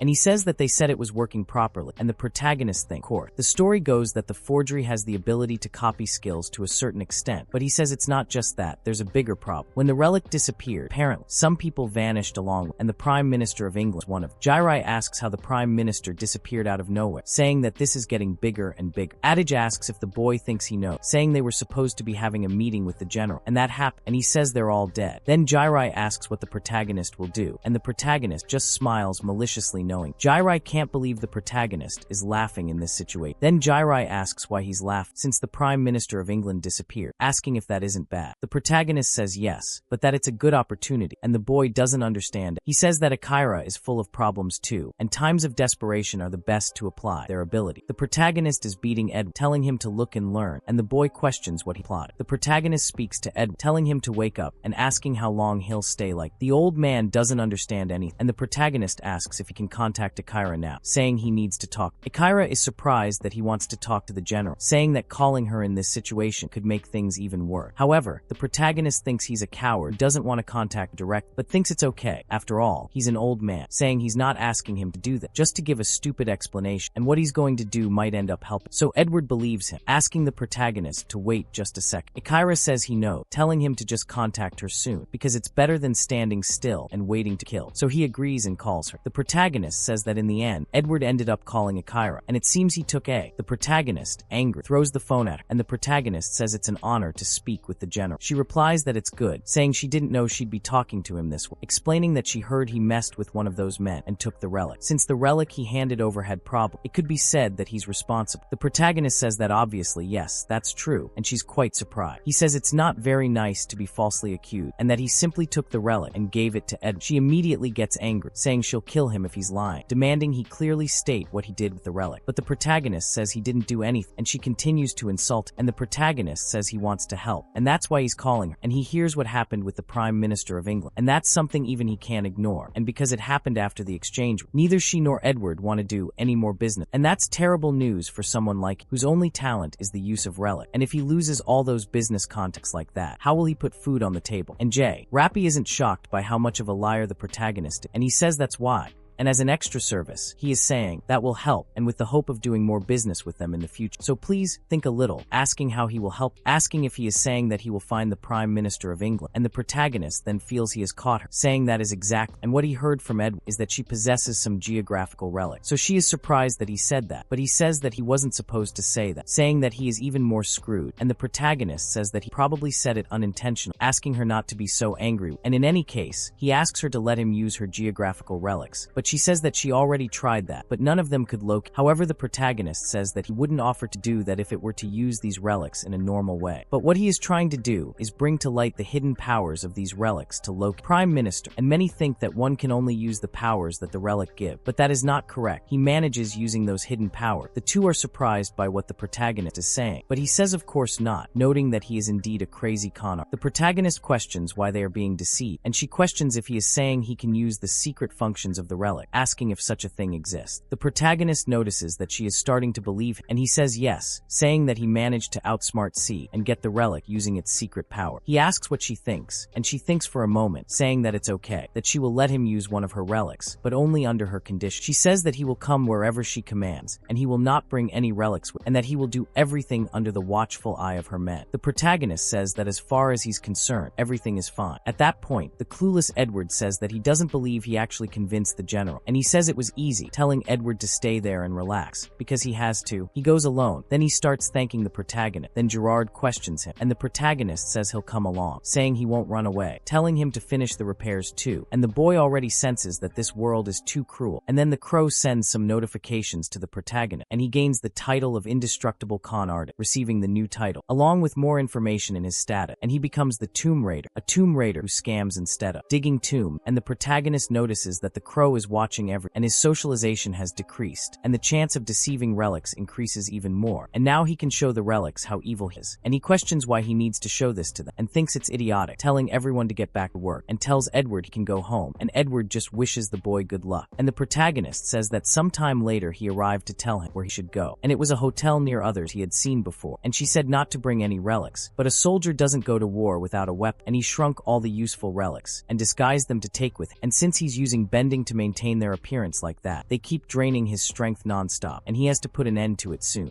So Gara notes that they are staying at a very fancy hotel. The protagonist says that it's clear, since they're talking about someone of her status. Then the receptionist asks the boy if she can help, and the protagonist says she came to help because he seemed lost, saying that everything is fine, and they are there to meet some. He simply wishes her a good day, dismissing the woman. Two men, clearly from the CIA, then come to meet, and the protagonist notices someone has come to greet. They ask if he is Jory, and he says yes, presuming the general sent, telling them to show the way. They then ask the protagonist to follow them, leading them directly to the general, general, who welcomes Jorian, saying she doesn't sense any relics and that he seems capable of fulfilling her order. The protagonist says that's clear, but then Gara speaks to because she thought she was a general, asking if it's really possible to become a general that it. The protagonist says she might be wearing makeup, simply telling the boy to. He's quiet, so he asks about the relics, and she says they're nearby, leading him to another. When he arrives in a room with her, several maps are on the table, and the protagonist sees the map of Barbarossa's pirates, rank B, and the manuscript of Anaximander's world map, rank C, besides Columbus's map, rank. He says he's going to get rid of them all, so she tells him to show her, saying it's better to get to work, otherwise he'll end up with a bullet in his head. But the protagonist tells her not to worry, asking if she can give him that pen now, and she's quite surprised by this, saying it's better he doesn't mess her. But he says she should already know that he can't do anything against these relics with a pen, so he goes towards her, preparing to write. Then, one of the men tells him to stop, asking what he thinks he's doing with the general's precious relic. But the protagonist says that this is an important step to bring to light the secret powers, the relic, and the general orders them to leave him alone. But the man still resists, and she says it's better to make it worthwhile, and the protagonist says she can trust him, but she certainly can't. If there's one thing you can't trust, it's this guy. Then they question what the protagonist is scribbling, wondering if it's a drawing, and he says they're called tomb glyph. It's the language of the relics, and they must know how the relics like to speak, so that must be why they have their own writing system. Then she asks how he can read it, and he says it was kind of luck, and says that in the past he used to have the archaeologist's relic, and the raven must have done some, now that the relic is no longer, and asking what he's plotting. He says he's ready, he says that he wrote his request, so the relic will release its power, and so she asks him to show it, and he says that hidden powers or anything like that are a lie, and the writing on the relic wasn't meant to find the Prime Minister of England, and he already knew the Prime Minister's location before he went, because he was using Zenhi's map, and the answer had already been determined, and he says that he found it, saying that he discovered where the Prime Minister, and she questions what he's talking about, and the protagonist says that he's in the Sari Desert. If she gives him a sheet of paper, he can write down the coordinates, and says that he might be on the move,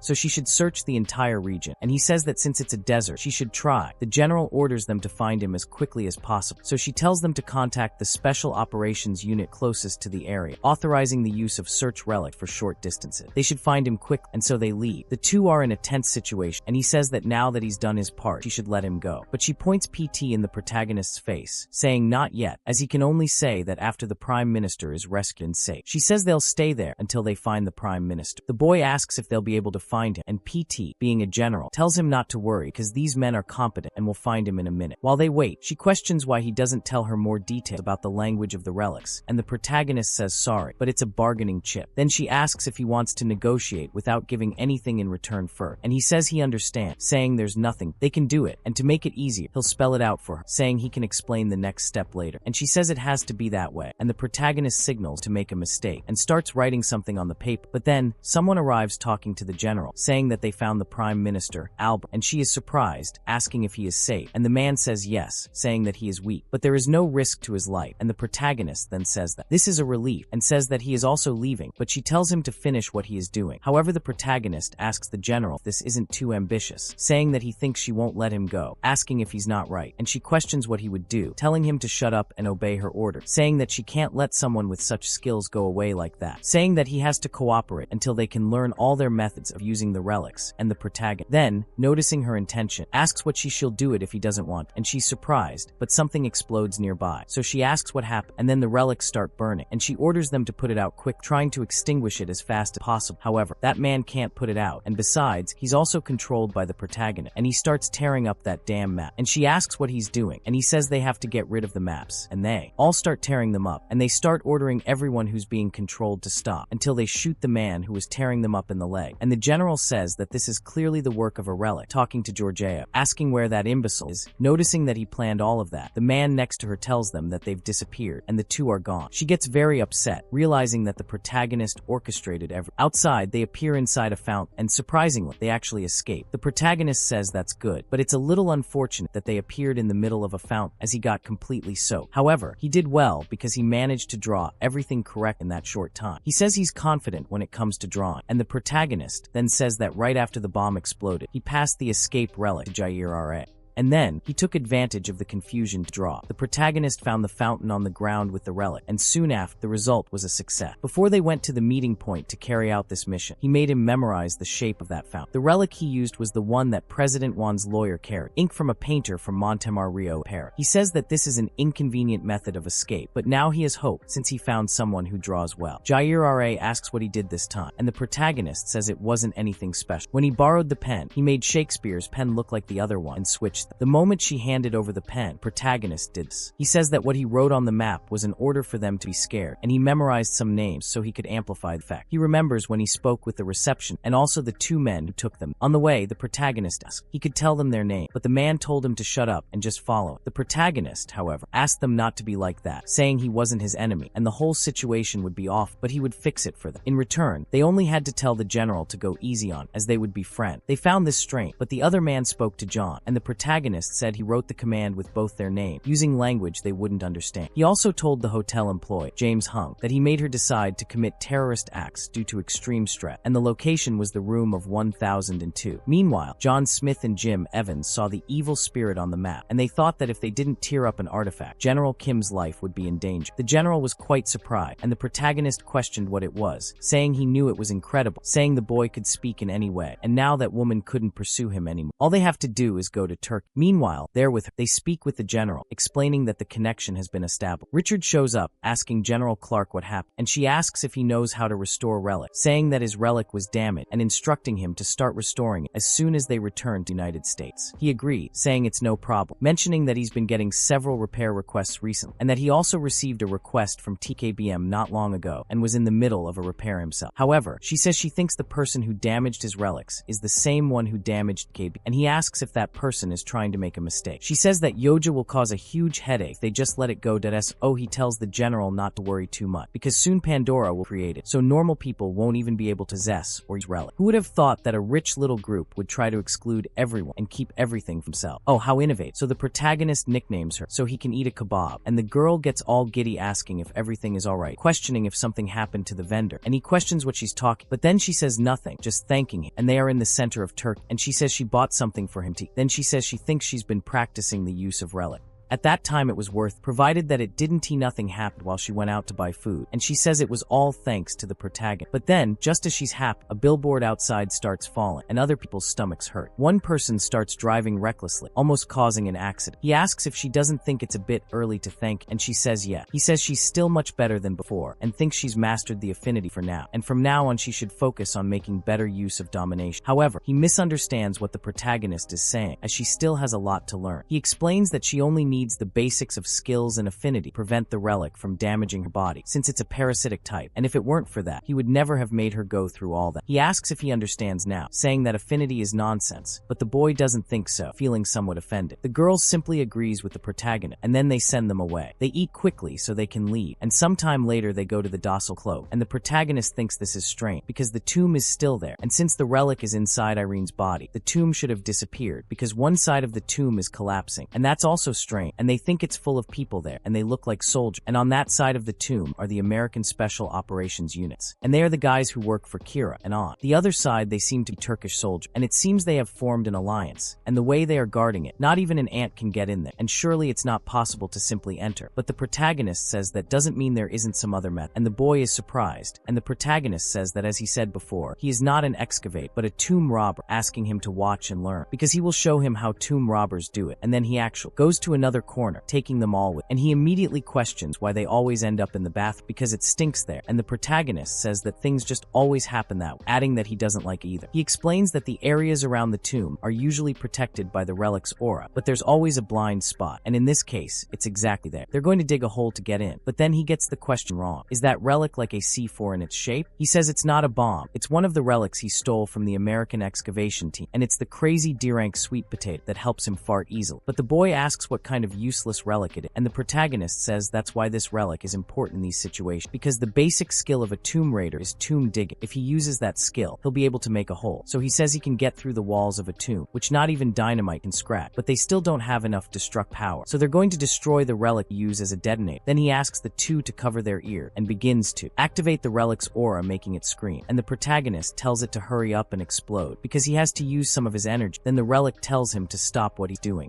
He says it hurts, but really, CIT manages to cause an explosion, and that explosion alerts everyone outside because the bathroom is glowing, and the two end up noticing that the relic exploded, and the protagonist tells them not to worry because the relic can't hurt anything besides the tomb, and a hole appears right in front of them, and the protagonist asks if they don't think he made a nice hole, saying that the hole leads to the inside of the tomb, and the protagonist keeps calling them, and JR notices that the soldiers are making noise and wondering if they've been discovered, and the protagonist says that everything is fine, saying that there must be somewhere to hide inside the tomb, but JR notices that the path is blocked, and the protagonist questions how many more relics he will have to explode. Then again the relics start screaming, and outside they realize that this sound is definitely coming from inside the tomb, telling them to hurry, and inside, protagonist acts crazy, and the boy is surprised that they actually went in there, and the protagonist says that already he spoke, saying that he really doubted, asking them to wait there a little while because he was going to gather some information about the tomb. The two started to get nervous, asking him to take them because it was very scary. The protagonist simply agreed and walked around reading the inscriptions, thinking it was interesting. Irene asked what he had discovered, and the protagonist said that firstly, the relic of that tomb is the Midas touch, so it's very likely that the relic on her body is that. But then the boy asked if he was talking about Midas, the guy who turns everything to gold with just a touch, saying that it didn't make sense because she suffers from the bad luck happens around. But the protagonist said that in the story, the golden hand was also the hand of misfortune, telling him to try to remember the final part of the story, because in Greek mythology, the god of alcohol,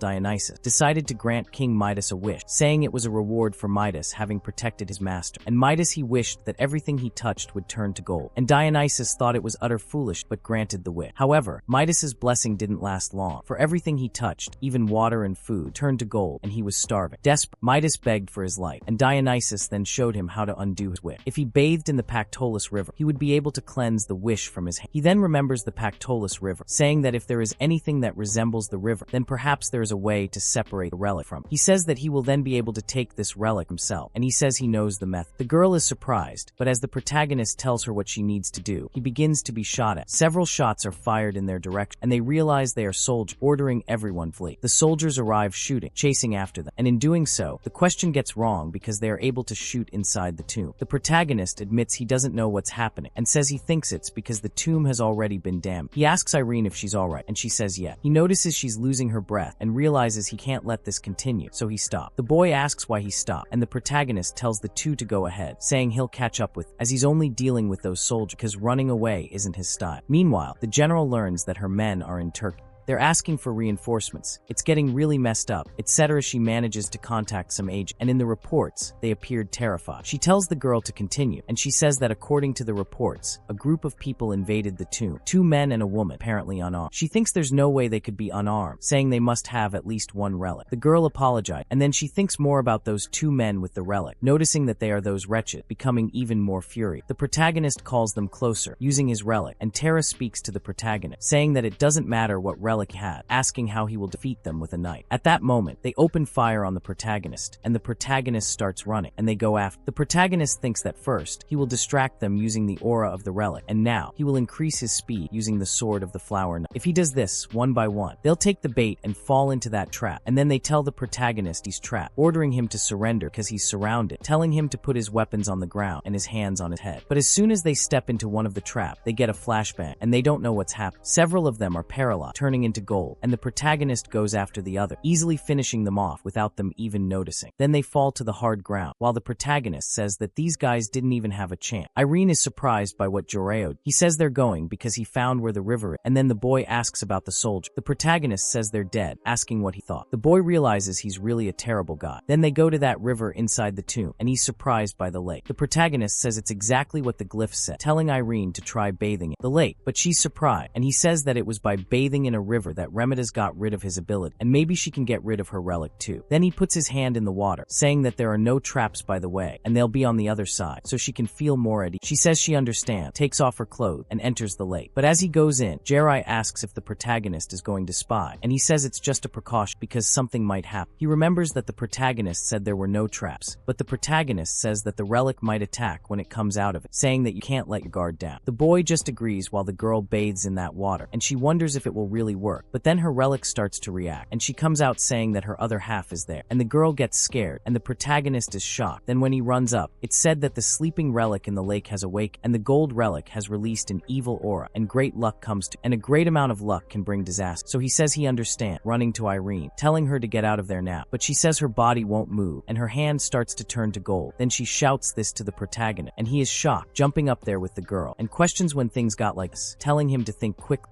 saying that this wasn't a trap, and that the glyph said the sleeping relic was submerged, but he thought the relic was complete. The protagonist, seemingly trapped within Irene's body, wonders if there are more relics, but then realizes it makes sense that there might be another relic, since the tomb is still there, and the traps haven't even been triggered. He tells her not to worry as he's there. The relic then asks who he is, telling him not to interfere, saying it's taking his brother back. The girl then calls out to Jorian, saying he'll turn to gold if he stays. The protagonist thinks that's why he can't swim properly. The relic confirms, telling him to leave the woman and go if he wants to stay alive, as he only needs her dead because he's going to get his brother out of. He found his brother today, so he's in a good mood, saying he'll let him go this time. The girl keeps calling out to the protagonist, but he tells her not to worry, surprising. He then says that the relic keeps saying something about his brother, and if he thinks about it, everything will be alright. If it fits together, the Midas relic broken in two pieces, one becoming the golden hand, and the other the hand of bad luck. This hand of bad luck remains trapped in her body, and he says the golden hand is trying to kill her to remove the hand of bad luck from within her. So they're going to do the same to her, saying they'll use the power of bending to make that relic. The girl uses more and more of her power with the protagonist's action, and he tells her to use bending, instructing her to do as she's been practicing, telling her not to use affinity, but to use bending. He says he'll do everything he can to help, because if they combine their bending power, it will be a piece of cake. Then the relic begins to be effective, and Gerard starts yelling at them both. The relic tells them to stop immediately because it hurts, saying it already told them to stop, but Irene says no, telling him to stop resisting, just surrender. He orders the relic to submit to her, and the protagonist proudly states that this is how it's done, saying he's happy of such a good apprentice. Then the girl actually manages to move those water. At the end of it all, she looks back, surprised, noticing that her body is returning to normal. He says that's great because it seems she succeeded. She says the mark has also changed, and the protagonist explains that it's because the contract is now complete, telling her that the problem is solved. Now she has the golden hand and the hand of bad luck, and the balance is restored, and the disasters that used to happen around her shouldn't be a problem. She begins to thank the protagonist, saying it's all thanks to, but then he asks her to calm down a little because water got in her nose. Then, when they leave, everyone outside is questioning how they can't contact any of them, and one of the men speaks to the general, saying that they can't get in touch with any of the agents who were in the tomb, and he says that perhaps they were all killed, but she says that's her job to ask, because he doesn't have the courage to question, and he apologizes to the general, and she says that it was certainly that, without a doubt, instructing the HQ not to send reinforcements to the tomb, and he even agrees, but begins to question her act, and she says that she will use a relic to finish them off. However, he tells the general that the entire historical area will be ruined, and the Turkish government certainly will be. He's going to be pissed, but she says she doesn't care leaving. Meanwhile, the protagonist is with the other two, and they complain about whether they can run away. He agrees, saying that's enough for today. The protagonist then says they're leaving, explaining that it hasn't been that long, and they entered asking why they're complaining so much. Jair Rafaela explains that it's because they're in a tomb, and he can't stand it anymore and wants some fresh. But then everything starts shaking, surprising. The goddess of war attacks and destroys the plate, and her power destroys the tomb's entrance. The goddess's curse also enters the plate. Jair Rafaela is surprised that the tomb is collapsing and asks the protagonist what's happened. The protagonist says it's Kira, and he says he thought they had destroyed her relic, but he explains that they only destroyed the geographical relic, since she used her strongest relic along with the geographic. Despite being able to use all his power, he didn't keep just one, and he says that's why she received the title of Goddess of War, because she possessed the relic of Sekhmet. In Egyptian mythology, Sekhmet was sent to punish humans, and as the name suggests, her relic has enormous power capable of destroying any target, no matter the distance. This led Kira to search for all kinds of geographical relics, and all she needed was to know the location of her enemies to completely destroy them. Then the tomb begins to fall, and Jair Rafaela questions death and whether this is heaven, but the protagonist says no, and that this is hell. He complains about what that was, asking if it's a relic, and the relic actually begins to speak, feeling heavy and asking what he thinks doing. The protagonist says that he wasn't supposed to use the code of Hammurabi, but at least he saved. Irene asks if they won't suffocate, and the boy remembers that it's true, wanting to get out of there no matter what, but the protagonist says there's no chance they can do that, telling him to calm down, asking if he remembers how they got into the relics by exploding them, saying that they'll get out of there one way or another. But then the boy talks to the protagonist, asking if they haven't already exploded too many relics, questioning what they'll do if they run out, asking if they'll explode the useful ones too, and the protagonist says yes, and the boy questions if he's serious, and Jorian says that his main objective now is to get out of there alive, and they can get more relics whenever they want. But then he says that before doing anything, he wants to test some, and he says that this ability he gained a few days ago from tomb restoration is something he doesn't know how to use, and he says that the tombs start collapsing as soon as they get the relic. So what will he do with an empty tomb? After restoring it, he thinks that at the time he didn't know where or when he would use this ability, but in a situation where he's trapped inside a collapsing tomb, it could end up being one of the most useful abilities to have. So he carefully reads the entire description of that ability, noting that it restores any path, and that's great for him. He realizes he can use that, and he touches the ground using the tomb restoration right in front of everyone. They notice that the rubble is floating, and the protagonist thinks the range is super short, but they can proceed like that.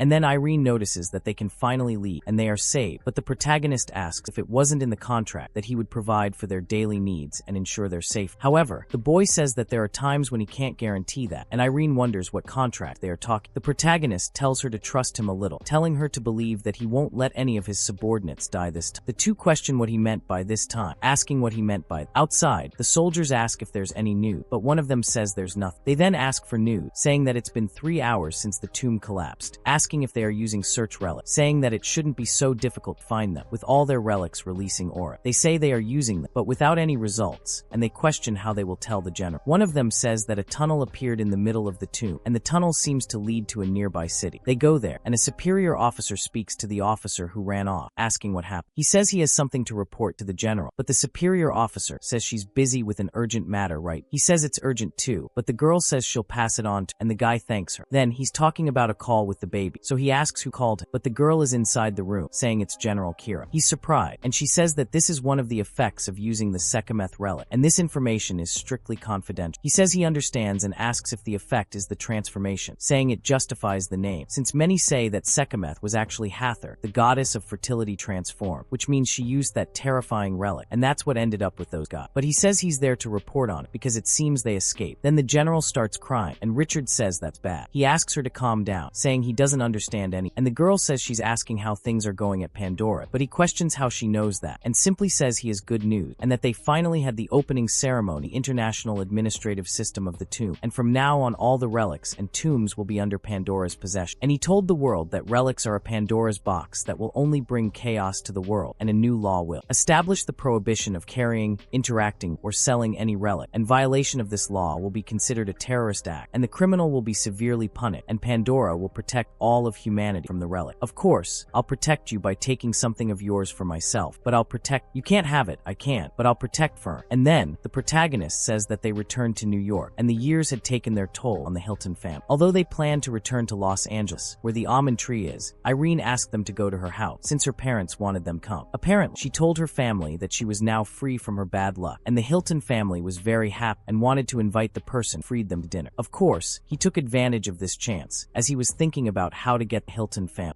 on his side, and since he messed with a fish as tall as Kira, he'll need someone to cover for him, and with that, everything will be according to his plan. But not everything is rose. At John F. Kennedy International Airport, the boy asks the protagonist if he's not going to get ready to disembark, but the protagonist says he's sensing some strong auras of relics in the airport. G doesn't believe him, and the protagonist says it seems like some guys are waiting. One of them tells the protagonist to calm down because they're from Pandora, and they're implementing a countermeasure for his security. People with a relic should step forward, saying that from now on Pandora will take care of their relic. But they don't like this at all, asking if they won't let him pass. Then one of them says the detector beep, and the tall man from an hour ago has a relic. He runs off, telling them not to come at him because that relic is his. They call him a thief, and that Pandora agent repeats himself, saying if they have the relics, they should move forward. But then the blonde man nearby says that his first mission is going well, asking them to punish those who are resisting to set an example. One of the soldiers agrees with the colonel, and the other says that they detected a strong, nearby relic, and they suspect it's related to wealth. He's surprised, saying they did a good job, and asking him to show them the way. Meanwhile, Irene arrives with the protagonist, and he tells them they don't need to be so nervous, but he gets the question wrong. How can he not be nervous, since they're surrounded by enemies? The protagonist says that might be true, but he has an ace up his sleeve, Irene. The girl doesn't believe him, and the protagonist says that since they have the complete Midas relic, he asks how about they test it. She says she's never tested it before, but the protagonist says it's easy, saying she just has to do the same as before. He mastered the relic, and it helps him if something happens. But then, everyone from Pandora surrounds the protagonist, telling him not to move. Then, the blonde man says that they are from Pandora, the international organization for managing ActionToon, and they know that they possess relic. The protagonist is shocked that Pandora is there, saying that they pretend to protect humanity relic, but in reality, their mission is to give all the relics to certain people to form a monopoly, and because of them, the whole world became as unjust as it is. But as far as he remembered, Pandora was only supposed to be created in a few years, and that's a very big difference. It should have been at least 3 years. He notices that the future has changed again, and the blonde man says that it seems they aren't scared, and they don't need to be there, saying they'll release them as soon as they deliver their relic. But the protagonist tells them to disappear, and the blonde guy doesn't even believe what he's saying, and Jorhio then asks what kind of authority they have to order the delivery of their relic, telling them to get out of there if they don't want to die. And the blonde guy is surprised by the threat, saying he thinks this is a prank, saying that maybe if he shoots him in the head, he'll go back to normal. But the protagonist tells him to go ahead, looking at Irene, and he tells the girl to use her power now, and she starts to quietly and subtly summon her power, and the blonde guy says he's very arrogant, saying that this was the last warning,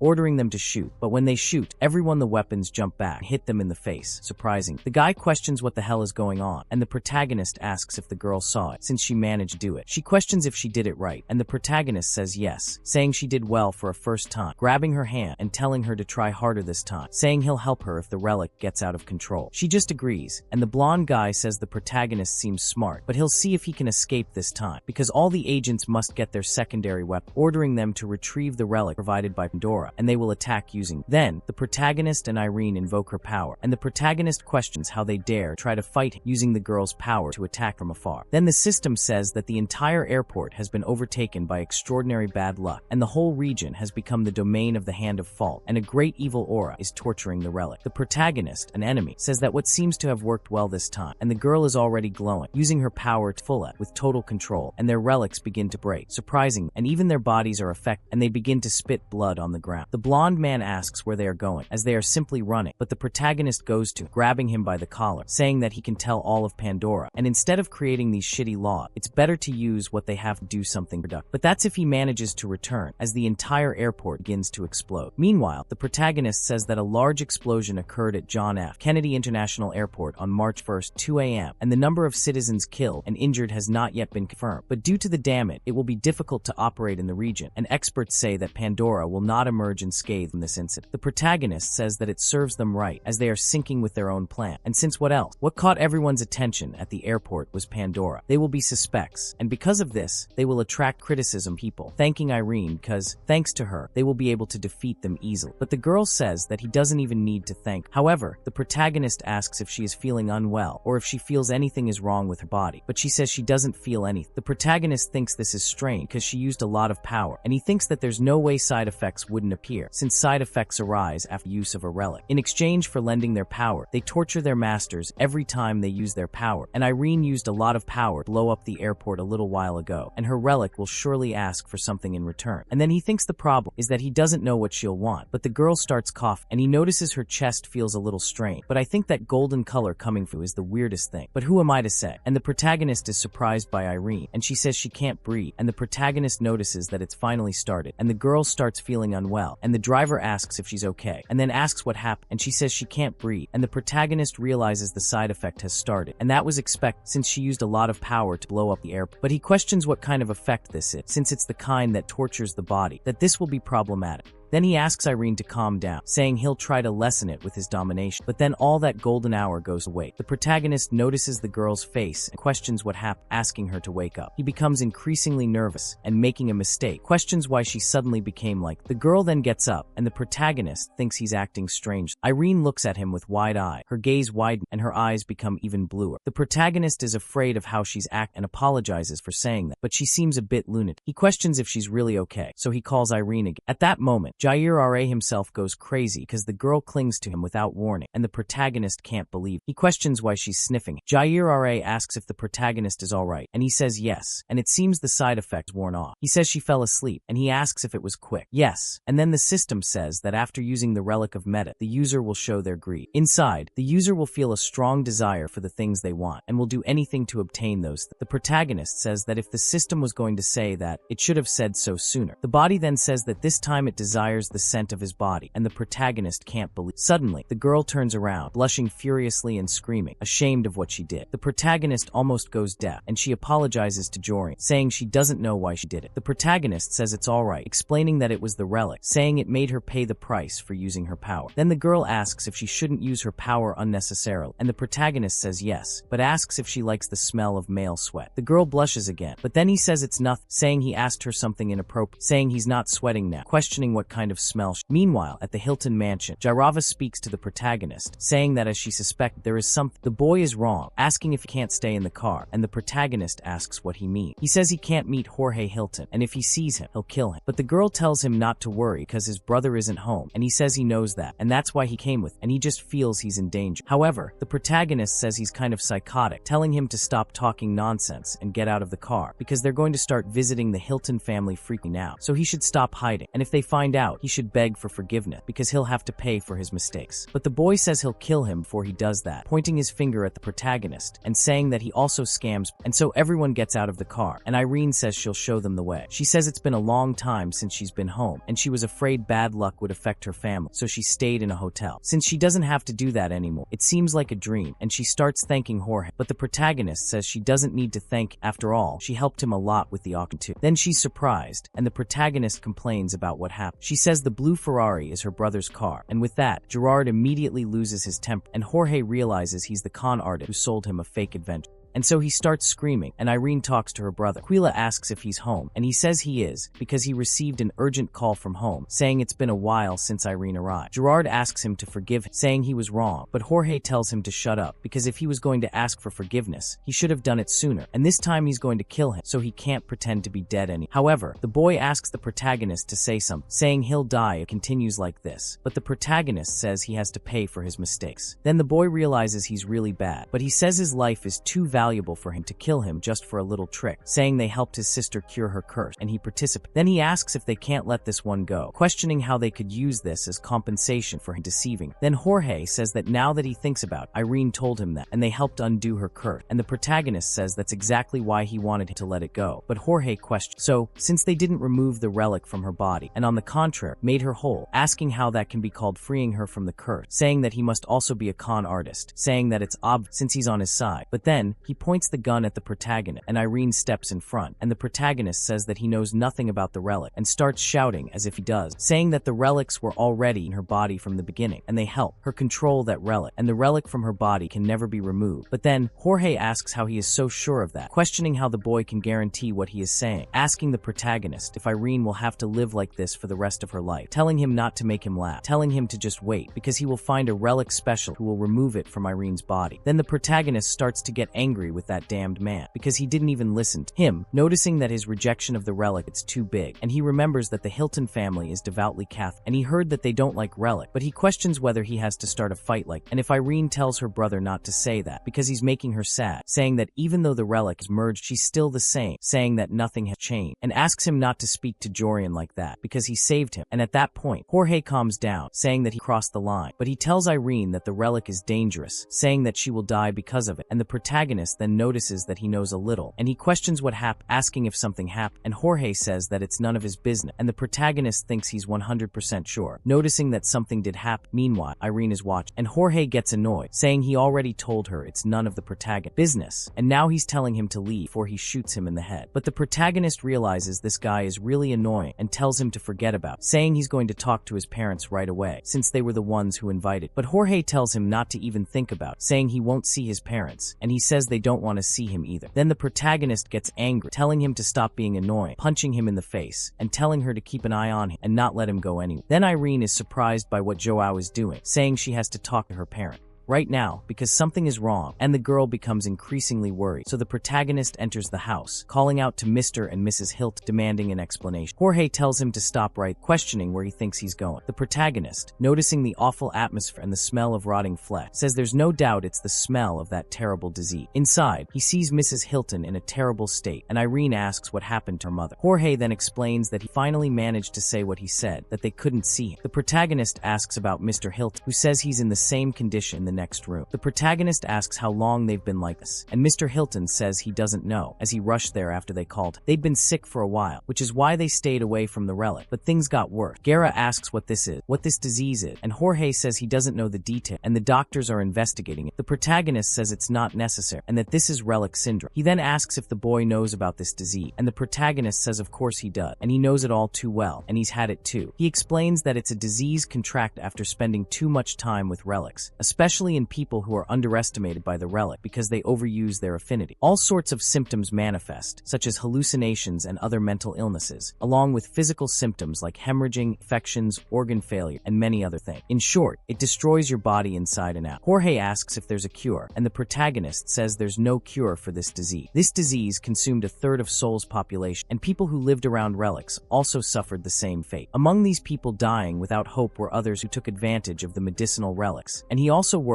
until he died to buy medicine and alleviate the pain. And there were people who didn't go through. They will never understand the pain, and he remembers that at that point everyone already had this disease. And at that, Jorge thinks that this can't be true, asking if they will die like this. But the protagonist says no, and Jorge is surprised. Then Jorge says that he has some medicinal relics, and he questions if he will use the relics on his parents, and the protagonist asks if there is another way, saying that there is one on his side, but they have to use them when necessary, or asks if he will just watch them die. And Irene says that everything is fine, saying that he can trust Jorge, and at that, he ends up letting him, asking the protagonist to show him. But the protagonist says that now is not the time, and Jorge asks if he is joking. He wants to attack the boy, but Jane reassures him, asking him to calm down. He says he won't, but the protagonist says he has them, but they haven't woken up. He tells them to wait a few days, saying he'll bring them there as soon as they wake up, and it won't take even a week. Anyway, something is bothering. Their condition is one of the last stages of the syndrome, and this disease doesn't progress that quickly. Irene says they seemed fine when he spoke to them on the phone, because they wouldn't even have been able to speak if they were this sick. The protagonist says that's exactly right, and it hasn't been long since the relics appeared, and it's too early for this disease to appear. Then he asks if anyone has increased their symptoms.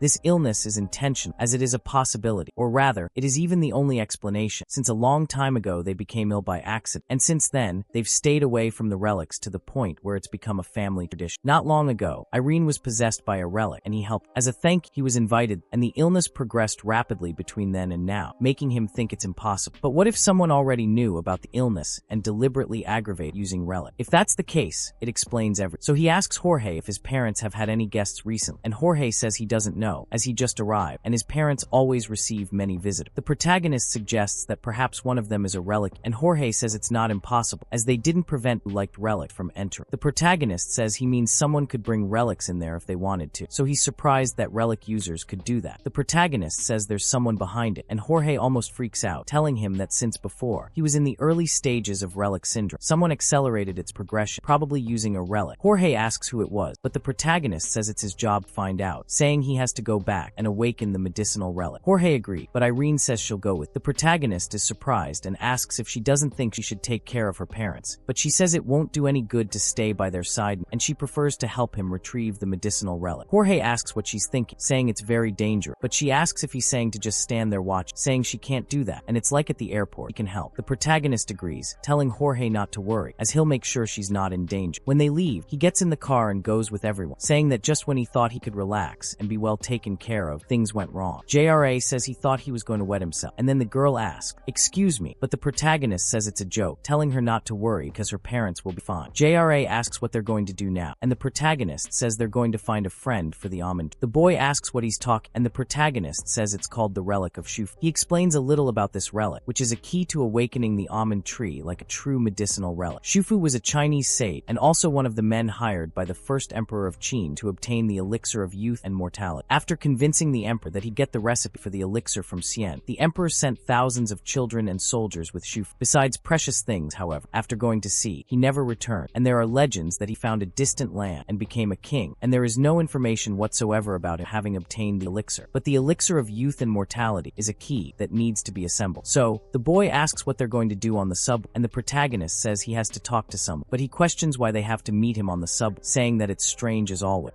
But then, the protagonist goes up to the beggar and smiles as he sees him, and the protagonist tells the old man to wake up. But the old man doesn't even wake up. The protagonist pulls him and throws him to the ground, and Jaira immediately asks what his problem is, asking why he's hitting the beggar. Then, the old man gets up, asking what's wrong with, and that's Ed. Jaira asks what happened, and the protagonist asks if he's enjoying his idle life. He's surprised instead of Aria, who starts complaining saying that everything is his fault, and telling him to look at what he's done with his life. The protagonist asks how so, since he did what he promised, meeting the Prime Minister of England. But Ario questions so what? Because he sabotaged Kira's relics, and she got angry and started taking it out on him, and everything he had was taken, and now he has to hide, saying she's gone crazy, asking what the protagonist will do about it. The protagonist then says he'll do something, saying he'll find a way to get out of it, and in exchange, he wants some information, and the old man then questions what he wants, and the protagonist asks if he knows the Shufu relic, and he says he doesn't, obviously lying, and the protagonist says it's compensate, since Mr. Akun got the Shufu relic from Edward, and it was obvious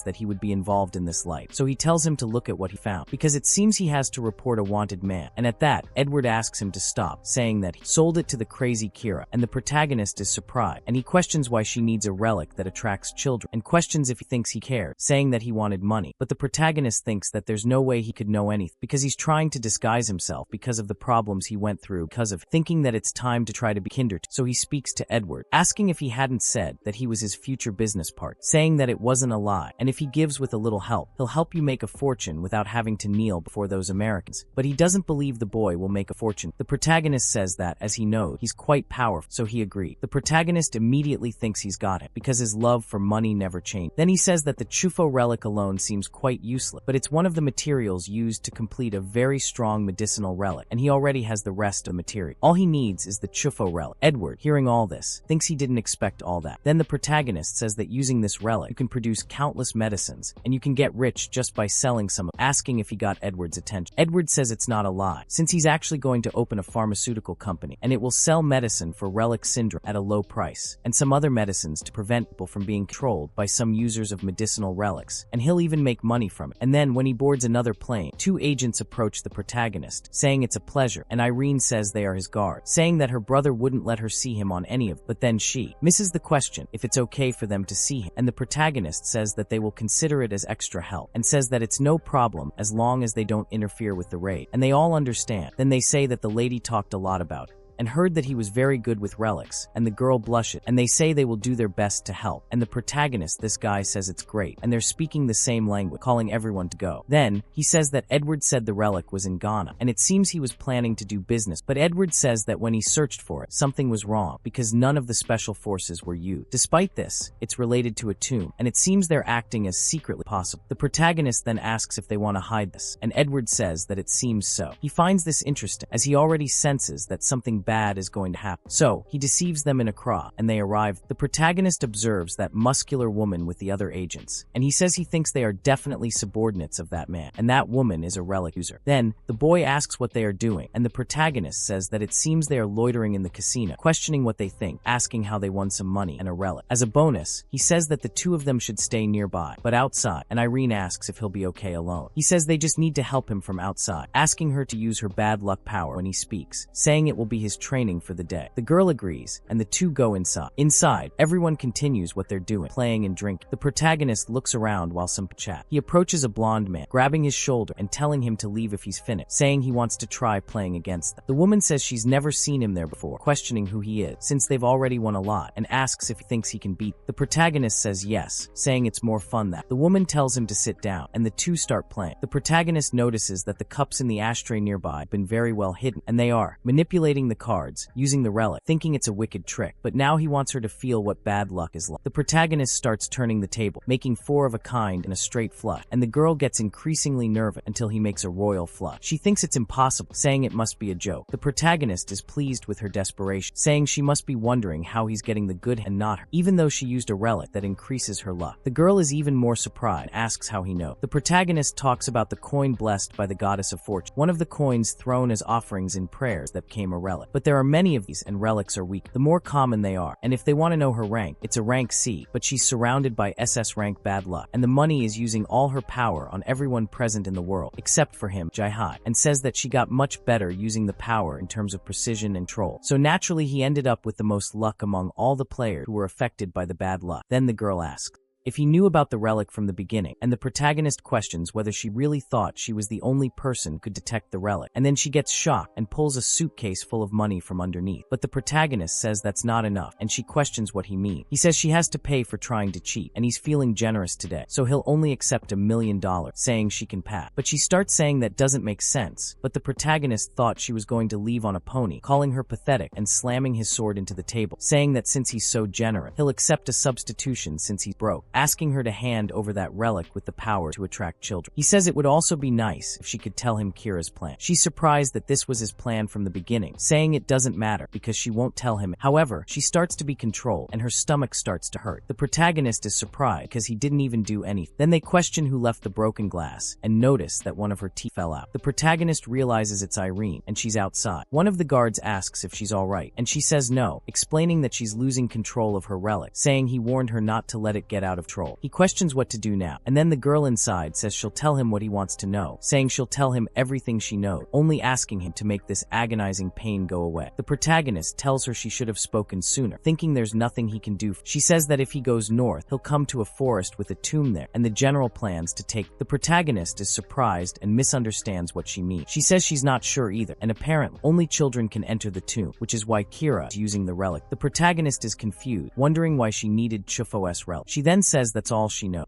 And now, he tells the protagonist to make this pain go away, but he apologized, saying that it doesn't depend on. However, what he can do for her is make her forget this pain. So, he takes that same relic, the zombie relic, and he's already wrong. He's shocked by this, and he tells the protagonist that honestly, sometimes he thinks they're the bad guy, but the protagonist says they're only doing what's necessary, and if they let them go, they could end up turning them in, and he doesn't want that incident in Turk to happen. The boy ends up agreeing with the protagonist, and then he receives some notifications saying that he's been given the title of Damn Blackmail, and his titles so far are Dirty Intimidate, Violent Relic Destroyer, Damned Black, and his titles combine to unleash a secret ability, which is the Hideous Charisma, and it shows immense synergy with the power of domination, and his first impression of the relics will be terrifying. He will receive support from evil relics, and the protagonist sees that the raven is taking him to the dog, and questions in every way where Irene is, because he can't find her bodyguard either. So he thinks he has a bad feeling, because she must have lost control, pushing herself to the limit, and the protagonist thinks that there must have been some consequence for having used her power in such an excessive way. Then one of the guards approaches the protagonist, saying they have a problem. He's lost sight of the woman and Irene. The protagonist becomes worried, and the man explains that she suddenly felt extreme pain. When he tried to grab her, she pushed him away and ran off. He tried to chase after, but she vanished. He doesn't know how she became so strong and fat. The protagonist realizes this is the risk, and he says she might end up returning. So one of them has to stay while the others spread out and search. Gerard says he'll take care of that area, and the other says he'll search in the opposite direction this time. The protagonist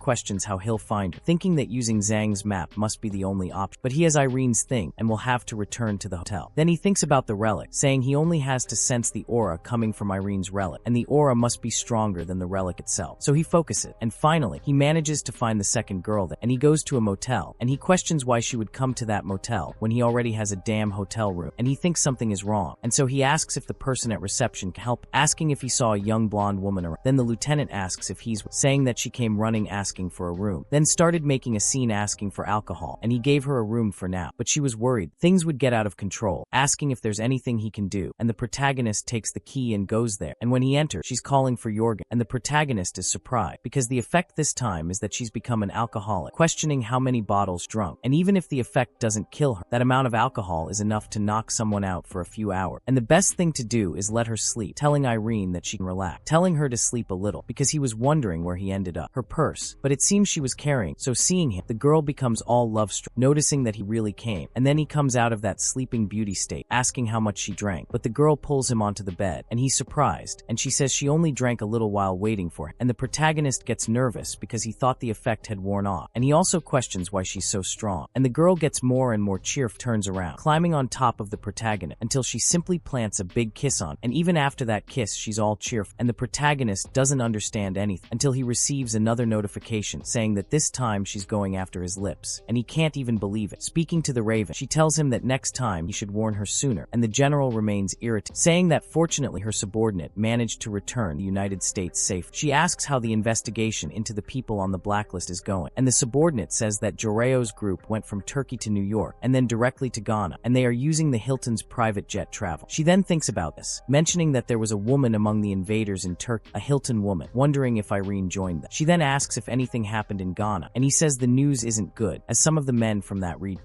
they started acting strangely. Then they caused a scene in public and were arrested by the local police, and it seemed they were being controlled by some relic. And the general notices it was them again, but questions why Ghana, since there's nothing for them. She then asks if there wasn't a relic in Ghana, and he says that relic has nothing to do with the combat, and it makes no sense for them to go there just for it, but all the evidence points to it being there. The subordinate asks if she's going to attack with the relic again, and she says not this time, because she'll end up getting hurt again if they manage to escape. Instead, they'll change their plan, and they'll see how far he'll go for the Hilton family. At that point, the protagonist begins the safari and immediately tells him to at least let them know, asking why he couldn't at least call to say he'd found Irene, and that they spent the night out, asking how they would know when to stop search. But the protagonist says he already told him there were some unexpected events, and he questions what that means, asking if he was with them. His hands are full, and he says that a certain person was on top of him and wouldn't get off, and he couldn't do anything, and something involving danger made her insanely strong. Then he asks if he means they did it, but the protagonist says no, saying that's all he said and nothing more, asking what the boy thinks and already wrong, saying that the protagonist is very boring. Then the bodyguard tells Irene that she should stay away from alcohol from now on, saying that he will be supervising her completely, and she agrees even though it wasn't the alcohol's fault. Then they go back to their objective, saying that they are approaching the tomb's territory. Then the protagonist receives some notification, and so he enters an area where only children are allowed, and the tomb has already been cleaned and taken over by someone. The protagonist is surprised that someone has already taken control, noting that this is a situation where only the relic was taken, but the tomb was not closed, questioning why she would do something like that, but he thinks it doesn't matter. He says he'll find out when they get there, and then the protagonist asks to make a mistake and pass one of the low-rank relics. The bodyguard questions if he's going to clear the path by blowing one up again, and the protagonist says that's really the one. The relic asks what he thinks he's doing, blowing it up, creating a hole there. He's surprised that the bodyguard even asks if it was a bomb, but he tells him not to be surprised by it because they're going to go in there, and he'll end up fainting if he's already like. The bodyguard doesn't believe it because the protagonist floored the accelerator, fell inside. Then they think it's very steep, saying they're going off the road, but the protagonist asks what he's talking about because they're on the road,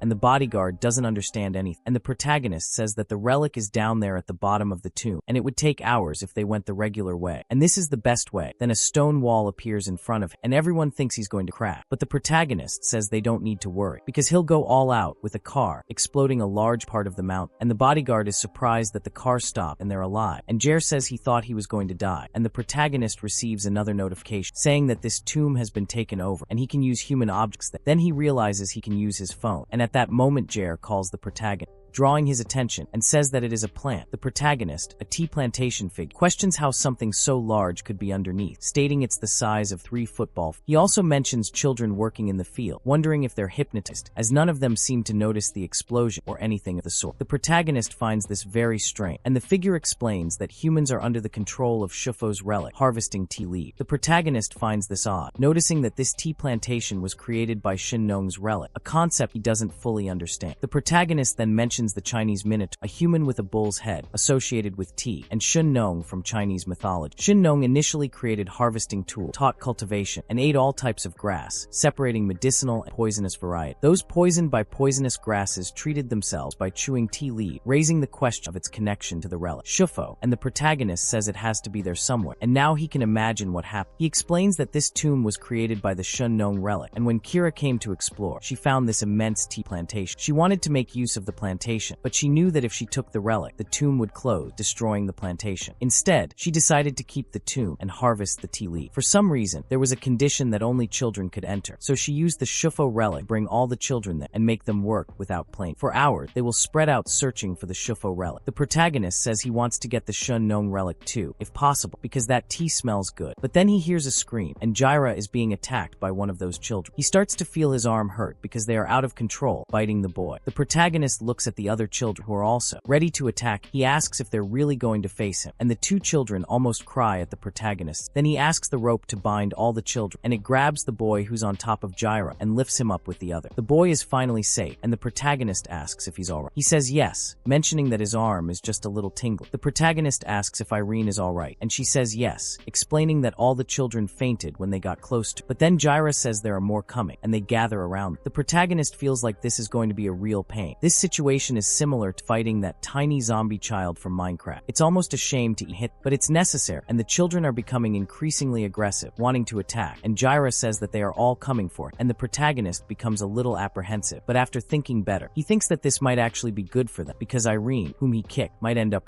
and appearing, but the boy says that they will bite down to the bone before that. So the protagonist notices that the boy really doesn't want to be bitten, telling him to relax, because he won't let them catch him. But then the relic speaks to them, questioning who is causing the trouble. Their children, saying that they don't see they manage to work like this, and the protagonist sees who appeared, telling him to stay close to Irene, because her relic will protect them all. The protagonist says that the relic got so angry that its power is everywhere, so he orders it to bind everyone who gets in its way, and the rope snaps ahead, grabbing all the children, taking them away. Then the relic asks who they are, and the protagonist says that it's the person who will be its new owner. The relic says it won't let that happen, but the protagonist tells the children that he won't go easy on them just because they're children. The children are terrified, but the protagonist says he has important things to take care of and hopes they understand. Then a worm flies past, and the protagonist knows it's the relic. He tells it to stop the nonsense and surrender, stepping on it and picking it up with his hand. Then the relic asks how he knew, and the protagonist says that he's someone who got a little angry and spread his aura everywhere. Shout. He approaches the three men there and asks if they could do him a favor, instructing them to go to the car and bring him one of the bags. The protagonist then says that while they're gone, he'll negotiate with the relic, explaining that he knows she loves money, so he'll buy her, telling her to name her price. The relic thinks they're now on the same page, but says she doesn't think he understands how expensive. She then turns back to the protagonist, asking why he's negotiating with a relic. The protagonist explains that this is the right way to deal with, and says that according to the story, Shufu had everything, yet she went in search of more, but never returned. Because of this, she ended up being considered a greedy, extortion-type relic, and to form a contract and use her power, you must offer great fortune. This is why he brought all the money from the gambling house, and everything he could fit in the car, adding that the risk with that guy is that he'll drain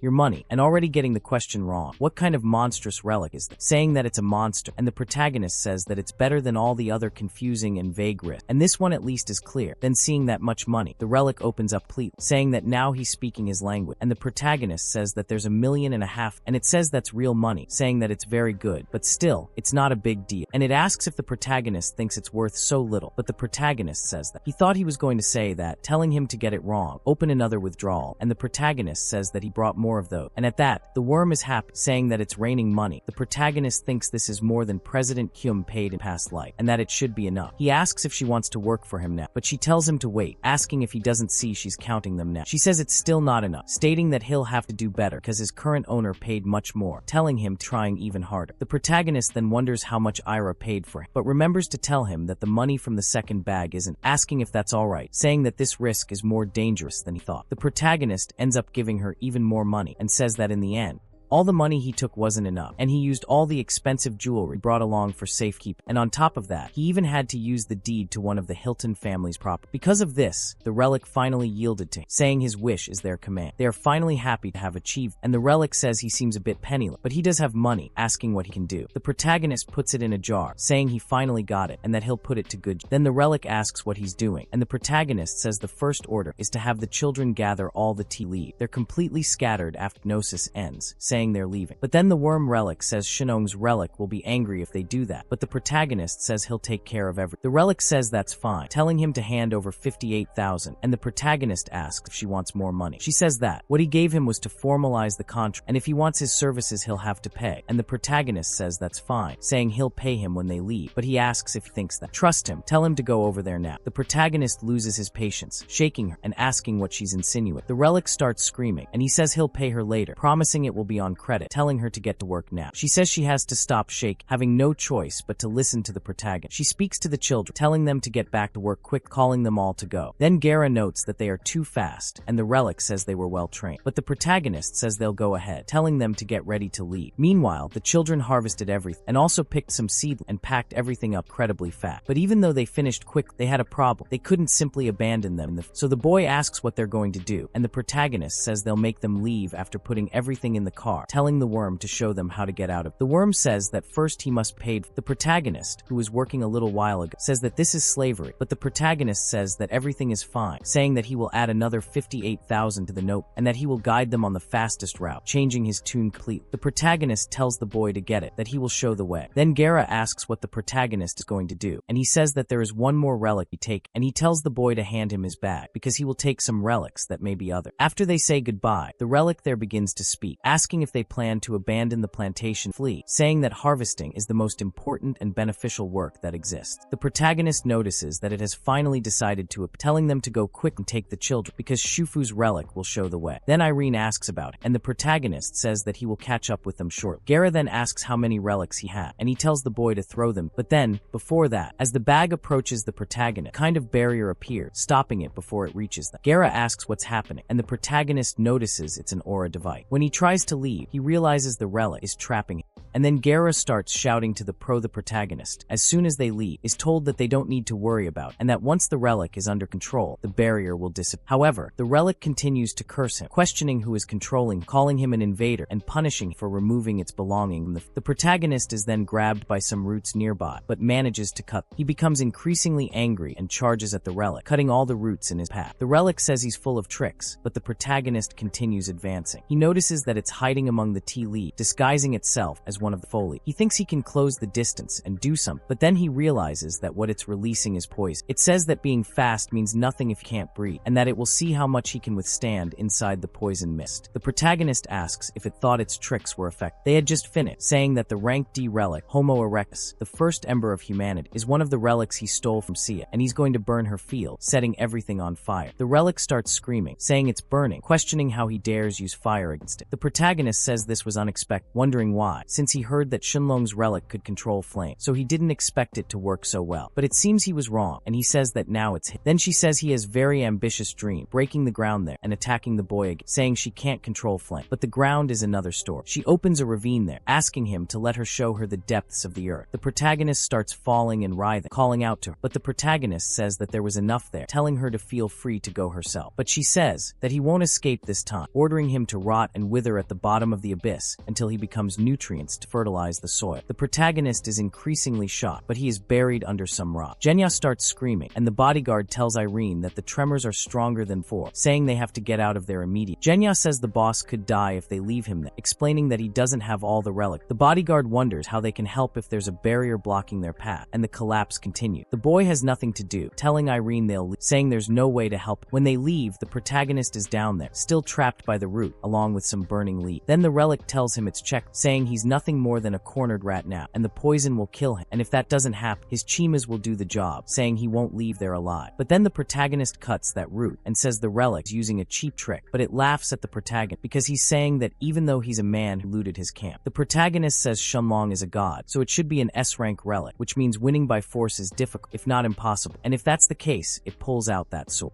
from his hand, and the relic asks if he has finally given up. The protagonist says it makes sense, but he claims he only wants to test something, and the relic doesn't understand. He says that if he dies before the relic, perhaps he can open a new path. Speaking of which, his replicas are well grouped together, and if he burns the right spot, he can cause a huge explosion and make a barbecue out of it. The relic starts cursing, asking if he's going to burn himself along with, trying to make him think he can survive. But the protagonist tells it not to worry about, as he already has an escape plan, telling him to use everything the relic had. Then the relic starts complaining complaining about its durability, saying he's tearing it apart, but the protagonist touches both Relic and sets them on fire, setting the whole place ablaze. Meanwhile, Gerard and Irene watch the enormous explosion from them, and the tomb begins to collapse, with rocks falling everywhere. The protagonist finally gets out, saying he doesn't think he's in bad shape. Gerard is overjoyed to see him, as he thought he had died. Irene explains that he was swallowed up in that hole, and the tomb began to collapse on top of him. The protagonist asks how that could have killed him, saying he doesn't need to worry about such a small thing, explaining that he closed the tomb on himself. Irene says the boy was worried sick about it, but he replies that anyone would have reacted the same way. After all, he's his boss, and if he died, he'll be out of work. That's why he reacted that way. The protagonist says he's glad to hear that, tossing the relic into the boy's hand and asking if he was worried about being out of work, as he's now sure he'll be happy to know that's not the case. The boy asks what it all is, disbelieving, and the protagonist explains it's Shenlong's relic, and it was annoying him, so he thought he'd roast it a little so it could learn. He also says this rock needs to be restored, and the boy replies that it's just a stone. Now the protagonist is busy with Cole, but then he asks if he's going to ask to leave, and the boy says no, saying he can get the protagonist to leave it. He also talks about the code of Hammurabi, saying it needs repairing, hitting the boy on the head, and says they'll go back now, but he needs a bath and some rest. Meanwhile, in Los Angeles, the protagonist's Three Stooges henchmen are tending to the almond tree, playing music, watering, fanning the plant. Shenlong thinks he never thought he'd end up as a farmer, questioning even the garden, wondering how long he'll have to do that. Then his cell phone rings, and it's the protagonist himself. He says he's been asking for a while what's new, and then he says he's going to New York, and that they have to take everything, and he says that's fine. Then the other one asks if it was the protagonist, saying that he thinks he heard something about New York, asking what he said, and Xiongyu says that he ordered them to take everything to New York, telling them to take everything because it's time for some fresh air.